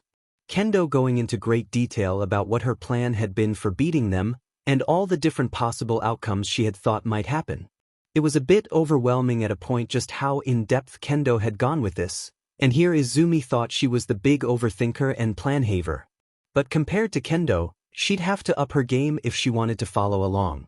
And then Honuki simply modified the floors, letting the bombs slowly float down to the ground floor. His team was probably the fastest of all of them. I'm really glad we weren't against them. Comparably, Kendo and Shishida were a blessing in disguise. Oh, I missed all that. All their quirks sounds so interesting, and I was stuck in the infirmary and didn't have a chance to see them in action. Gonna have to find a new book to fill out with everyone's quirks. I'm itching to see what more they can do. Kendo chuckled. I'm sure you'll have plenty of time to figure all that out. But maybe you should be more focused on getting better right now? Even if the nurse said you should be all good, you can't be too careful. Probably, by the way, how could the nurse know that I am fine? That retired support hero, recovery girl, was in and kissed your pain away. The nurse was simply there to keep an eye on you. Something about an emergency in 1A that necessitated recovery girl's attention, I don't know. Monoma answered. Didn't you say you knew someone in 1A Midoriya? Hope it didn't involve them. Yetsu. And gods, I hope not. Maybe I should check up on her to see if she was hurt. Don't know about that. The teachers muttered something about a him, so probably not your friend. Maybe. You can never know. Izumi hummed. Yeah, probably not her directly then. Oh, this is my train. Thanks for staying with me and walking me halfway. I really appreciate it. Of course, Midoriya. Why wouldn't I be worried for a friend? Kendo said with a smile. Someone has to keep an eye on you so you don't momentarily combust. You know that your hair changed color to a light blue one midway through your fall, and that you also stopped falling for a moment. Izumi's ears and tail stood straight up and puffed up as Monoma said, "It what?" was all she was able to say before the train doors closed in her face, leaving her in her confused mind as the train drove away, leaving Kendo and Monoma on the station. Monoma having a coy smile on his face as they disappeared from her vision. What if I jumped off a tall tree? Izumi sat on their couch, leaning over the table as she hummed over her open notebook, constantly rereading the same sentences she wrote down an hour ago, Monoma's words ringing loud in her head as she mulled over what he meant. She was going mad over what this new form could mean, and how it worked exactly. She hated the idea that everyone else apparently had had time to see her use a new part of her quirk and probably knew more about it than her, and it's even worse when she couldn't even access it. Usually she knew how to access the different sides of her quirk, tapping into fire, frost, or water resistance at will, but that also usually meant she had to know the feeling the specific side lived in her head. And of course she didn't know how this felt, other than pure dread while falling. So maybe jumping off a tree was the best choice? Her tail wagged from side to side in a slow motion as she stared at the paper more and more intently. If she could set fire to things she probably would have by now. Good thing she had been able to shift back to green, because she was not sure what she would have done if she found a new use of her quirk. She had tried it, setting fire to things, but it seemed to only be a repellent at the most. She grabbed her head and ruffled it roughly in frustration. This shouldn't be that hard to figure out. Izumi, what is this about jumping off a tree? Her ears stood up as she whipped her head over to her mom.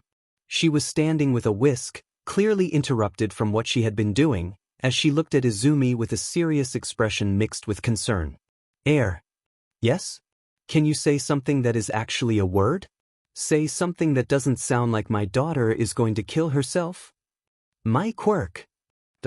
It's for my quirk. It's because we had a training match and we were fighting, and then my quirk triggered in a weird way that it hadn't before, and I was floating, and it was when we were falling down from the building, and then I fell unconscious, so I didn't see how it looked, or what I was doing, and Monoma told me I floated and turned blue, but not that kind of blue, a different kind, and then I got home, and I don't know how it works, and I'm frustrated. So jump off a tall tree. Izumi could barely catch her breath as she ended her rambling, breathing in and out quicker than she felt she had done before, feeling her heartbeat almost breaking out of her chest. You fell out a building? Oh hey, look at that, some homework I forgot to do yesterday, I should probably do those. See you later mom, has to go do school now. Izumi Midoriya. You sit back down right now young lady. Izumi hurried back in her seat, straightening up as she stared dead ahead. What happened exactly? Our opponent was about to win so I jumped on them and we fell out the window. And you couldn't think of anything else other than jumping out a window? That it was the heat of the moment? She rubbed her temple as she sighed, looking down at her with a tired expression on her face. Izumi, I'm not trying to stop you from training, and I don't think you were wrong in your thinking, I don't even want you to stop. I'm just worried. You're training to become something that is really dangerous, and that'll worry me, but I also know how important it is for you and how devastated you'd be if you couldn't go to UA. But please be careful, please tell me if you do something that could put you in danger, and don't let me find out by you being lost in thought like this again. Can you promise me that? Her ears dropped as her posture faltered and she shrank further into the couch, making herself as small as possible. I'm sorry, Mom. It's not like I didn't mean to tell you, it's just, I didn't want to worry you. I'll always worry, sweetie, you can't really stop that from happening, I just want to be in the know if something bad or noteworthy is going on. I need to be able to protect my baby after all. Yeah, I know, Mom. I'm sorry and thank you. She gave Izumi a tight squeeze on her shoulder as she walked out of the room, returning to what she was doing. Izumi sat a bit by herself afterwards, only really listening to her own thoughts as she mindlessly twiddled her thumbs. That was rather dumb of her. She should have told Mom about it earlier, really should have told her when she came home. It was just scary doing that, and now she feels bad for not doing it. Basically impossible to focus on her quirk now. Maybe she should lay in bed and wallow for a bit, that would definitely make her feel better. Izumi sighed as she closed her notebook and gathered her things up, holding them in one arm as she picked up her phone from the table, checking it just out of habit as she fell on a message from Kendo. Kendo-san, hey, what you up to? Midoriya, MEP. Kendo-san, okay, that is a way to feel. I suppose. Midoriya, I might have done something dumb, said something dumb, same thing really. Kendo-san, well heck. Is it really that bad? Midoriya, might have said in earshot that I should jump off a tall tree. Midoriya, which might have resulted in me getting a talking to. Midoriya, and I might have sought refuge in my bedroom while hiding away from the world. Midoriya, hypothetically. Kendo-san.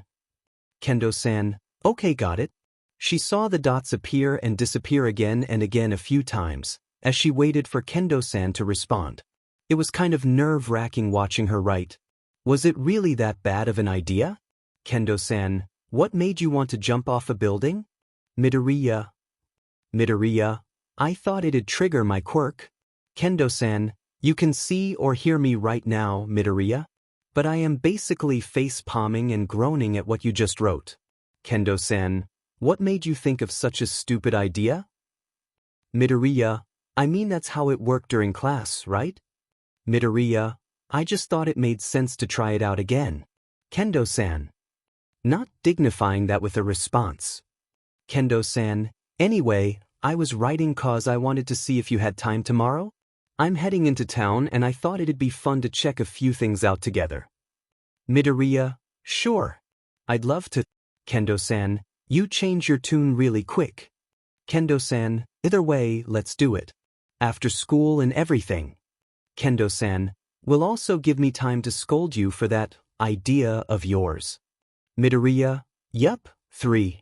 She put her head down on her pillow as she smiled a bit to herself, having a short moment of reprieve before thinking back to Mom. She should really apologize. It probably wasn't right to even joke about taking a leap off a building, even if it was for her quirk. She already hadn't been too excited when she had wanted to go UA, what with the slug attack, the dumbbell villain and everything else. So she really shouldn't do anything that would make her feel extra concerned about her situation. Should say something to her. She laid like that for the time being, snuggling into her pillows as she half thought about what to say to her mom and half just dozing off. It wasn't the most comfortable sleep, because she didn't really have the best thoughts in her head, but it did make her less fidgety, if only because she got a bit of rest. After feeling like she had spent enough time ignoring her responsibilities for long enough, she got out of her bed with a small jump and walked out to the living room. She poked her head in from behind the wall, waiting a bit before speaking up. "Mom." "Hey Izumi, what's the matter, sweetie?" "Sorry for worrying you. I didn't actually mean it when I said I would jump off a building. I was just thinking aloud and didn't think about what I was saying." "Oh sweetie, I'm not mad anymore. I was just shocked when I heard it. I know you can be pretty enthusiastic sometimes, but I know you wouldn't do anything that would be overtly dangerous. Just don't say something as horrifying again." "Yeah, I won't." She walked over and joined Mom to talk with her a bit, telling her about her upcoming date, is it right to call it that? With Kendo-san, cuddling up with her as the day turned to evening. It was a rather uneventful school day, especially when you compared it to their training class. They hadn't had another class with All Might yet. Ken-sensei had taken over one of the lessons instead of All Might, something about All Might being indisposed of that day. After the day was over, she and Kendo-san went out to hang out, passing and window shopping through the city. "Hey, you saw how we're going to have a training session at the USJ?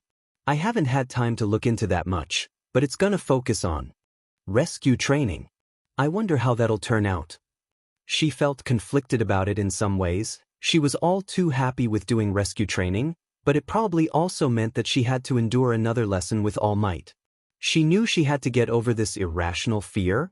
Eventually, with how much of a presence he was probably going to play in her school life, but she still didn't really feel amazing about having to interact with him. Had he already figured out who she was? No, stop thinking about those things, Izumi. Think of a new topic, ask Kendo about her float quirk. Yeah, that should be a good diversion. What was it that happened with my quirk? I've been trying to figure out what Monoma meant when he said I turned blue and floated in place. I've been trying to tap into it, but as I don't really know how it feels, I've been at a kind of standstill. I even thought about Jump Dash. I was thinking of different ways of unlocking it. You could try and check out the recordings. The what now? Her ears stood on end as the visible confusion was plastered across her face. The recordings. UA records everything that happens during our training sessions, both for security reasons and so we can analyze and improve. Huh, that sounds vaguely creepy. But anyway, that means I have an easy way of taking notes and coming up with ways of improving myself. I can test out new moves and see if there's stuff wrong. I can review my training so much easier than usual. Might even be able to catch myself making mistakes. Oh, this opens up so many opportunities. Maybe I should check it out when I get home. Wait, do we have access to it at home? If not, I probably have to take some extra time after school to look it over. What should I look at first? Should I check out everyone else that I didn't get a chance to? Bad Izumi. You have to check out this new aspect of your quirk first, then everyone else. Izumi was shaken out of the mumbling as she heard Kendo snort out a laugh, as she was desperately trying to stifle it. Izumi clammed up as she noticed what she was doing, blushing as grabbed her mouth with her hands. "I'm sorry. I started rambling again." "It's not a problem at all. I also feel like I've told you that before. Your ramblings just show your excitement about what interests you. It's cute, so you shouldn't feel bad about it." Her face felt a bit warm as she struggled to find the right words for a moment. No one other than Mom had ever called cute, so this was completely out of the ballpark. What do people usually do when they get called cute? Does she need to call her cute back? This is confusing. Just say something. Thank you. I think you're one of the first people who have said something positive about my rambling. Usually people just ignore me or laugh at me. Honesty is good, right? This is the right thing to say, yes? Well, that's just mean. You shouldn't listen to them. It just means you can improve that much faster, at least if your rambling is anything to go by. Izumi smiled softly at the comment. It was nice to hear someone other than her mom say that her incoherent ramblings weren't bad or a burden on other people. Made it almost feel true. But the USJ, what do you think we're gonna do for it? They continued their walk down the street, occasionally looking in and stopping up at a few stores as they talked about class. eventually changing the subject to talk about personal interests, UA, and middle school as they walked around a bit more. So that's how you know that girl? Sue, was it, from 1A? Nice that you know someone else from middle school. I can introduce you to at some point. I don't think she would mind having another friend. At a point as they walked together, Izumi started feeling her ears itch a bit. Not really an itch per se, but more like she probably had to put on her headset to alleviate the sounds around her a bit. She had some kind of idea that if she herself accustomed to the loudness of everything that she would be better in a fight situation and that it would make her a better hero, but she was beginning to think that she might have had a dumb idea. It was easier to deal with, yes, but that was only because she spent a lot of energy trying to deal with it, which seemed way too counterintuitive. Kendo-san asked what was wrong, and when she found out what was going on, she led her down less busy streets. They chose to call it a day and head home, splitting up near the train station, waving each other goodbye. "Hey Mom, I'm home." She took off her coat and shoes as she rushed into her room to get her laptop out, frantically waiting and tapping her foot impatiently as she got into her UA account using her school credentials. She went through UA's website for well over half an hour before she eventually found her way to them, and it took so much longer than it had to. Who decided it had to be hidden inside a page that could only be accessed through the lesson plan, because apparently the link that was meant to lead to all recording apparently didn't work and instead just sent you back to the start page. She'd wasted so much time finding it, should just check it at school instead. They did mention they had a computer room. Anyway, don't think about it yet. Right now she's gonna look at her quirk did weirdness again. Now if it just could do its weirdness in a way that was easy to quantify and predict, so Izumi didn't have to constantly bend over backwards whenever something new appeared. It had seriously sent her round the ringer more times than she cared to count. Whatever, look at quirk now, think of other stuff later. Maybe she can figure out how it works. And then I found the recordings and started going through them. I still don't get how it works completely, but it seems like I displaced the air, somehow, and that made me and Shishida float. It wasn't even for that long before it stopped and we started falling again, so maybe floating would be the wrong way of putting it. Maybe you double jumped. Tetsu said with an enthusiastic thumbs up. I don't even know how that would be possible.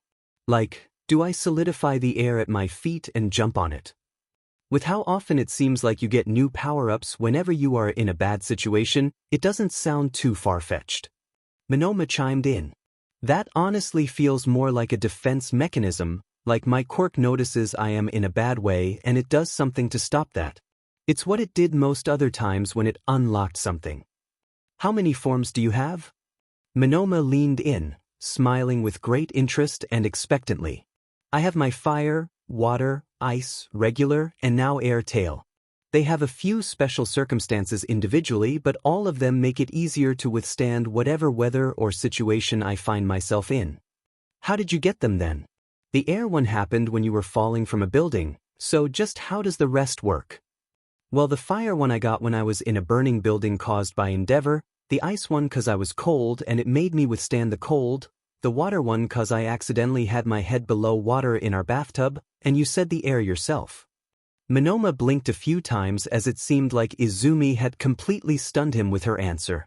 She didn't really get why he looked so bewildered, so she just tilted her head in tune with his. I'm sorry for asking this and being blunt right now, but is something wrong with you? Are you okay? Like the first two I can't really fault you for, but how do you accidentally almost drown yourself?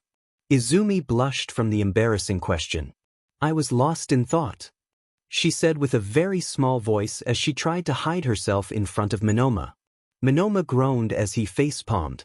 Please don't be so reckless in the future, that's my job. I'm the crazy SOB here. I am the one who's supposed to run in and get people's quirks recklessly, while you are nice and cozy while stealthing around. Honestly, Midori, I feel quite offended. What the hell kind of missions do you expect us to go on? The kind where I'll jump into the warehouse guns blazing while you yell at me over the intercoms. Wadash, Izumi was interrupted by Kan-sensei as he walked into the classroom. Their discussion was abruptly stopped with the regular mundanity of regular lessons.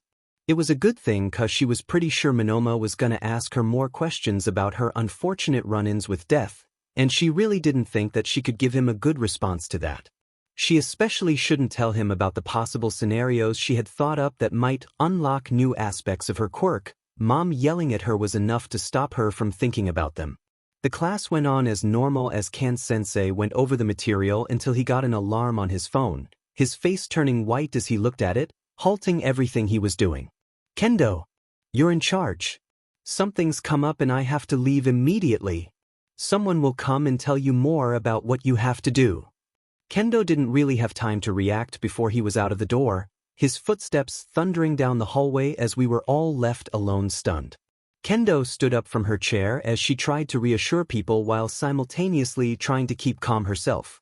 At the same time, it didn't take long for Monoma to flip out his phone and look through it, stopping with a wide-eyed blink as he saw something that seemed to have startled him.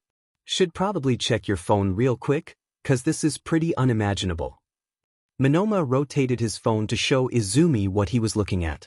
"Breaking. Explosion at USJ. Further information to come." That's definitely not what she was expecting to read. How is that? Who would attack UA like this? Has it ever even happened before? No, not as far as she knew, and she did pride herself on being pretty knowledgeable on UA. Is this the first time it's happened? This happening to them right now, Izumi mumbled on her breath. She shared a concerned look with Monoma, as they both looked down on the phone in his hand. Due to the recent attack at and state of the USJ, the upcoming introductory rescue training, for 1B, and advanced rescue training, for 2A and 2B, will be postponed to a different date. 2A and 2B will be given a replacement test to summarize the introductory training course, while 1B is yet to be decided, so stay tuned for more information. We deeply apologize for our tardiness and inability to better prepare. It was a weird mixture of disappointment and genuine concern as Izumi read the announcement on her way to school, leaning back in her seat as the train came closer to UA. It had taken a few days, with UA shutting down to recuperate and rethink what to do, before they had opened up again and sent out their message. She had imagined that they'd keep it closed for longer than they did, but it had only been 3 days, which must mean they felt they could ensure their safety. Or hopefully that was the case. Not that it helped with Mom's worry. She had practically fainted when she heard, and had fussed over Izumi the entirety of those days, not letting her get out of her sight. It was also pretty clear that she wasn't too thrilled with sending her back to UA when they opened up, only really letting up when she pointed out how she hadn't actually been in the attack itself. But it still didn't seem to sit right with her. I should figure something out to make her feel more secure. The train called out her stop, shaking Izumi out of her thoughts as she hurried off. Maybe she should have done what Mom said, like, how much could UA really make sure that they weren't in danger? Not that she didn't trust them, but she was a bit worried about how fast the villains were apparently able to overtake them. And she should definitely check up on Tsu sometime today. She had talked to her before, but considering that Tsu had been way too dismissive about her concerns, she wasn't sure how she was actually holding up. Tsu was much more of a, "it's fine, nothing bad happened after all," type of person, and she had been downplaying the entire situation in their messages, so she was kind of forced to check up on her. Yeah, that's what this was. Coming up to the school entrance, she saw a collection of teachers who were ushering students in. It came to her pause for a moment before she continued in. Seeing the shift in the teacher's behavior made it somehow feel more real. Ken-sensei saw her first as he instinctively let her through. Probably because he recognized her, definitely considering he stopped one of the students from another class. It was more of a shake-up than she had honestly expected. Sure, there had been teachers present outside who had led everyone in, but this was like they had tripled it. Wonder how Mom is gonna react when she hears about it? Too many thoughts to think about. Maybe she should just get to class and not think about things outside of her control. Should she head over and talk to Tsu a bit first? Maybe just wait till later today. She came up to her class as she slipped inside where she found her way to her seat. It wasn't really right almost sneaking in like this. She felt like she was moving in a haze, like she had when she was back at Aldra, for no other reason than the whole situation made her feel weird. It all made her feel the same insecure about what everyone around her was thinking about. Everyone should be on high alert, shouldn't they? There was a villain attack after all, a villain attack that was so close in proximity to them, but everyone around her hadn't really seemed to be marked by it, still laughing and chatting with each other like nothing had happened. Shouldn't they at least be a bit concerned about what happened? It felt like they knew something that Izumi didn't. Like she was the only one who was concerned and freaking about it all. It was like she was back at Aldra, where everyone always seemed to know something she didn't or acted in a way that was always weird and unexpected. Like she was again out of the loop while everyone else was just going about their day, and that feeling always was followed with something unpleasant for her. She slapped her face with her hands, shaking it violently. Things weren't like that anymore. Of course she knew that, it was pretty obvious. It was easy to tell and reassure herself that no one here would bully her, because that was the case, logical really, but it didn't really help the innate feeling of discontent she had. Some irrational part of her brain was still playing tricks on her, making her feel uneasy and constantly on edge as it was difficult to get out of survival mode just like that. And that made her feel bad that she'd feel like that about everyone she had met her when they hadn't done anything wrong. Made it feel like maybe the bullying at Aldra was right somehow. Hey Midori, how've you been? Having this small break, moved on us and all, hadn't really expected that to happen. Monoma tapped his hand on her back as he spoke to her, her noise-canceling headset falling down into her lap. Monoma! Her hair felt like it stood upright when his hand connected. You can't just sneak up on people like that. I said hi before, but you didn't have much of a reaction. Also, shouldn't you, be the one who would be the best at sniffing people out, with those ears and senses of yours? Also a good point honestly. Although with those on it's probably understandable. Sorry about coming and distracting you, I wasn't really thinking. That's okay, I was also just lost in my own world. Does that happen often? Sometimes it's nothing to worry about. I don't even realize it happens, so it's not like it does any harm. Just a small unnoticeable break. I don't think that's how you should look at dissociation, but kudos to you for having a positive spin on it. That's good, I think. Monoma scratched the back of his head slightly. Anyway, you read the message? We're not going to be able to do the rescue training because of that villain attack. Talk about being unlucky. Before Izumi could respond, she heard Kendo-san say hi to her as she came over to her seat. I see you got here in good time. I was a bit afraid that you would have been lost among all the people outside. It wasn't so bad, it was basically only the teachers and all the other students. Izumi said. Then it must have changed from earlier, there were a lot of people standing in the way when I got here. Monoma spoke up, sounding almost offended. Hey Kendo-san, you didn't greet me. He said, pointing to his face. That was on purpose. Ah, so mean. Kendo-san rolled her eyes at Monoma's antics. It's a nice hairpin though. It is, isn't it? Izumi woke up more at the comment, turning her head up to look more clearly at Monoma, and true to Kendo's words, there it was. A small pink hairpin with a floral design nestled in the middle of a sea of blonde hair. Anyway, Izumi, did you find what you were looking for? I know you were looking for the recordings from the training match. Yeah, it was pretty helpful. Of course, watching a video doesn't really tell me how I felt in the moment, but it does help to visualize it all. Still don't know how to do it. Also surprising how many different angles there are in that training area. Not creepy at all, phrasing it like that. What are these angles, exactly? Monoma interjected, not that Kendo-san really seemed to react much as she just continued as if he didn't say anything. That's good, maybe we can check it out later and train a bit to see if we can improve on it. Maybe I should check out the recordings too. The door slid open, making the chatter of the room startle a bit as a loud yell came through the doorway, with Mike-sensei following quickly afterwards. Hi there. Everybody. I hope you're all well rested and ready for some learning. He went over behind the desk and put a stack of papers to the side. I hope all of you are doing okay. It were some scary things that happened, so if any of you feel like you have a need to talk to someone, you can always reach out to any of us. But for now, let's get on with it. Turn to page 23 and let's get moving. The class was more mild than she had expected. Maybe it was just because she had spent the last few days they had had free on reading up on all her upcoming classes, but it really didn't feel that difficult to follow along. Maybe she was playing herself, but it really didn't seem so hard. It did make her mind wander eventually. She had kind of forgotten just how slow these classes could be. It didn't even really make sense to take notes cause she kind of lost interest eventually. And she did try. She did try to keep her concentration, but it just wasn't really feasible.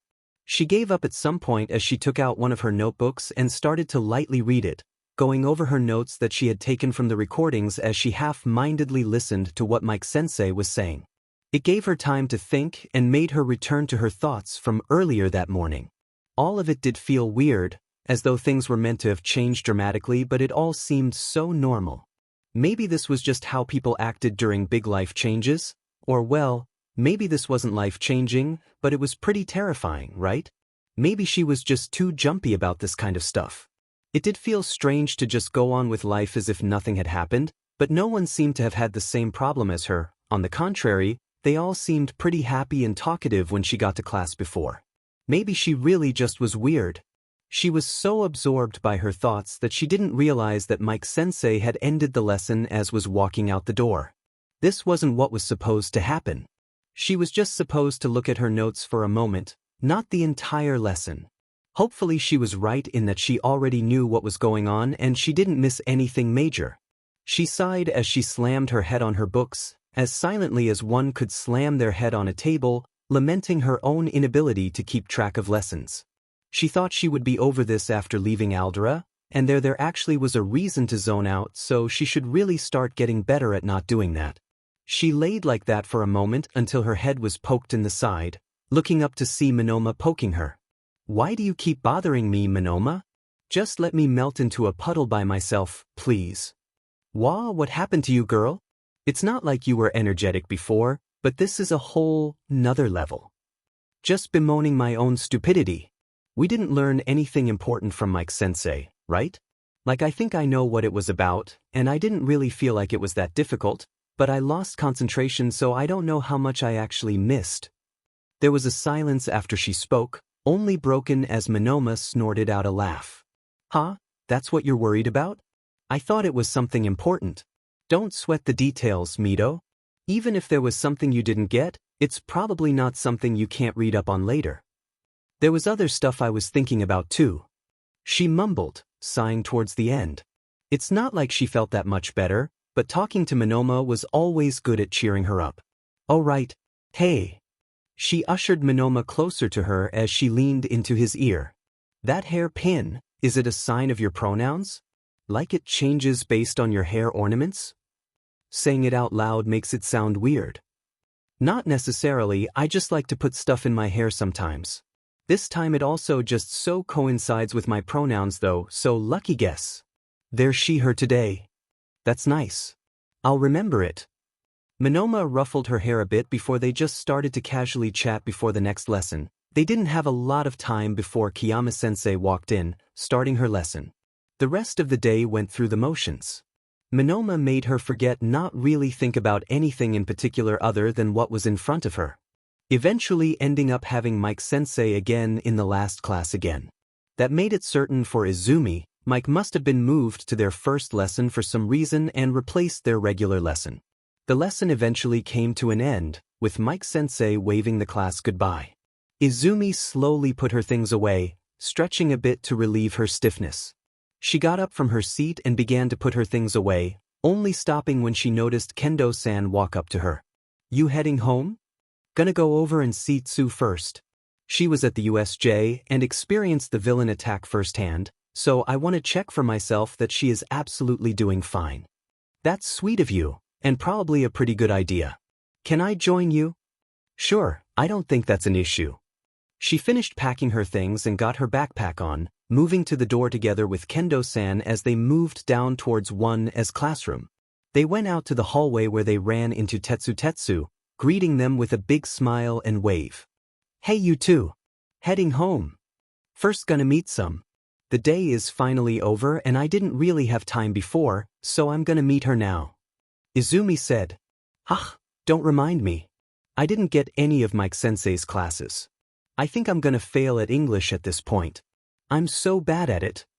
The school year's barely started, I'm sure you can get ahead. I don't think you know how utterly lost I am when it comes to English, Midoriya. I'm just gonna accept my fate in advance. That doesn't sound good to do. I'm sure if you tried you'd get a good grade. They were both stopped in track with the conversation as they heard yelling coming from ahead of them, looking up to see the giant congregation of people in front of the 1A classroom. Izumi stopped confused as she looked a bit from side to see who was there. Further ahead she saw another group of students spearheaded by a purple-haired boy. He looks oddly familiar. They all seem to be yelling at the 1A door. Who's even there for them to yell at? What are they so upset about? Would you shut up, you goddamn extras? Izumi froze up as she felt a shiver go through her spine, starting from the middle and spreading down through her tail and up into her ears. Feeling a familiar rush go through her body as she hitches a breath. It would have been strange, impossible that she wouldn't have recognized that voice before, considering just how many times she had heard it. She cautiously leaned to the side as she hid behind Tetsu and looked over in the direction of the voice, seeing Kaken standing with his backpack slung over his shoulder. "You're in my way, eyebags. I didn't come here so I could be yelled at by a bunch of nobodies right after class. Make yourselves useful and scram back to whatever hole you crawled out from." Izumi internally cringed, getting a momentary feeling of secondhand embarrassment from Kaken's exclamations. It was a brief reprieve before she returned to the uncomfortable feeling in her stomach. If only she could keep feeling embarrassed for Kaken instead of getting an instinctual feeling of fear when she saw him. "Whoa, easy there, Tiger.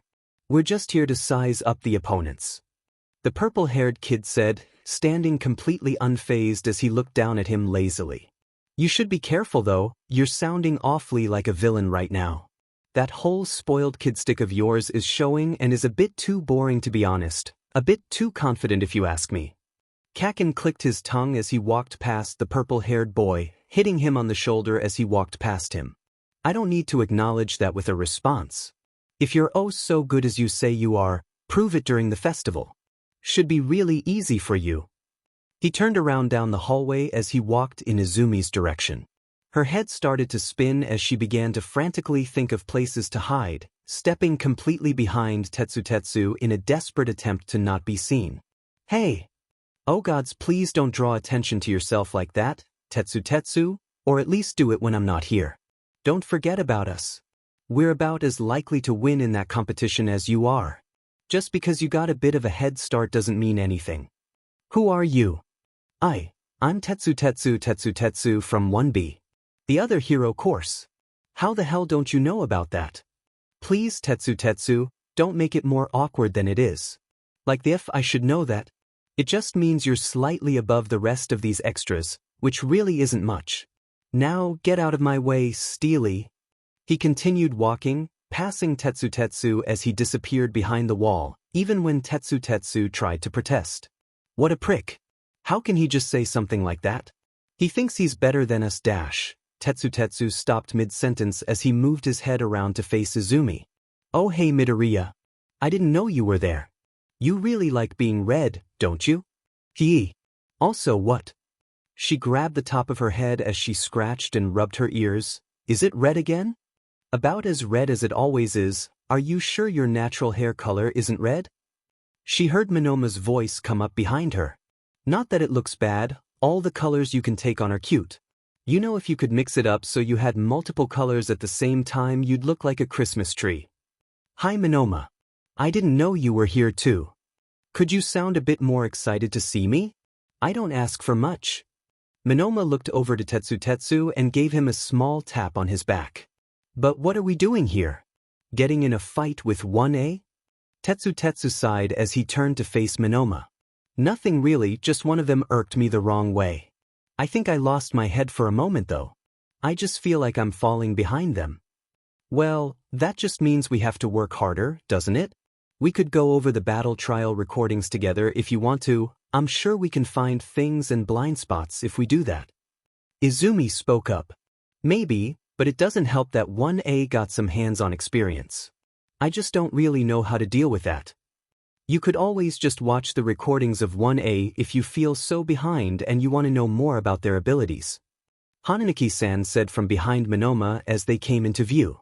"Wait, we can even watch recordings of other students from UA?" Izumi exclaimed, her ears and tail standing on end. "Yeah, it's one of the folders with all the recordings for 1A. There are even some for the classes above us. That sounds like it'd be abused immediately. Izumi tried to not let the very apparent uncertainty.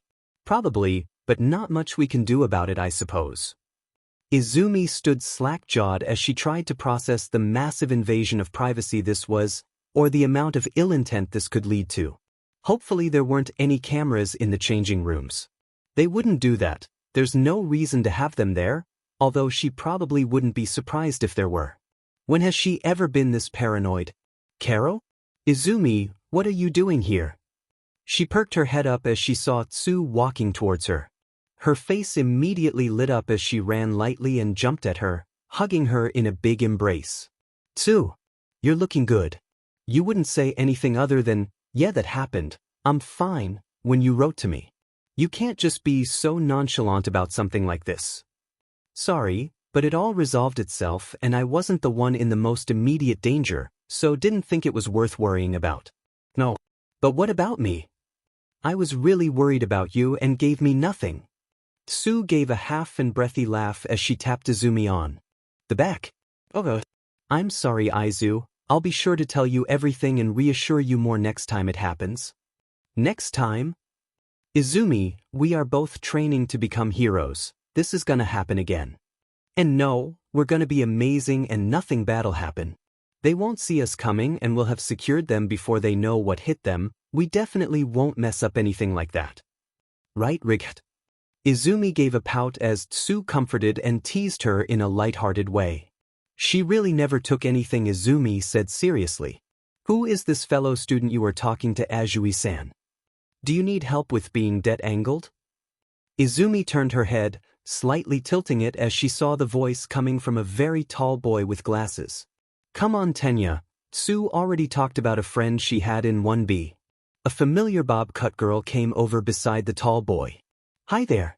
Tsu has told us a bit about you, so it's nice to finally meet you. She looked her over once again before a feeling of recognition shined in her eyes. Wait, you're the fox girl I met during the exam. I made you float in place, remember? I can't believe you also made it in. This is so exciting. Izumi's cheeks warmed a bit at the embarrassing memory, one she would rather have forgotten. Yeah, that's right, that's me. I don't remember if I told you my name back then, but I'm Izumi Midoriya. I'm Achiko Uraraka and this is Tenya Ida. But anyway, are you really in 1B? Yeah, I got in. Sorry about the whole running away thing. It wasn't really my intention to just run away after you tried to help me. It had been a relatively long time since she met her, or meeting probably wasn't even correct. They had only run into each other for maybe not any more than a minute, but you don't really remember fumble like that on the entrance exam. Oh, that's fine. I'm sure you were just nervous. I was too, so it didn't even really cross my mind. It was fun realizing that Tsu's friend in 1B was the same girl I ran into during the exam day. Don't remind me of that. I try to forget about embarrassing things. Izumi covered her face with her hands as she dragged them down slowly. You know you're just making yourself look cuter by doing that, right? Minoma slid in beside Izumi and poked her with her elbow on Izumi's arm. Funny how every action you take makes you look cute.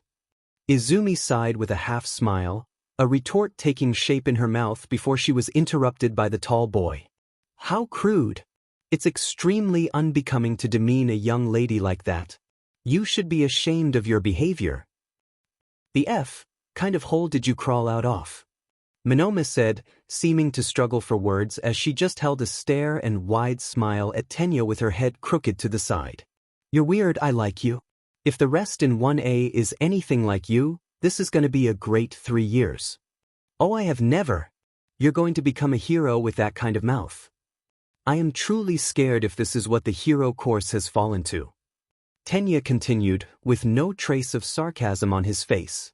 Minoma stood with her hands on her hips as she tapped her foot, thinking of what to respond as she had the most bewildered look that Izumi had seen on her yet. I am restraining myself so much here, there are so many ways that I can leverage that and joke around with you, I hope you get that. I'm gonna ignore the very obvious opening you gave me and instead just nod and smile. Hi there, I'm Tsuyu Azui, but you can just call me Tsu. What's your name? Tsu said, as she stepped over to face Kendo-san. Hey, I'm Itsuka Kendo. It's nice to be able to meet one of Midoriya's friends. I hope we can both improve and become better heroes. Ignoring the tall rule stickler?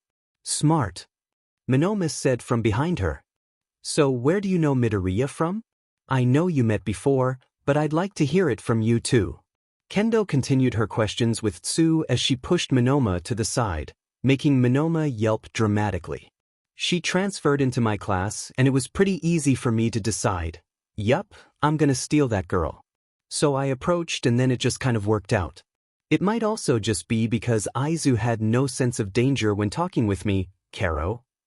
Izumi looked offended at Tsu, looking over to Kendo for confirmation that that wasn't true. Yeah, I can kind of see that. Oh, come on. But I'm not too scared about that, to be honest. She has enough sense to not do it at critical times. You seem to have found some fun friends. Izumi's ears perked up a bit involuntarily before she grabbed them to flatten them down again. Yeah, they're pretty nice. We could train like we used to. For the festival. There's nothing that says we can't practice across classes after all, and gives us a bit of time to learn from each other again. Ah, are you abandoning us for someone in 1A? Monoma pouted. You can come too. Having 3 people would help with training, Karo. Yay, I'm invited. You can't take it back now. She said teasingly. Izumi shook her head with a small laugh. Sure, we can do that. See you later, Tsu, and nice to meet you, Tenya and Uraraka. They waved each other goodbye as they separated and walked in opposite directions. What should she do?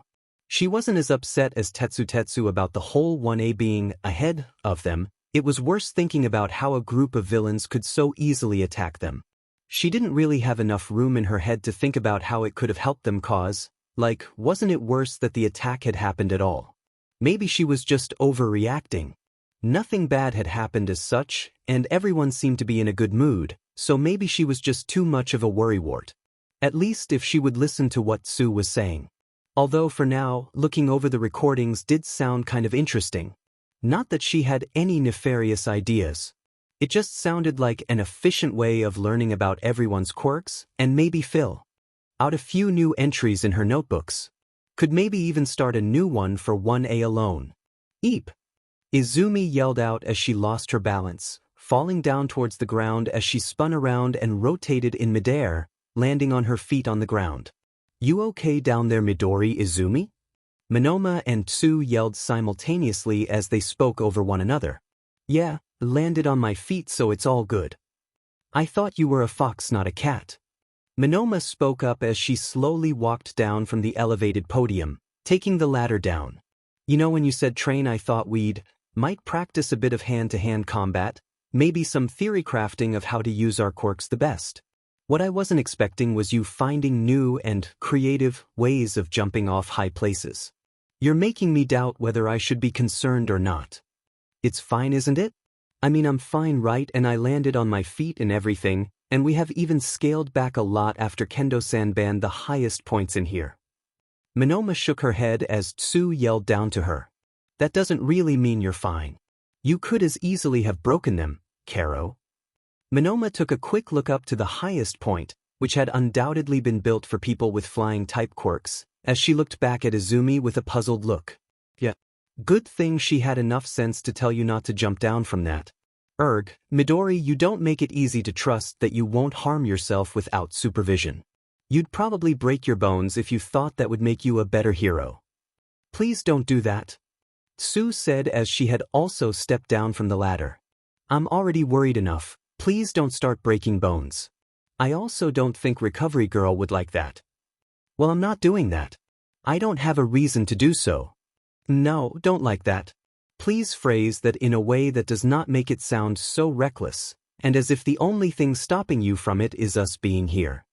Monoma said with a concerned look. Like, can you really stand there and say that you would, with 100% certainty, not break your bones if you thought it would turn you into a healing fox? Midori. Sorry, Monoma. I'm just kidding, I wouldn't do something like that. Monoma looked at her unconvinced as she crossed her arms and stared at her with a tilted head. Do you really have that little faith in me? Kind of. You are smart, Midori, but you don't always think about the consequences that often, or at least not in depth. I have no doubt you're gonna do good as a hero, but you really need to deal with your impulsivity. When have I ever acted impulsively?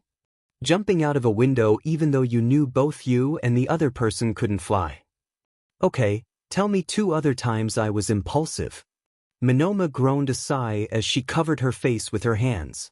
Please don't torment Monoma like that. Sue said in support of Monoma. Although he's not wrong, you know, you are prone to danger a lot of the time, so trying to reel that in a bit wouldn't be a bad idea. It's not like I've done anything that bad yet. I feel like yet is the operative word here. Monoma and Izumi stared each other down for a moment as neither of them were willing to budge. Eventually Monoma sighed, stretching her head a bit from side to side. As long as you do dangerous acts against your well-being while I'm around, then it's fine, I suppose. But only if he is around. If I'm around you're forbidden from doing it, Karo. Sue said, hitting her head lightly with a hit from the side of her palm.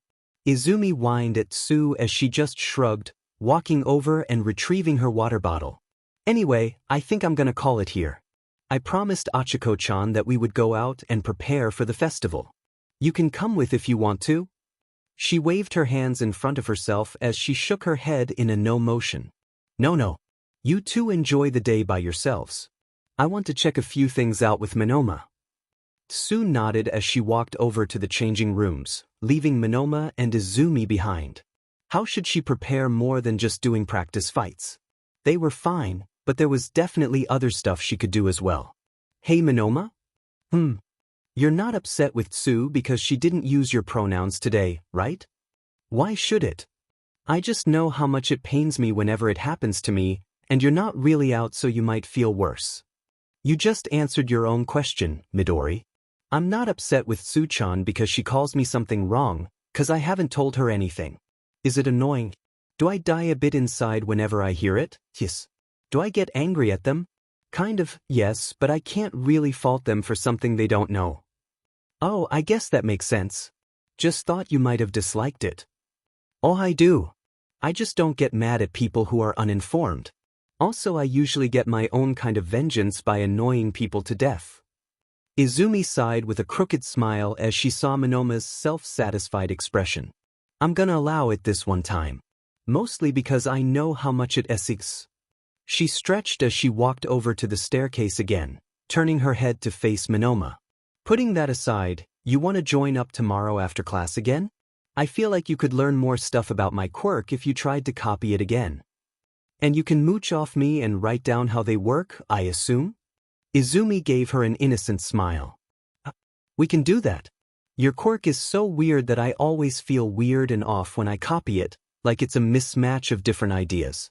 Like if you mixed up salt instead of sugar when baking cakes. No offense. Great. I've never heard you describe it like that. Well, I need a bit of time to collect my thoughts. We can meet up at the library or some other place so I can tell you all about it for you to write it down in your book. Izumi's tail wagged at the thought of getting a chance at looking into her quirk more, much to delight and humor for Monoma. Yeah, let's do that. She was arranging her clothes on her bed as she took one item away and threw a new one in to replace it, cycling through her, admittedly limited, collection. Her tail wagging as she carefully considered her options. She had been on this for what felt like hours, trying to find a cute outfit that she could wear when meeting up with Monoma tomorrow. She'd never actually cared that much about that aspect, just throwing on random articles of clothing and calling it a day, but knowing that she was going to hang out with another trans person made her think twice. It was the first time she had met a person who was like her, and the first time that they were going to hang out together, so she had really started to hype herself up. She probably knew it was just going to be them talking about her quirk and preparing for the sports festival, which was probably the only thing that was interesting about her, but she couldn't help it. It was just a really exciting situation. After much deliberation, she just ended up picking the skirt she had taken out first.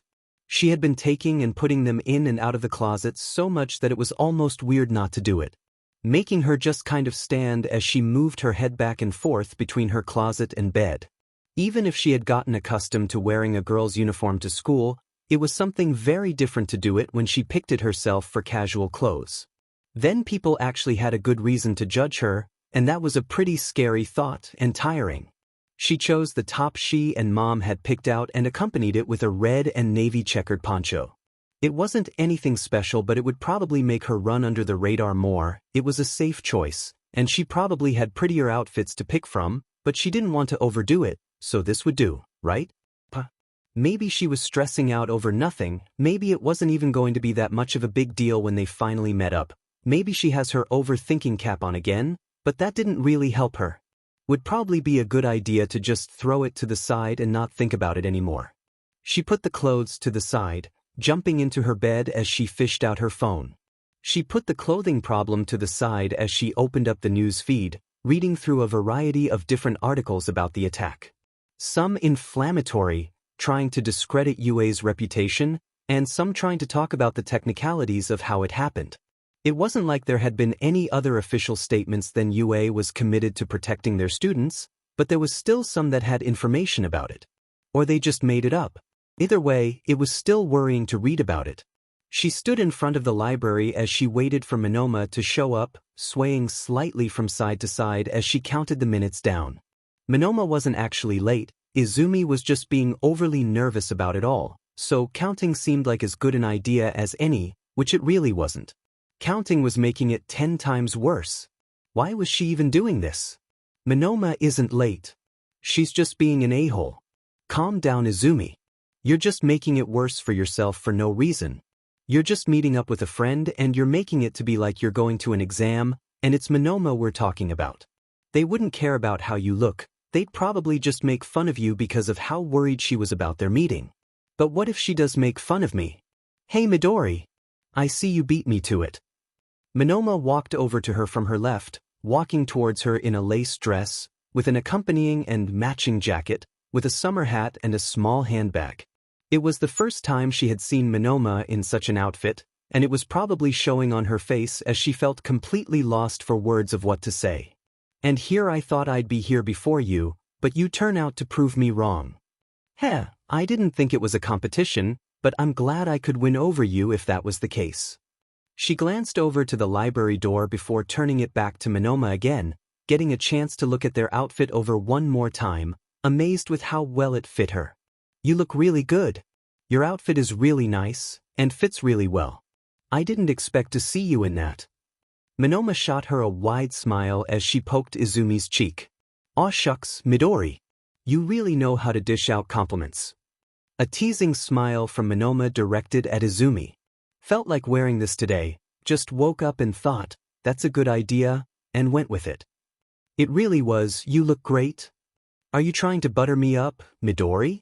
You don't look too bad either yourself, having the cute and cuddly type to you with your height and foxness. Heh, thanks. She let the words sit for a bit before coughing. Let's just go inside. She tried her best to ignore Monoma as she turned around and quickly walked inside, practically power walking the way in. Walking inside, found a spot sequestered a bit out of the way and sat down. Izumi began to pull out the notebook she had used for her own quirk and the one she had for her class, flipping to where she had written about Monoma. When you said notebooks, I initially thought you misspoke, but guess I was wrong on that. How many of these do you have? She asked as she lifted up one of the books to look at it. A few. Like 7 or 13 maybe. She laughed, kind of embarrassed when saying it, shifting through her things in her backpack. And you started writing these when you were, what, 8? More like 4, I think. Monoma looked at her as she tried to comprehend how that worked, lightly looking her own page over. Raigat, I'd love to see some of the first ones you wrote, because I cannot imagine that they would make a lot of sense. Could also be fun to see what Tiny Mito thought about. Heroes. Mhena, no. You're not going to see those. I'll never let anyone read those. Won't allow it, sorry, it is illegal. But sure. I'll never get to read them. She had a coy smile on her lips as she took some her own notes out. I'll figure stuff out about Tiny Mito some other way.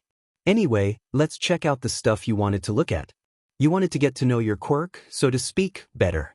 So what are we doing? Izumi lit up with her ears standing upright and her pupils dilating, opening her notebook, flipping furiously through the pages. Right? So, I thought we could start with you copying my quirk and then describe to me what you experience and how it feels. You know, really get into it, any small and insignificant detail you can think of. Then, I think we could try and see if you can use it. You said you were best at emitter-type quirks, and sometimes with transformation, maybe you can use my quirk as it does have a weird relationship to the mutation part. Afterwards, we can talk theories. Monoma stared at her for a good 10 seconds before responding. You really have it all thought out, don't you? Izumi blushed a bit from embarrassment, fiddling with the page of her notebook. Nothing bad intended by it, I swear, just funny how ready you were to ramble on about it. But sure, let's do it. Monoma stretched her hand out, palm open upwards, as she looked at Izumi to take it. Well, ready when you are. She blinked a few times before it really registered. Oh. Quickly taking her hand. Feels about the same as before. Oh? There's something new that's fun. It's like a new itch on my back. You know, the kind that you just can't reach. Your quirk is so fun, Mito. I don't know if you're being sarcastic or not. How could I ever be sarcastic towards you? So anyway, it does feel different, kind of. I can definitely access them, but it also feels like I'm equally as much missing something that makes the quirk kind of useless. I don't know if that means I need your mutation, or I just need to practice more, but it does feel different when I unlock one of your forms. Oh, you are doing it already? How does it feel? Like my skin is all prickly and weird. It also feels hot and cold when activating the respective areas of your quirk, so that probably means something. Other than that, not much I can say. I do think if I copied it more times I'd find something more interesting, but right now it's kind of nothing. Her ears slagged slightly at Monoma's words. Okay. So, we need to do more testing, I guess. We can't learn about it today? Not without giving me quirk exhaustion, no. But I can still describe how it feels. Izumi lit up again, her ear shooting up again, as she scooted closer over the table, waiting patiently for Monoma to start talking. Monoma shook her head as she started to describe how it felt with Izumi writing down notes after notes, getting completely lost in it. Why are there so many people? Like, not seriously, she understood why they were all stuffed inside here like sardines, but it didn't help her feel better or rationalize it, that they were all here. What did Yue even think?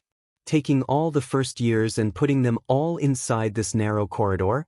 Not that it was particularly narrow to begin with, but the multitude of people made it feel so. It was all too cramped and loud and smelly and everything. She wished she would have taken her headset with her, but she had decided against it because she was afraid she might lose it, or worse, it could have been completely broken. But now she just has to endure all of this noise and annoyingness going around. Hopefully it will get better as the match starts. Getting the chance to get out in the open air and having people disperse a bit more, instead of being all cooped up in here. Maybe she should just think of something else, make her mind wander so she wasn't thinking about the state that her physical body was in. It was so mentally exhausting no matter what she did, so I could at least try. Although any attempt to try to think of something else was just met with an intense screech of something, whether it be sound or touch. She wasn't going to feel any less pain from the yelling, or like she wanted to throw up, or that she still had an entire day ahead of her. It was going to be fine. She felt a shiver shoot up her spine, a foreboding feeling that something was about to happen, something big, and she had to react quickly.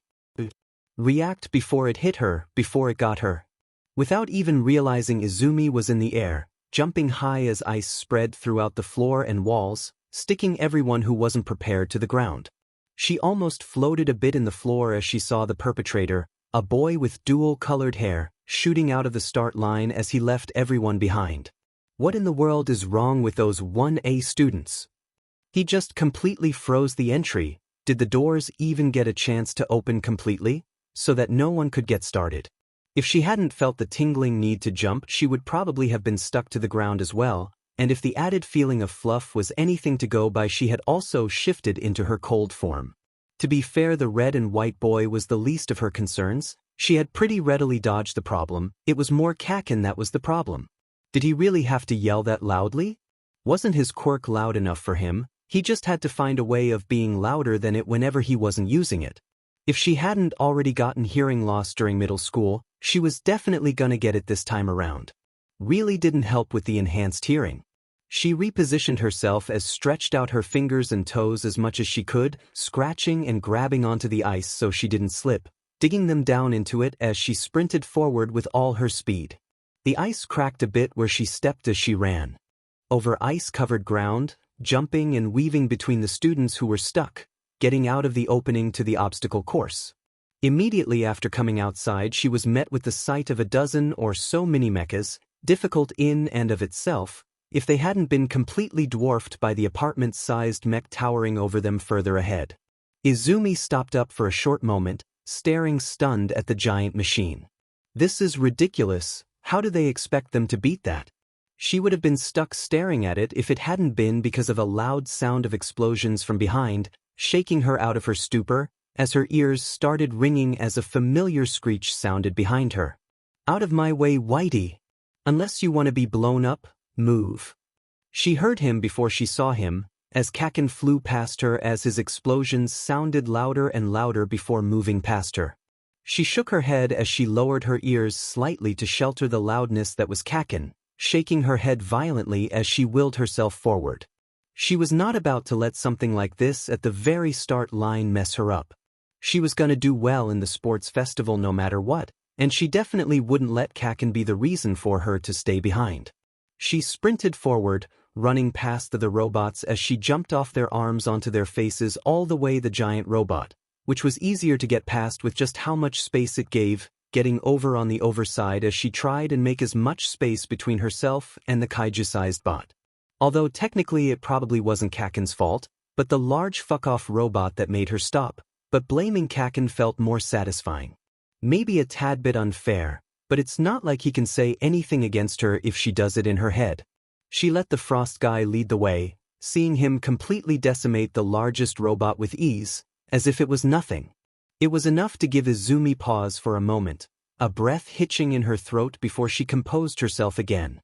She knew UA would have some of the best hero students, but it was something entirely different from believing it to seeing it with her own eyes.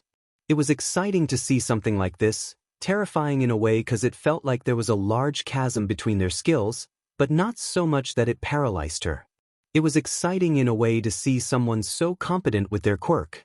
A lot of the ones in her class could probably beat it too, but it was still grand to see it be done on that level. She jumped backwards as the pieces of the broken mech fell to the ground all around them, as the fighting intensified behind her, with everyone tearing apart the rest of the robot villains.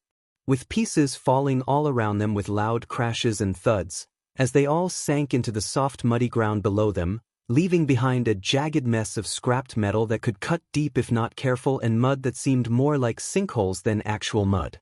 Getting a good way away from the robots as she came to a mud field of destroyed robot parts and sinkholes. She followed the long ice trail that had been left behind in the mud, using her claws to not lose her footing as she ran along the icy path before it disappeared. It was probably more potent an idea to use the ice, as she could probably just sink too easily through the mud with her paws if she wasn't careful, and she was pretty much built for winter in this form, so it worked out a lot better. It was getting rather hot.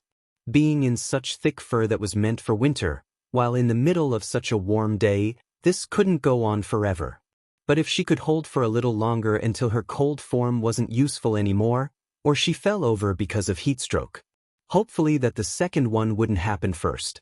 She eventually came to a halt as the peppermint boy stopped up in front of a large chasm, with ropes suspended between rocky pillars. She peered down the chasm as it seemed to be going on forever. It must have been a hell of a work permit to get this made. Before she could even start to think of a solution of what to do, she felt the refreshing rush of cold air as the boy just continued onwards, freezing a path forward. She couldn't very well use the same method again, as it seemed like the ice that was connected to the robes didn't seem entirely safe. Instead, she decided in a split second to shift into her green animal tail, as she shaped into her fox form, gingerly running along on ropes with little difficulty. She was kind of sad about how she couldn't pay more attention to the other students. She had to focus on completing the obstacle course herself first and foremost, but it was really painful that she couldn't take notes of what everyone else was doing. Well, not watching all the students. Kakin was still as loud as ever with his explosions as he flew up in the air, completely ignoring every obstacle. She had seen more of the students catch up with her and the two boys, not to the point that it would be concerning, but enough to be noticeable and worth taking note of. But it really wasn't too much of a problem for her, considering just how easily she got across the ropes. Nimbly running and tiptoeing across as if there wasn't a competition going on. Her surface level worked perfectly for this part of the race. It could give her some time to think about what to do next. She obviously didn't know what was coming up in the obstacle course itself, but she could probably prep herself for what was to come afterwards. Well, maybe not in any meaningful way, but definitely mentally. Because, holy shit, there was a good possibility she was going to go up against the Peppermint Kid, which didn't sound great. Watching one, as videos had been helpful, but it was really something else seeing it in real life. Get back here, you half and half bee. Even with all the explosions going off, and the fighting with the remaining robots, and the yelling of everyone around her, Kakin still found a way to be louder than all of that. What in the world did he have against the Peppermint Boy? He has just put his sight on him for no reason? Kakin probably has a reason for what he is doing. He used to have reasons at least. It was probably a stupid reason, but a reason nonetheless. Hopefully the other boy understood that Kakin probably didn't mean all the hurtful things he was saying, maybe? She kept running along the ropes, jumping on the platform as she quickly scurried forward on the next rope. It was going well, the only real problem being hearing Kakin's explosions, which did seem to get a bit further ahead of her, and he somehow found more creative ways to yell at the other guy. There were times she did wish that she didn't have this good hearing, not only because of the very persistent ringing in her ears that she had had since the start line, but also because she was still able to hear Kakin's yelling. Could the Peppermint even hear him at this point? Was the explosion so loud that he couldn't hear Kakin, and Izumi was the one who had to hear it all instead? Probably not worth thinking about. It didn't take long before she had come to the other side of the rope obstacle, hearing the yelling of everyone else being just on her tail as she looked ahead to see the ice reaching a large open space before an explosions from the ground shaking her to stop up slightly while the boy jumped back to compose himself. He almost didn't flinch when he looked out over the surrounding area of landmines before his resolution was back on his face. As quickly as he had been shaken by the explosions, he was on his feet and propelled himself forward to get his lead back. So they actually went with a landmine field? She remembers they did it once 9 years ago, but there was so much backlash about the clearly dangerous landmines that they decided to go with something else and never return to it again. Guess they thought it was prudent this time around. Or they just ignored their working permits, which now when she had had experience with a few of the teachers at UA herself, it wasn't unlikely that that could have happened. She looked ahead of herself as she saw both the Peppermint Boy and Kakin, the latter having lost a lot of height at this point, triggering a lot of the bombs as they both tried to get the first place. It was clear that it did shake them up and halt their speed pretty significantly.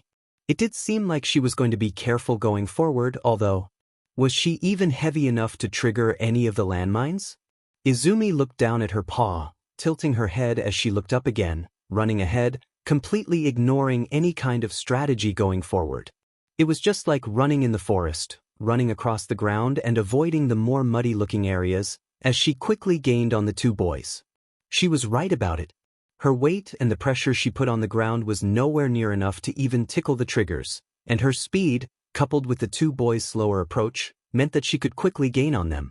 It was enough for her to get close to them, but not enough before they had crossed the entire field. Of course, this was also because she had to dodge all the times they ran into and triggered the bombs, but it did mean that they were getting very close to the finish line. She was right, leading for a third place if this pace was anything to go by. That was if she didn't pass out, 'cause this reverberation was no joke. Couldn't Kakin keep it down a bit sometimes? This was bound to even hurt his ears by this point, and what about the other guy as well? He could learn to be a bit more nice. Even if he wasn't really using his quirk anymore, he wasn't being any less loud. At this distance she could maybe get ahead of Kakin if she tried to run a bit faster in between their legs, but with how erratically they were running it seemed more dangerous than it was worth it. So if she couldn't go under, maybe she should go over. Looking up, she took in a tiny breath, letting out a small gecker out as she sped up into a sprint, jumping up as she clutched onto Kakin's back, digging her claws into his jersey. Hearing Kaken let out a loud yell as she quickly used the momentum to launch from his back up to his head. She jumped high, landing a split second on white and red hair as she jumped off him as well, landing over the finish line, running ahead towards the center, securing her the first place. She fell down on the grassy ground of the stadium as she looked around at all the viewers jumping around with tiny jumps in place. Her breath desperately tried to catch up to her as she ran a bit around in a circle, too elated to realize. She did it. She really, truly did it. It was almost unbelievable that she had actually made it this far, and not only completed it, but she had gotten second place. This was the best feeling she had ever felt. Like it was a bookmark to her journey so far, showing that she had truly made it. This was the best. Have it, folks. Our top 3, all coming in right after another, has been decided. Blared over the speakers, as MAC-sensei's voice sounded throughout the entire stadium. We have Ibra Shiozaki and Juzo Hananuki right on the tail of our trio. Who's going to take the sought-after 4th place? She finally stopped in place as she breathed out a sigh of relief, sitting down as she finally had a chance to relax as she watched her classmates and everyone else slowly race inside. She was perched a bit to the side of the entrance into the stadium as she looked closely after people she knew, seeing first Kendo-san coming in and then watching Shishida a bit after her. Monoma came lightly running inside, seemingly having copied someone's quirk, as her jumps seemed to be higher and further than normal. More of them kept trickling in as she just sat and waited for all the spots to be filled. Probably were some of the 1A students who got through too. She thinks she saw that tall glasses guy get in, but other than that she honestly didn't have a good read on who were who. As time went by, they eventually came to an end with the last people trickled in and the race came to an end. She should probably jump out of her fox form and go check out who got through to the next round, could maybe also just wait. They usually showed that stuff, so why would she check it out herself? Scanning the grassy arena, she spotted Kendo-san who had congregated together with some of the others from their class. She tiptoed over to them as she shifted into her human form as she got up to their side, hugging Kendo from behind, wrapping her arms around her neck. Oop, oh hey Midoriya. Hi. I saw you got through relatively fast. Good job. Thanks. You did pretty well too, Miss Top 3. You were just gone immediately when the go-ahead sounded. She snickered lightly. Did you get a good look at the guy who did that? Seems kind of overkill. I mean, it worked, but still. It was the candy cane boy. The what? Oh, sorry. It was the guy with split white and red hair.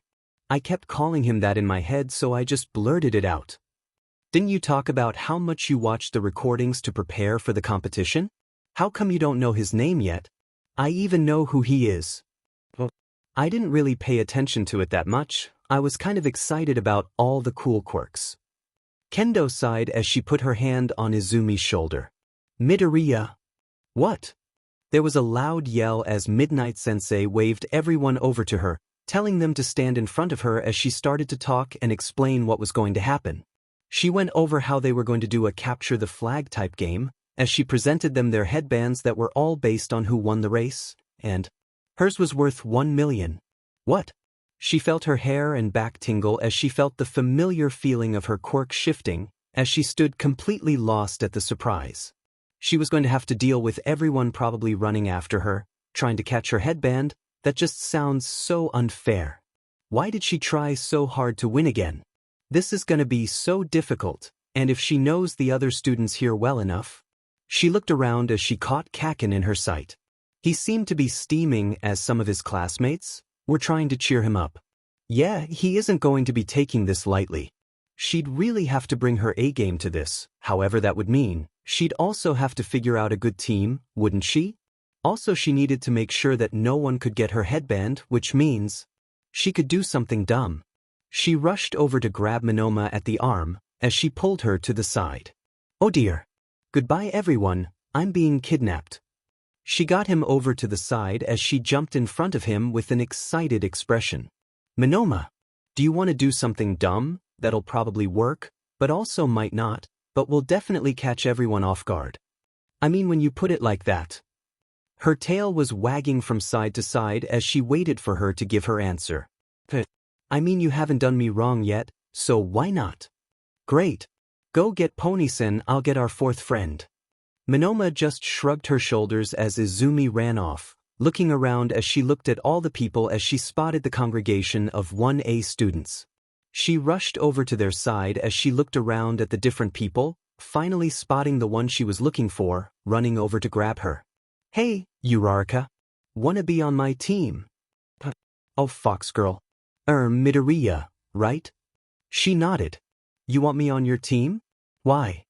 I have a plan for not getting caught, and you're a crucial part of that plan. Oh, why do you want me?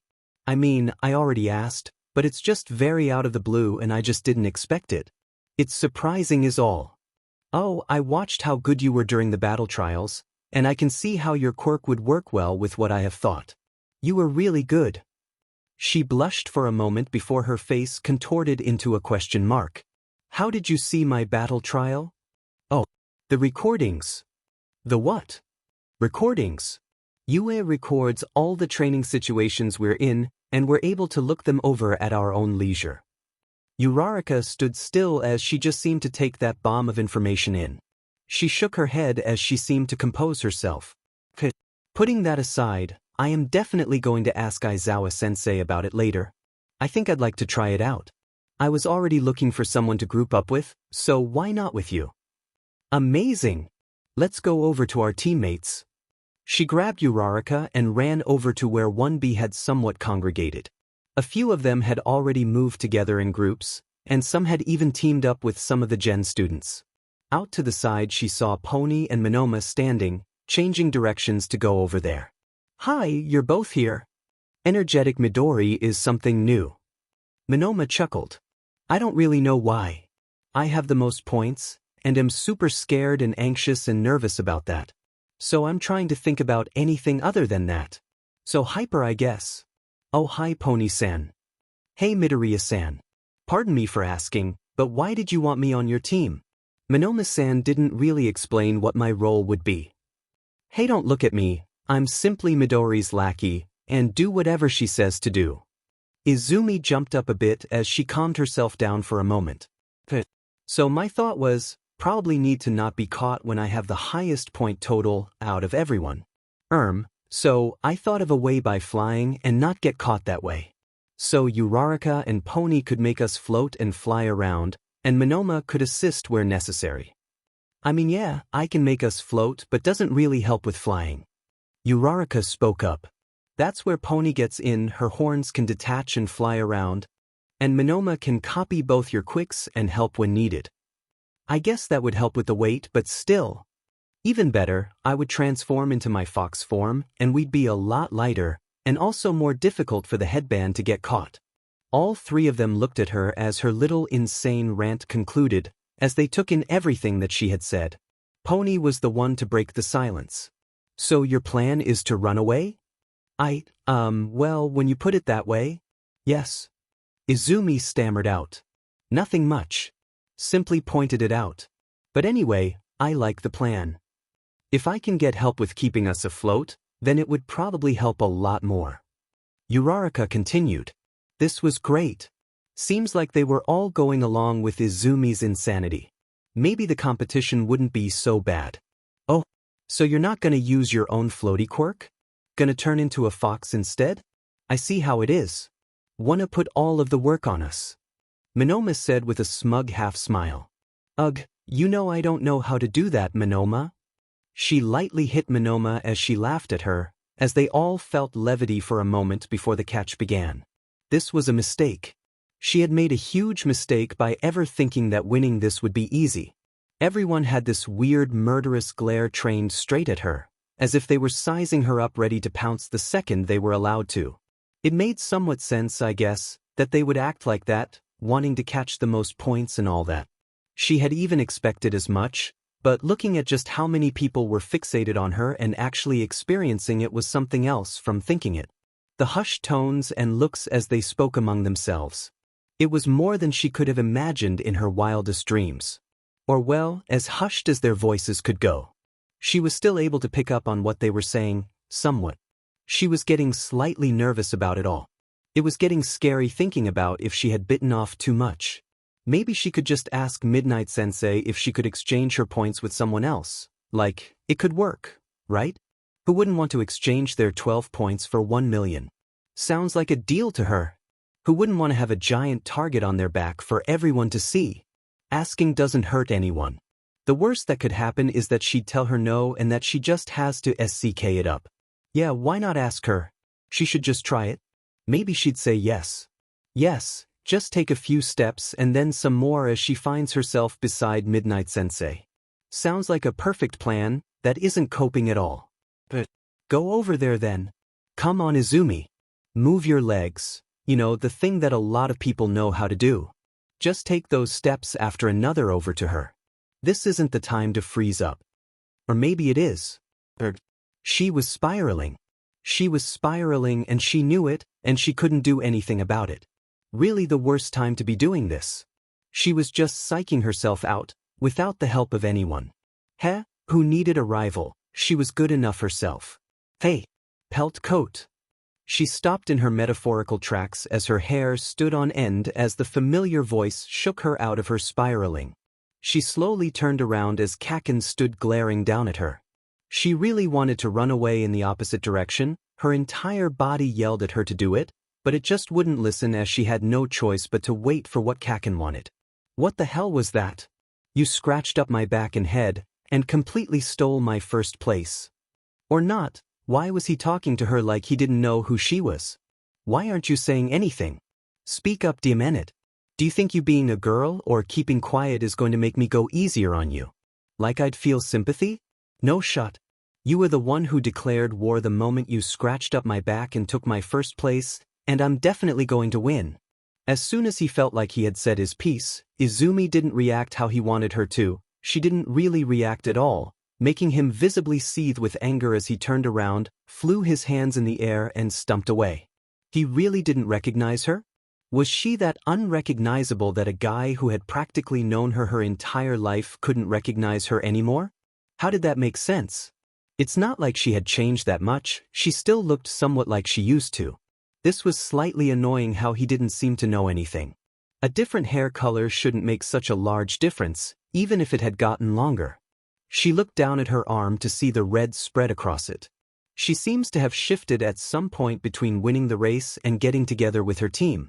Was she really so stressed that she couldn't control herself from shifting like this?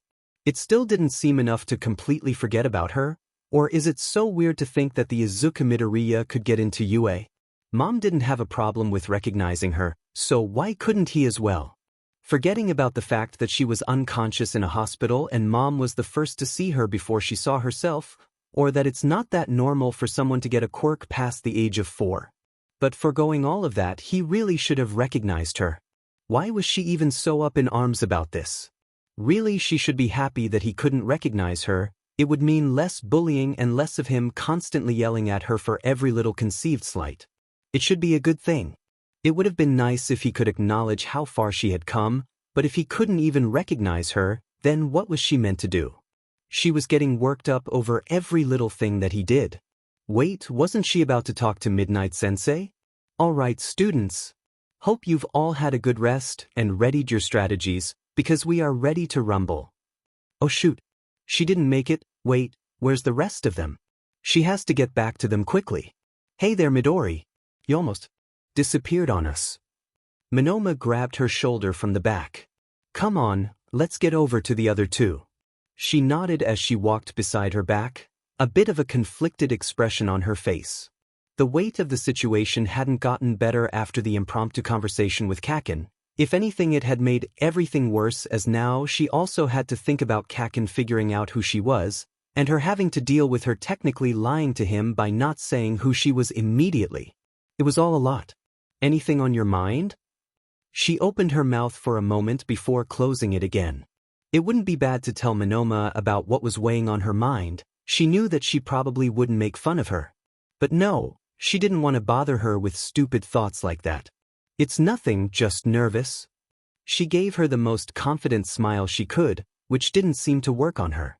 You know you shouldn't keep stuff inside like that. In the limited time I've known you, you never really struck me as the type who'd keep things inside. You can tell me what's going on. I've been told I'm quite a good listener. Izumi let out a short chuckle as Monoma gave her an exaggeratedly offended look. It's just, do you think I'm in over my head? Like I know I came up with this plan to win the next event, but will it really work out as well as I hope?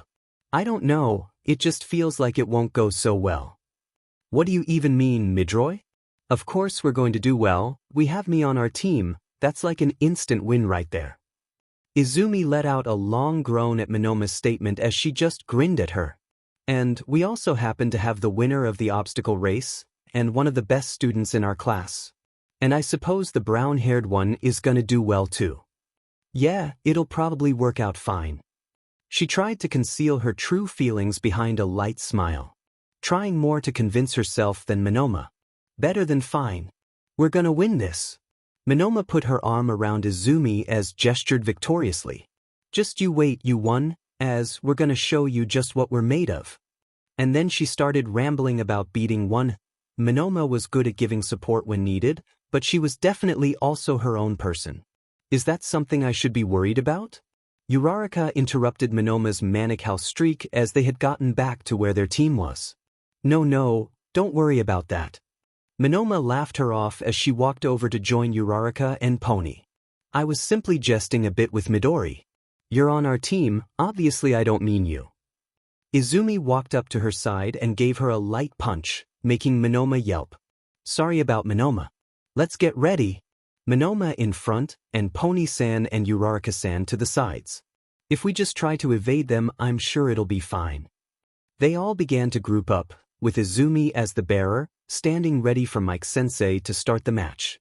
She was trying really hard to just focus ahead of herself and make sure that she wouldn't get lost in her own mind and nerves. The last thing she needed was to psyche herself out for no reason, something the other teams would probably be glad of. Which, as she has already proven, she is failing quite masterfully of. The loud ring of the horns sounded throughout the stadium as the match started, reverberating from side to side, with everyone immediately springing into action. Giving her very little time to react, she felt the loud stomping and yelling of a few dozen people coming running with great momentum in every direction. It didn't take much to notice a good deal of them coming in her direction. As she clutches the side of her head while the other digs into Monoma's shoulder, making her JRK slightly involuntarily. Looking around, it became much more apparent just how many were coming for them. Of the different teams, it seemed like a good half, if not slightly more, of them were all heading towards them. And if they weren't going directly after them, then they were circling around them. It was so not the right time for her to freak out over a small sound like this. She needs to react quickly or they're going to be out in record time. She had to think fast or else they'd be really quickly overrun and end very quickly. Think fast, think fast, think fast. Just come up with a plan that can solve all of this. Deal with piece by piece, just need to come up with a method, and quick. Midori? You there, girl? Well, this was a great time to freeze up. Really, she should have put more thought into the fact that this could have happened. Not to worry, though. She was good enough to carry her when she didn't feel up to it, or well, when it was literally impossible for her to do it herself. With little thought she yells out for Pony and Brownhead Girl to jump to the side at the same time and get going, finding an opportunity between Away's team and a very muscular-looking guy. Tapping Pony as two horns grew out of her head, using the chance to take the offense with her quirk while Pony could go on the defense and use her horns to give them a boost. Not that she actually needed help as such. She probably knew better than anyone how good Midori was at this kind of stuff and how quickly she learned, but hey, everyone can falter at the wrong time, and she wasn't about to falter for that. Also, Izumi better not complain about me taking the reins. I've trained for this as well after all.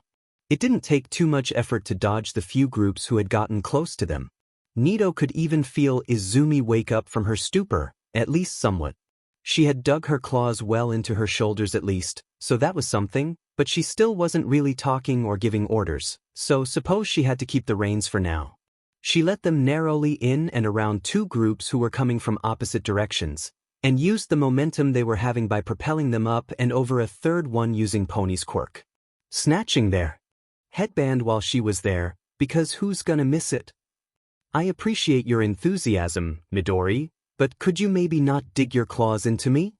She tried to ask her to prod her to stop digging out flesh from her body.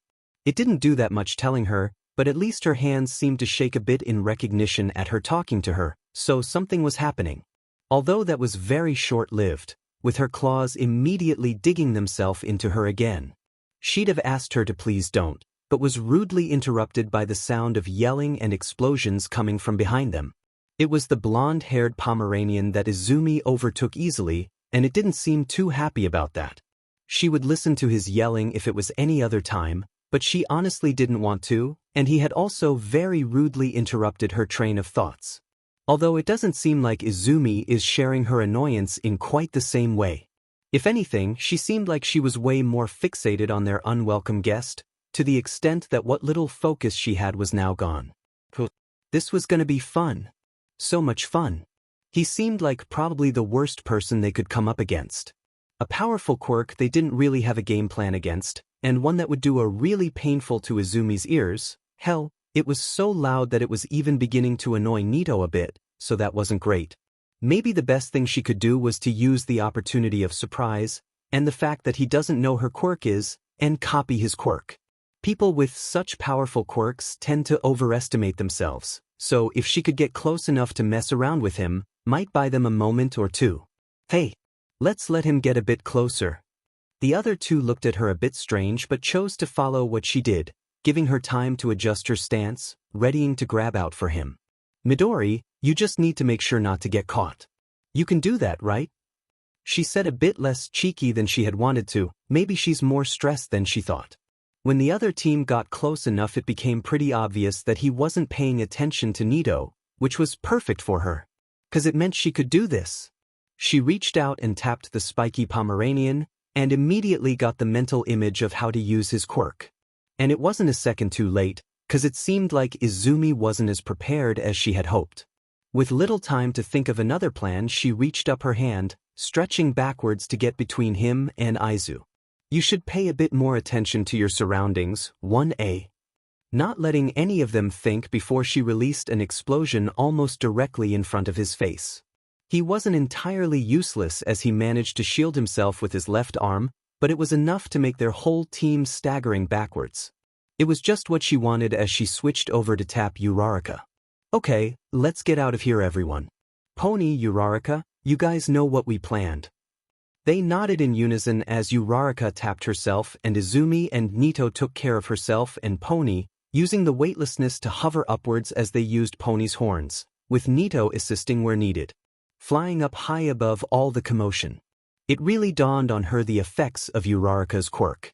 She felt like her stomach was turning in on itself, and as though it really just wanted to empty everything inside, and itself, out.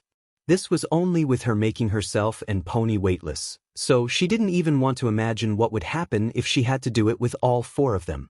Looking from this distance, everyone was really scrambling to get enough points, and with them out of the competition in the most literal sense, they couldn't even rely on their free win card.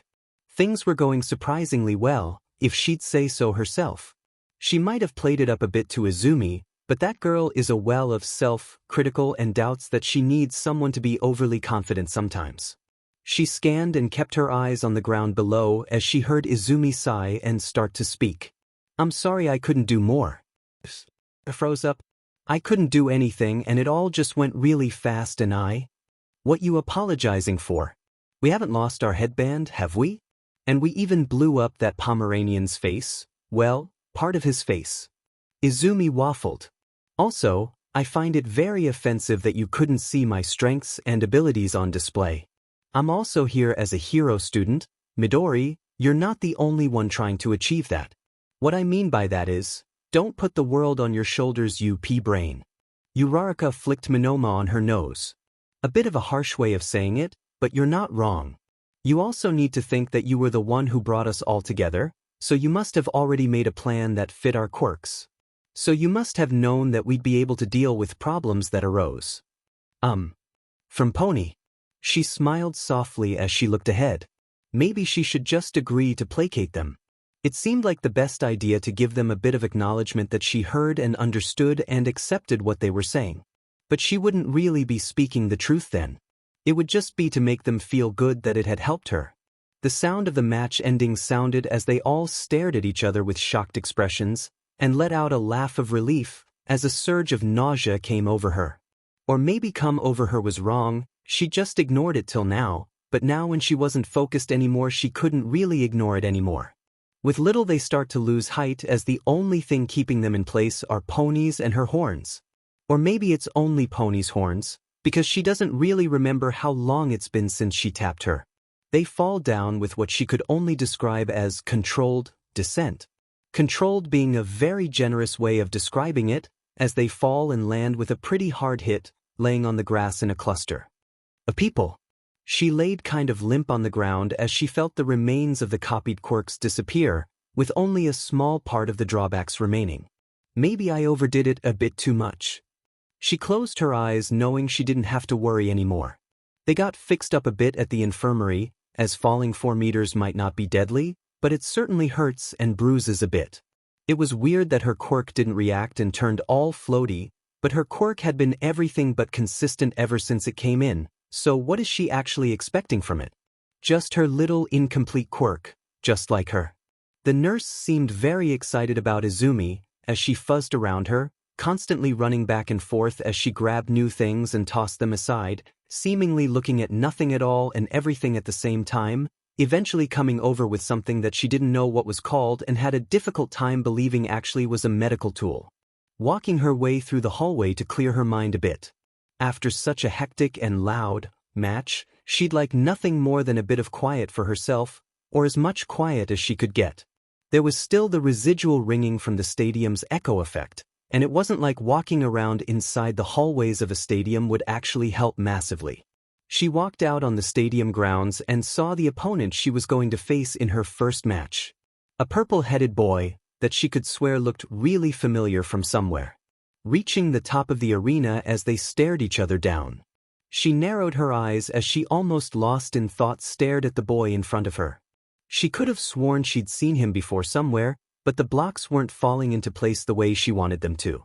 If she kept this up she'd just start imagining things that didn't make sense. She was already starting to connect dots that didn't really seem relevant for figuring out who he was, which is an absolutely stupid thing to do right now considering where she is standing. But she's so curious about who he is. They stood there staring each other down as Mike-sensei counted down the match. If she wasn't currently in the thick of it, she'd probably have some thoughts about them basically having to fight in an arena as entertainment till one was rendered not capable anymore. It definitely didn't feel that right, and there were probably some implications to think about. As Mike yelled go and she shifted into a battle stance, one hand on the ground and the other ready to pounce at her opponent's move, she noticed something. He wasn't doing anything. He was just standing there looking at her. Not moving a muscle as his lazy gaze was locked on her. It was weird. It's not like he had done anything in particular, or readied himself to fight, he was just standing there doing nothing. Was it because his quirk allowed him not to do anything? But how should she react to him if she didn't know what he was capable of? She crooked her eyebrow as she took a small step forward, and then another and another. She walked circles around him, jumping from side to another, even turning around with her back turned at him. She sighed as she stood upright and walked closer to him till she was close enough to talk with him, but enough if she had to jump backwards. She looked for a moment again before breaking the silence. Hey, are you going to do anything, or should I just pick you up and throw you out of bounds? You know you have to actually do something to win, right? Or maybe I'm just eyeing you up. She looked confused from side to side, trying to seek out if he spoke to someone else. But you're not doing anything. How does it help if I hadn't decided to dash? Was the last thing she remembered before her world went blank and oddly silent. It was like she was underwater with how muted and weird everything around her felt, as she felt the odd sensation of not really feeling her body and feeling it at the same time. I'd say it was easy, but I know better. No way you'd have known what my quirk did, so this is just how it's meant to be. Don't get me wrong, this isn't personal. Out of all the hero students I've met, you seem like the best of them. Just, you had no reason to help me during the entrance exam, but you still did even if it was just a bit. It was more than anyone else did. It felt like she was floating in place as the muffled voices of the audience around swam in and out of her ears. Was this what it was like to have normal ears? It had been so long, and the sensation of having enhanced hearing for so long had made her kind of forget about what it felt like to have normal hearing. It was kind of nice actually. Like it was the first time in a long while that she didn't have to constantly cover her ears or deal with all the noise. Sorry about this. She blinked slowly as her head bobbed from side to side, waiting patiently. It's unfortunate that you're the one I have to beat, but it's just how it turned out. I just want to show that I can actually be a hero, and this festival is my best chance. You're already in a hero class, so I'm sure you'll be fine even with a loss under your belt. And this is a competition, so I guess I'm not actually doing anything wrong by utilizing my quirk. Well, I don't want to drag this out more than I have to. He stretched his head from side to side a bit and then looked ahead. Walk out of bounds. Maybe it wasn't the best time to reminisce and feel so at peace, considering what the purple boy was doing. He was saying things to her, but he did it without opening his mouth. Instead they reverberated through her head as he compelled her to walk away, and she was listening to it. Might not have been the best idea to play with her food like this. But how could anyone blame her? Throwing someone out of the arena and beating someone when they did nothing, then just standing still? No, that doesn't sound right. She can't let this overtake her. Letting something like this make her lose so quickly and anticlimactically. Her body shivered for a moment, as her hairs stood on end, giving herself a cold rush ending in her head. And as if with the snap of her fingers, the world was clear, loud, and as normal as she remembered. She looked around confused as she felt and saw how she wasn't under his control anymore. Her body stopped moving as the familiar sensation of her senses came rushing back. It took a bit of a moment before she realized she had control of her body back. Not quite sure how that worked, but she wasn't about to let this opportunity slide. Wait, what did you do? The purple boy yelled in surprise as he scrambled to take a fighting stance. Stop! It didn't take her long to realize before she spinned around and sprinted towards the boy, closing the distance in a matter of seconds as he didn't have time to mount an offense or defense. She jumped over to him, grabbed him by the shirt and spinned around as she threw him out of bounds, landing him on the grass on his back. There was an eruption of unsure cheers as the match was over, undoubtedly strange to look at from the outside. She felt her head spinning up a storm, as it hurt to look up at the sun, it being too bright, but couldn't focus on looking down either, which made her want to throw up. It was like her head was completely tapped out, and had no way of focusing on anything anymore. With a small physical spin, she thinks, she tries to walk off the arena, but ends up falling down on the concrete as everything went out of focus. Midnight Sensei is the first to appear, where it's clear she is saying something, but the words don't really sound like words when they come out of her mouth. Eventually she musters enough focus to hear what is being said to her. You okay there, bud? She tries to focus, but to avail simply staring at everything and nothing at the same time. Nothing wanted to fall in place. It was all either a blurry mess with nothing to focus on, or black spots that tethering just on the edge of her eyes, with a nagging feeling of a headache coming on. Her head didn't feel like it could form any coherent sentence that would appease Midnight Sensei, but she tried anyway. Ground cold. Gonna go in I now. Emphasis on tried. Yeah, you need to see recovery girl, like, right now. She seems to recall someone motioning above her and then beginning to float as she disappeared from the arena one moment, and the next was with recovery girl. It took a few moments, or maybe it just felt like a few, of recovery girl and her assistant walking around rustling with things before, and a bit of having her eyes closed, before she opened them again and felt fine. She stretched a bit as she saw the assistant giving her an orange juice, with recovery girl standing and observing as she took a small sip. Thanks, recovery girl. I don't know what happened, but I feel way better now. The strained expression on her face did nothing to convince the retired hero, as traces of the headache and throbbing pain were too apparent on her face. She gave her a disappointed shake of her head as she pushed her down in the bed again and gave her a light flick of the finger on her temple. Don't you try and put on a brave face. Gods know the last thing we need is another All Might. No, I'm fine, I just fell down a 7-story building. This is just a flesh wound. That chainsaw didn't even cut me that deep. I've taken heavier punches than that. And all of his coughing up blood and what have you.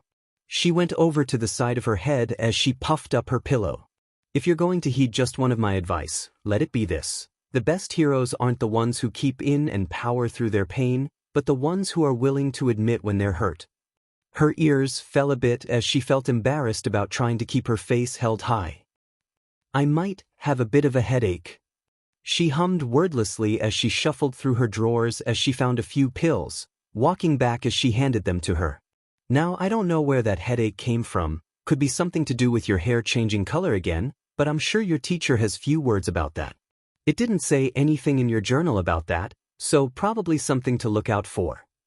My hair changed. She regained some life in her face and voice as she heard those words. What did it change to? I see someone is all better from their headache. Her eyes beamed at Recovery Girl to tell her what it changed into, waiting with rapt anticipation. Purple dear. It was purple. She grabbed her hair as she tried to try and pull it down in front of her eyes to see the color, struggling to get a good look at it. You're not purple anymore, dear. You stopped being red the moment that boy used his quirk on you, as you turned all purple and then sprinted at him. I suggest you seek out your homeroom teacher, or one of our quirk specialist counselors if even you don't know what that was. It looked more lavender, or, maybe it was violet. It was difficult to see, but definitely not red nor green, the assistant spoke up. She wobbled her head from side to side before slamming it down in the bed.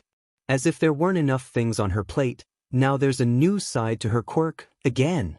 Why can her quirk just have come with instructions when it manifested? Would have been so much simpler. How does it even work? All those adaptive powers she is getting. They're all about survivability and saving her from different situations, but why do some events trigger and not others? She couldn't even write down notes about it, because she had a stupid competition to deal with. Gonna have to take a lot more tests when she gets home. She was so absorbed in her head spinning in her bed that she didn't notice the assistant hovering around her, with a barely contained smile on her lips. Quirk is so interesting.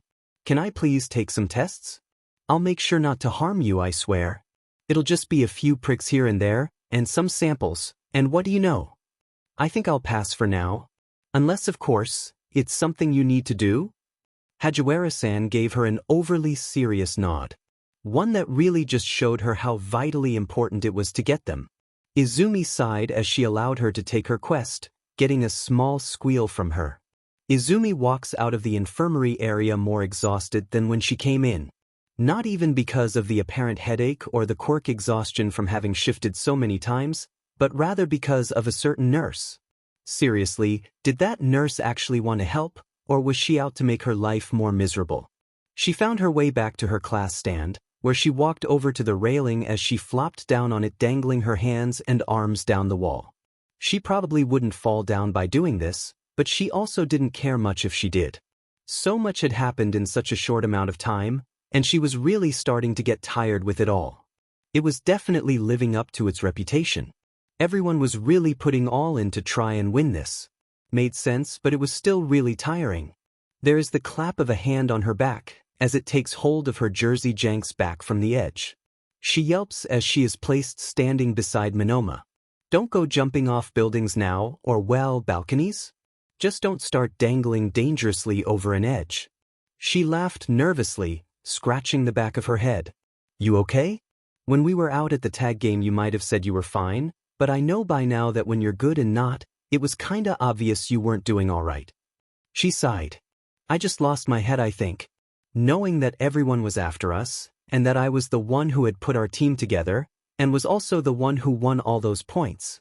It just made me really scared that I might screw up, and thinking about me screwing up made me even more scared of screwing up, and then. You get the idea.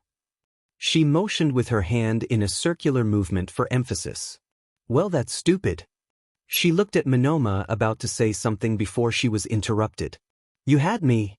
What could possibly have gone wrong with me on your team? A lot, she thought, but she couldn't really say anything to the contrary because it was Monoma who had saved the day, so to speak. So you see, there's nothing to worry about. Monoma reached around Izumi and pulled her into a side hug, while stretching her hand out. Just always remember to team up with me in the future, and I'll be there to save your skin. She gave a small chuckle. You're really stupid. But it helped. And that's what's important. She smiled and breathed out calmly. You are pretty good at it. Looking at the results, I might just take you up on it in the future. Ah, don't put that much pressure on me. I'm just here to make you shine. Don't sell yourself short. You were able to win last round after all. I wonder. They were interrupted in their conversation as the announcement of the next match sounds. Kakin walked in on the one side and he was going to face Uraraka? This might not end well. She had seen enough of Uraraka's quirk and fighting style through the recordings, which wasn't creepy, okay. Her quirk wasn't really what you'd think was suited to combat, so it might be difficult for her under normal circumstances. And this was Kakin we were talking about. His entire shtick and quirk was geared towards tearing people to pieces. This might end badly. The fight goes as much as you'd expect from someone whose whole life has revolved around being the best and being the best at beating people up, and someone who didn't seem that into fighting. You'd expect the fight to be over quickly, Izumi thought so at least, but boy was she wrong. Not only did Uraraka hold her ground, she seemed to be thriving. Kakin didn't do his usual posturing and yelling, and instead was actually focused for once. This was really unlike him. He would usually have yelled to compensate for himself at this point, but he hadn't. He was just focused on getting Uraraka, and Uraraka was focused on getting him. Something she almost achieved. But it was to no avail. Kakin was pretty formidable, even if it was a bit annoying to admit it, and him losing to her was always unlikely. It ended with a victory for Kakin, but probably not the way he had wanted, because he hadn't beaten Uraraka. Instead, she had passed out, and Kakin had won by default, something he probably didn't like. Well, that was fun. The loosest definition of fun, but still fun. Monoma said with Uraraka laying on the grassy ground, having lost the match. And now I have to say, goodbye, Midori. Gonna go get ready for my match. So that's probably gonna be over with quickly. Come on, don't sell yourself short. I've seen what you're capable of so you could win. Could is the operative word. In FING Narnia, Midori. Have you seen who I'm going up against? She actually hadn't. In reality she hadn't really paid much attention to who was going against who. Headache really screws things up there. I'm going up against that wonder kid, you know, I'm the big number 2's son hotshot in one hit. Even countering out the quirk, which could blow off the arena in one hit by the way. Do you really think that barely over a month's training could stand against what is probably years of training with the current number 2? We don't know if he trained with his dad though. Come on Midori. You gotta try harder to trick me than that. There's no way he didn't. Like, did you see him out there? That's not the moves of some amateur who just learned the first thing about fighting. Not like that helped him win. No, but the way he moved, the way he fought. I just refuse to believe that he hasn't learned at least a bit from his dad. But you've still learned a ton since we started, so it's not like you're going to be rolled. Sure. Anyway, I really have to go get ready, Midori. Take care. She left her standing at the balcony. She hadn't seemed super great about going against Todoroki, and yes, maybe she didn't have a physically strong quirk, but if she got the chance to get close to him then she could get a good grip on the situation. It was strange though. Monoma didn't seem like the kind of person who lacked confidence, but she had really been negative about all of this. It didn't seem like her. A little while went by as Monoma and Todoroki went into the middle of the arena. There was noticeably more rapt attention and cheers as Todoroki's name was called, everyone seeming all too eager to see what the number 2's son could do in a one-on-one fight. Even if UA didn't want to give more attention to one over another, and give all an equal playing field, it was clear that a lot of people were here to see him just because of who his father was. Mike-sensei shot of the match, as they stood for a moment just looking at each other. She couldn't really hear what was being said, but she was picking up that they were having a conversation, maybe. Whether or not they did it didn't seem to lead to much as Monoma seemed to take run for Todoroki, but was immediately stopped and overwhelmed as the rush of cold air came first before she was frozen to the ground by a large sheet of ice covering the entire part of her side, originating out from Todoroki. There wasn't even anything Monoma could do. She tried hitting at the ice around her feet, jerking them around and trying to do everything to get out, much to no avail. It was clear that she wasn't getting out of this and that she had lost the match. Todoroki didn't seem fazed at all. He was very confident that he already won, carrying himself with a sense of boredom? Maybe that wasn't the right word. It wasn't like he was bored and more like he wasn't really here. Just walking towards him with a resigned look as if this was just another day and like he hadn't just won his match in a competition like this. He stopped in front of Monoma as he just looked at her. It wasn't even like he was staring her down, he was just there. They seemed to be talking a lot softer than before, which made it really difficult for Izumi to hear anything. Looking at it, it really didn't seem like Monoma could win anyway. She was completely shaking from the cold as Todoroki just seemed completely unfazed. If Izumi would have to guess he was telling her to just give up, with Monoma resolutely refusing. Or she at least guessed Monoma would act like that. It might just be because her eyes were playing a prank on her, but it seemed like Todoroki reached out to grab Monoma by the collar to throw her out of the ring. But of course, he couldn't have known what Monoma's quirk was, because then he would probably have been less reckless. Monoma didn't waste any time as she grabbed Todoroki's hand, with the match taking a very different turn. With little hesitation, Monoma immediately raised her hand and set it ablaze, with a big blast of heat and fire spreading out towards the Todoroki. It seemed to catch him off guard as he kind of staggered backwards while being shocked by the fire. It gave Monoma enough time to get herself free as he seemed to be in a bit of a daze from what was going on. As she got free, she wasted no time going on the offensive, running at him to get over to overpower him, sending a few flames his way. While looking impressive, it didn't seem to faze him too much as it just seemed to dissipate. Maybe he was just used to the heat, or Monoma wasn't at 100% with his quirk yet, because it didn't seem like it fazed him. But even so, he wasn't really moving. Just kinda standing there taking what Monoma threw at him. It should have spilled doom for Todoroki, but it didn't do much, something that Monoma picked up on as she ran over to grab him, pulling at him to get him over to the grass. He held his ground better than Izumi had expected, showing that he wasn't entirely lost in his own thoughts as she first thought, but he wasn't really trying to fight that hard against it. If Monoma and Todoroki were still speaking with each other, it was down to such a whisper of a volume that it was impossible to hear them. It had been practically impossible for a while, but now it was cemented that it really was. The chance that it seemed Monoma had was short-lived though, as Todoroki seemed to wake up and broke Monoma's hold on him easily, pushing him backwards and taking charge of the opportunity. Something had definitely changed between the two, as Todoroki threw his hand down on the ground to make a giant pillar of ice that punched Monoma out of the arena, landing her in the grass. It all happened so fast that not even Mike-sensei noticed it immediately, as it took a few seconds for him to announce the winner. For a moment there was a bit of silence until Monoma gave a thumbs up, reaching her arm up while laying down. They quickly got to her and got her out of the arena, as they cleaned everything up. The last remaining matches went by quickly as it came close to her second match. If she had, she'd probably have prepared herself mentally a bit more. 'Cause the moment she walked out on arena, taking out the small earplugs, to be met with what was probably the worst thing imaginable. Kaken was her match. She was going to face Kaken.